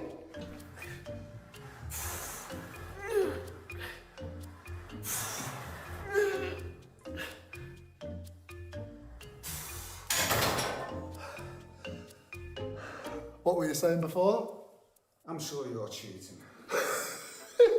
You guys that have been following me for a while will know that I used to be literally nicknamed Fat Morgs. I was a chubby kid, and some of my best, most popular YouTube videos were... He was so young when he lost the weight, though. That was like, what do they call it? Like puppy fat or something? I swear, he was like 12 when he lost all the weight or something, I swear. Documenting my journey losing weight. So it feels a shame to not do the same. Document my gym journey, putting on some muscle, and feel a little bit better about myself. And I have no idea what that build is, though. It's a very interesting build, but I respect it. That body fat must be so low. Definitely not too late to start, guys.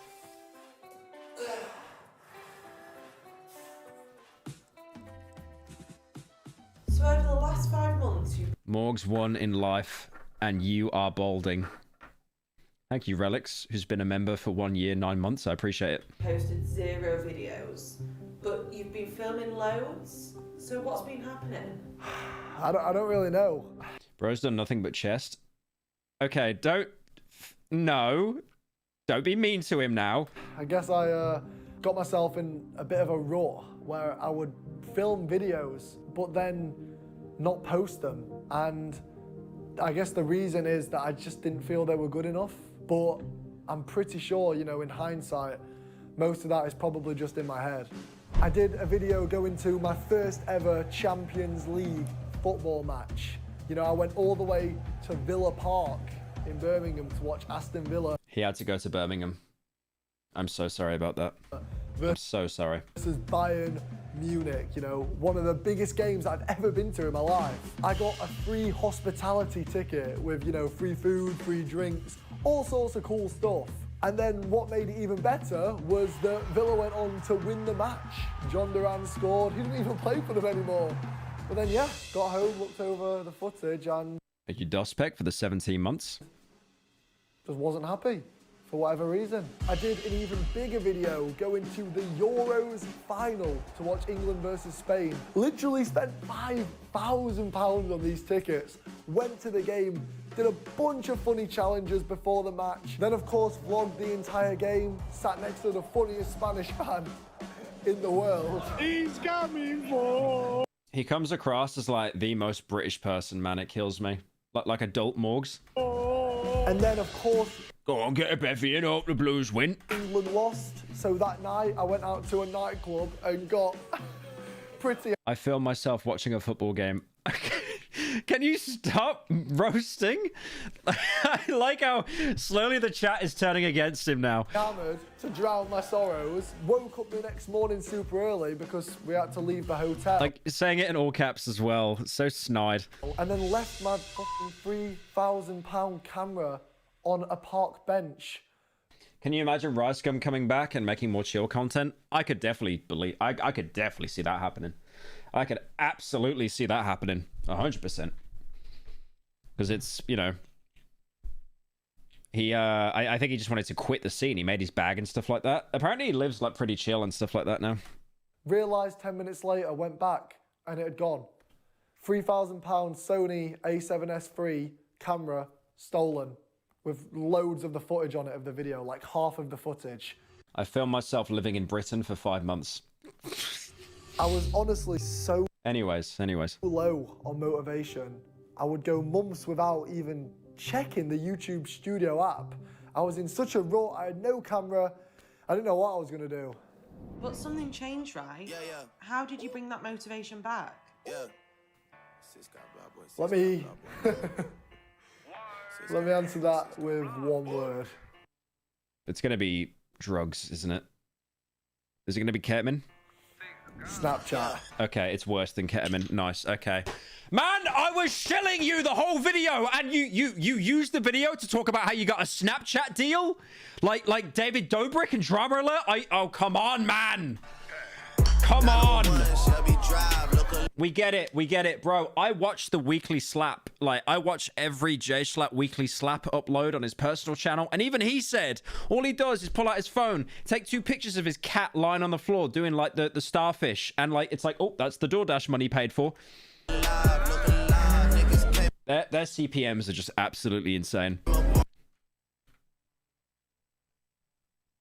Okay, I gotta skip this actually.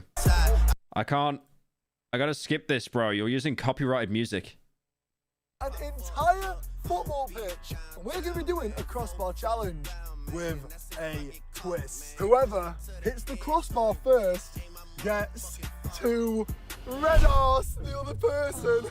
Have you ever kicked a ball before? No, not in my life. Have you seen the show Murderbot? Thank you, Kurt, for the 5. No, I haven't seen it. I haven't seen it. Well, it was the first time for everything. Is that the one done by the Digital Circus people? At least I brought my boots with me. What are those? What are you laughing at? When you've got a football match at 5 but a night out at 6. At least they look good though. So as you guys may have seen, I've been posting loads on Snapchat recently. I've had the app since I was a little kid, but whilst I've been... Yeah, he's definitely got a contract though. Yeah, I stopped using Snapchat like... it must have been like 6, 7, maybe 8 years ago or something.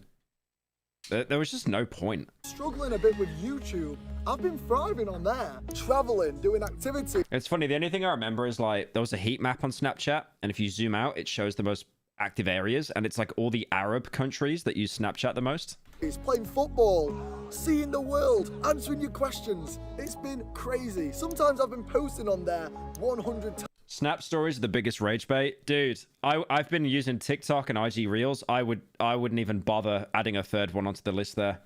Times in a single day. I've been on the grind. It's a really big app in the Nordic countries. Yeah, good point actually. Like all my Swedish mates when I was in Stockholm, they all used it. Let me show you how it's done.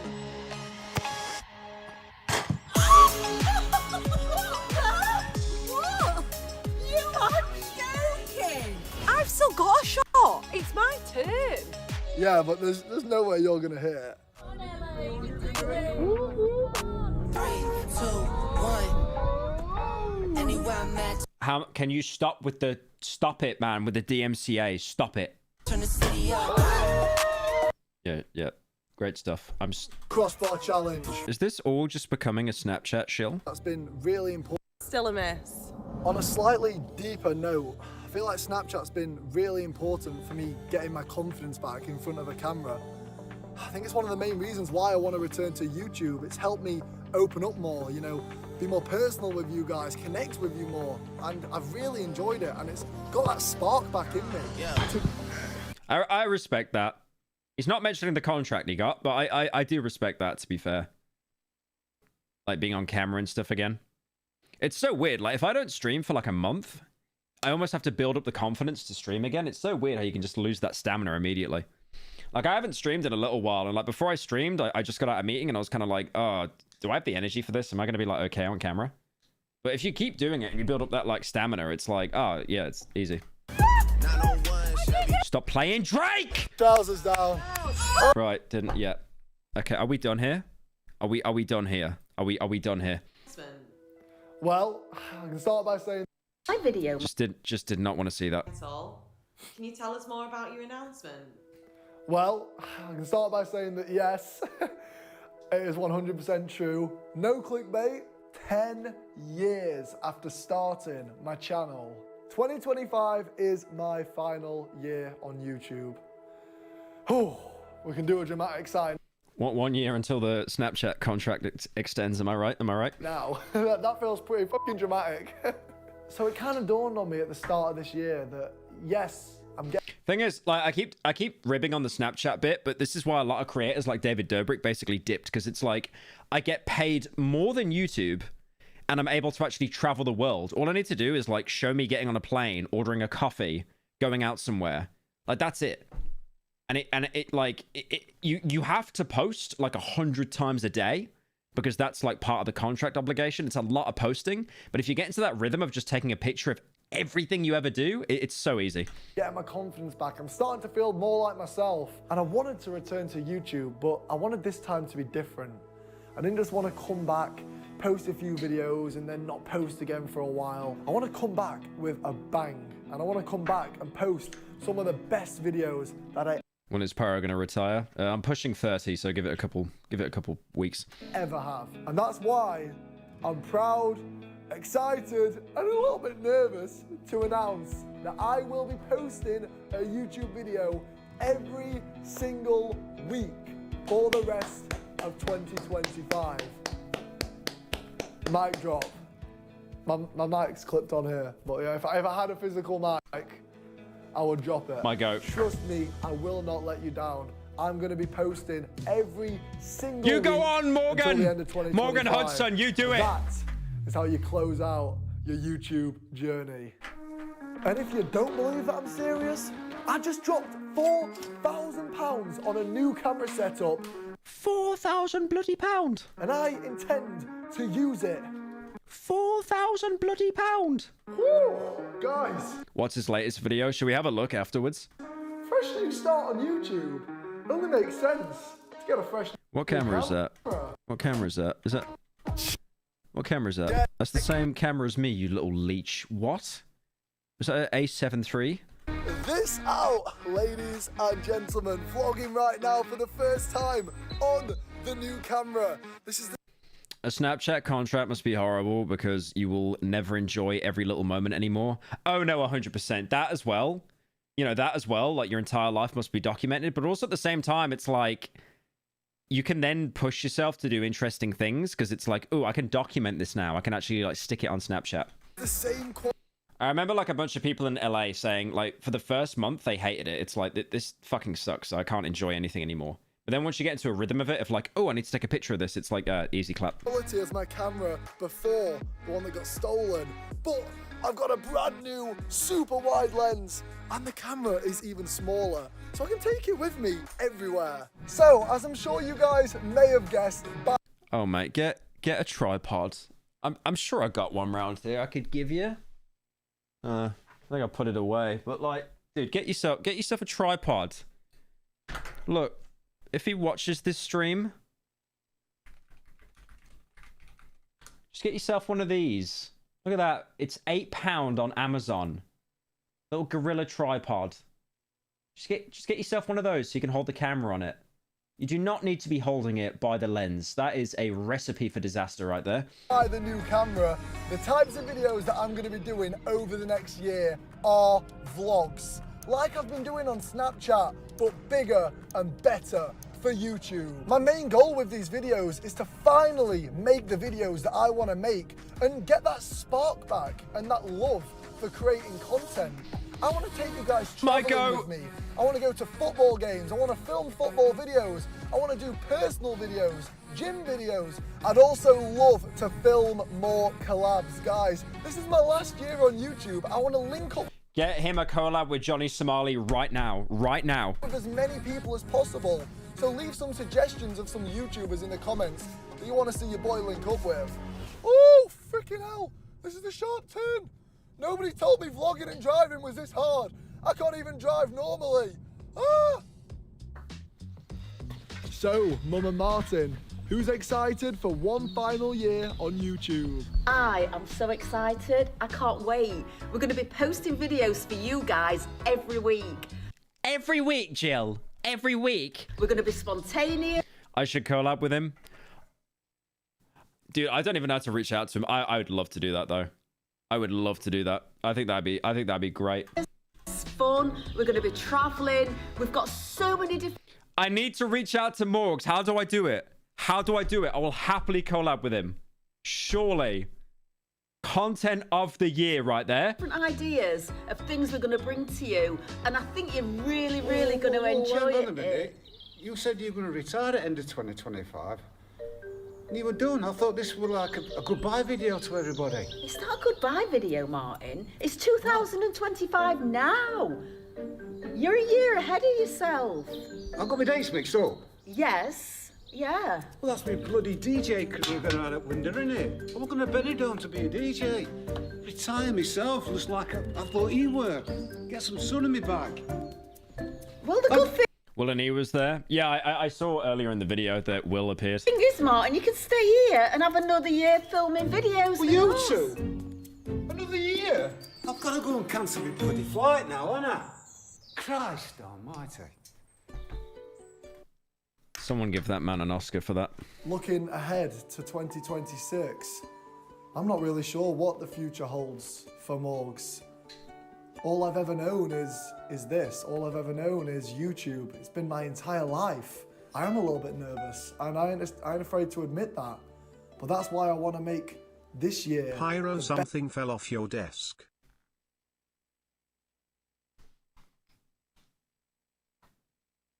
No, it didn't. Thank you, Gooning Squad, for the 10. Wait, is the joke that you're under my desk? Is that the joke? Is that the joke? Best send-off possible. I want to be able to give you guys 100% effort, and I hope you're as excited for the next year of videos as I am. I promise you guys, it's going to be crazy. It always is. Thank you, guys. I go. That was a month ago. Has he actually kept up with it? 2 days, 13, 2 weeks, 4 weeks, a month. Yeah, he's actually kept up with the schedule. Yeah, poor fella though. He's really been trying those Mr. Beast videos, and yeah, it just doesn't. I wore a GoPro. I just played in a professional football match in front of 20,000 people. Here's Yong Yin, digs it in. Oh. The YouTuber Morgs with a wonderful header. I am a lifelong Sheffield Wednesday fan, and I was invited to play against our bitter rivals, Ladies and gentlemen, welcome to Bramall Lane, the second best stadium in Sheffield. Kick the ball. Kick the bloody ball. Come on, England. Score some fucking goals. I never thought I'd be entering this stadium, and especially How is he so happy, man? I'm 28. I'm hollow. not as a player. But I'm here for one reason, and one reason only. Charity! No, I'm here No, Jill. Jill, be quiet. to beat the Blades. However, beating the Blades wasn't the only Touch the ball. Complete a pass. Get an assist. challenge I had to complete. Good luck. You're gonna need it. Oh, was he actually playing on the pitch? Tell you what, so far so good. I'm not getting booed yet. Morgs fan mate, it's over.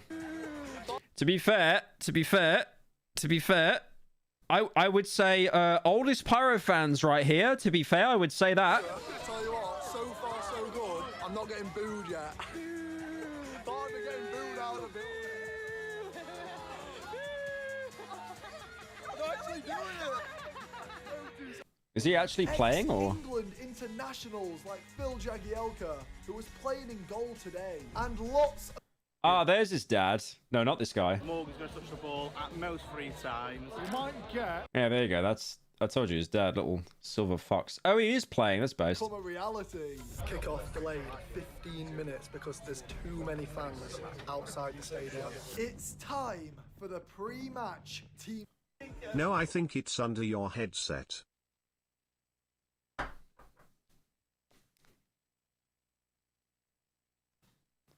I don't get it. Thank you, Gooning Squad, for the 10. Yeah, I don't really care about... Is that Angry Ginge? That guy's a comedian that I recognize from somewhere. But yeah, I don't really care about football too much, but still kind of based. Kind of based. I'm happy that he's happy, honestly. You know, he's doing his own thing. He's obviously gonna kind of dip from YouTube soon, that kind of thing. Chad's father passed away. Where did you hear that from? Do you mean anything for... Okay, you're just spamming it in chat now. Ugh. Ugh.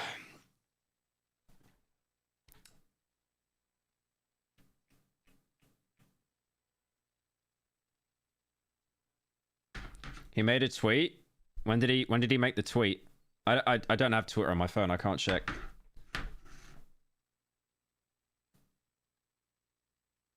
Check the subreddit. When did he post the tweet? When did Chad did? When did Chad post it? You have you have Google? No, I'm not logged in on desktop. It won't show you tweets. It purposely locks you. Oh, fuck off. That's not a bold spot. Oh, come on. Oh, come on. Shut up. That's so normal. You know what a crown is, right? The top of your head? Oh, come on. That's cope. No, that's cope. Oh, come on.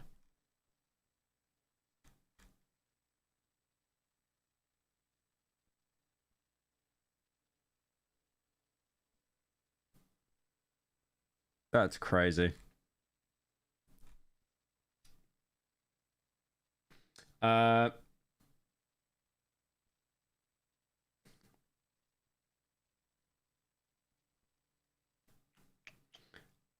Mods, can one of you link me the tweet that anything for views made? Hang on. Let me see if I can go on the Cold One subreddit. Surely there's been a post there. Just to see if it's bait or not. Is it bait? Ah, fuck, he did post it. Okay. Yeah. Yeah. Been a bit of a rough one. A couple of weeks, my father lost his battle with cancer. Yeah. Yeah, that sucks.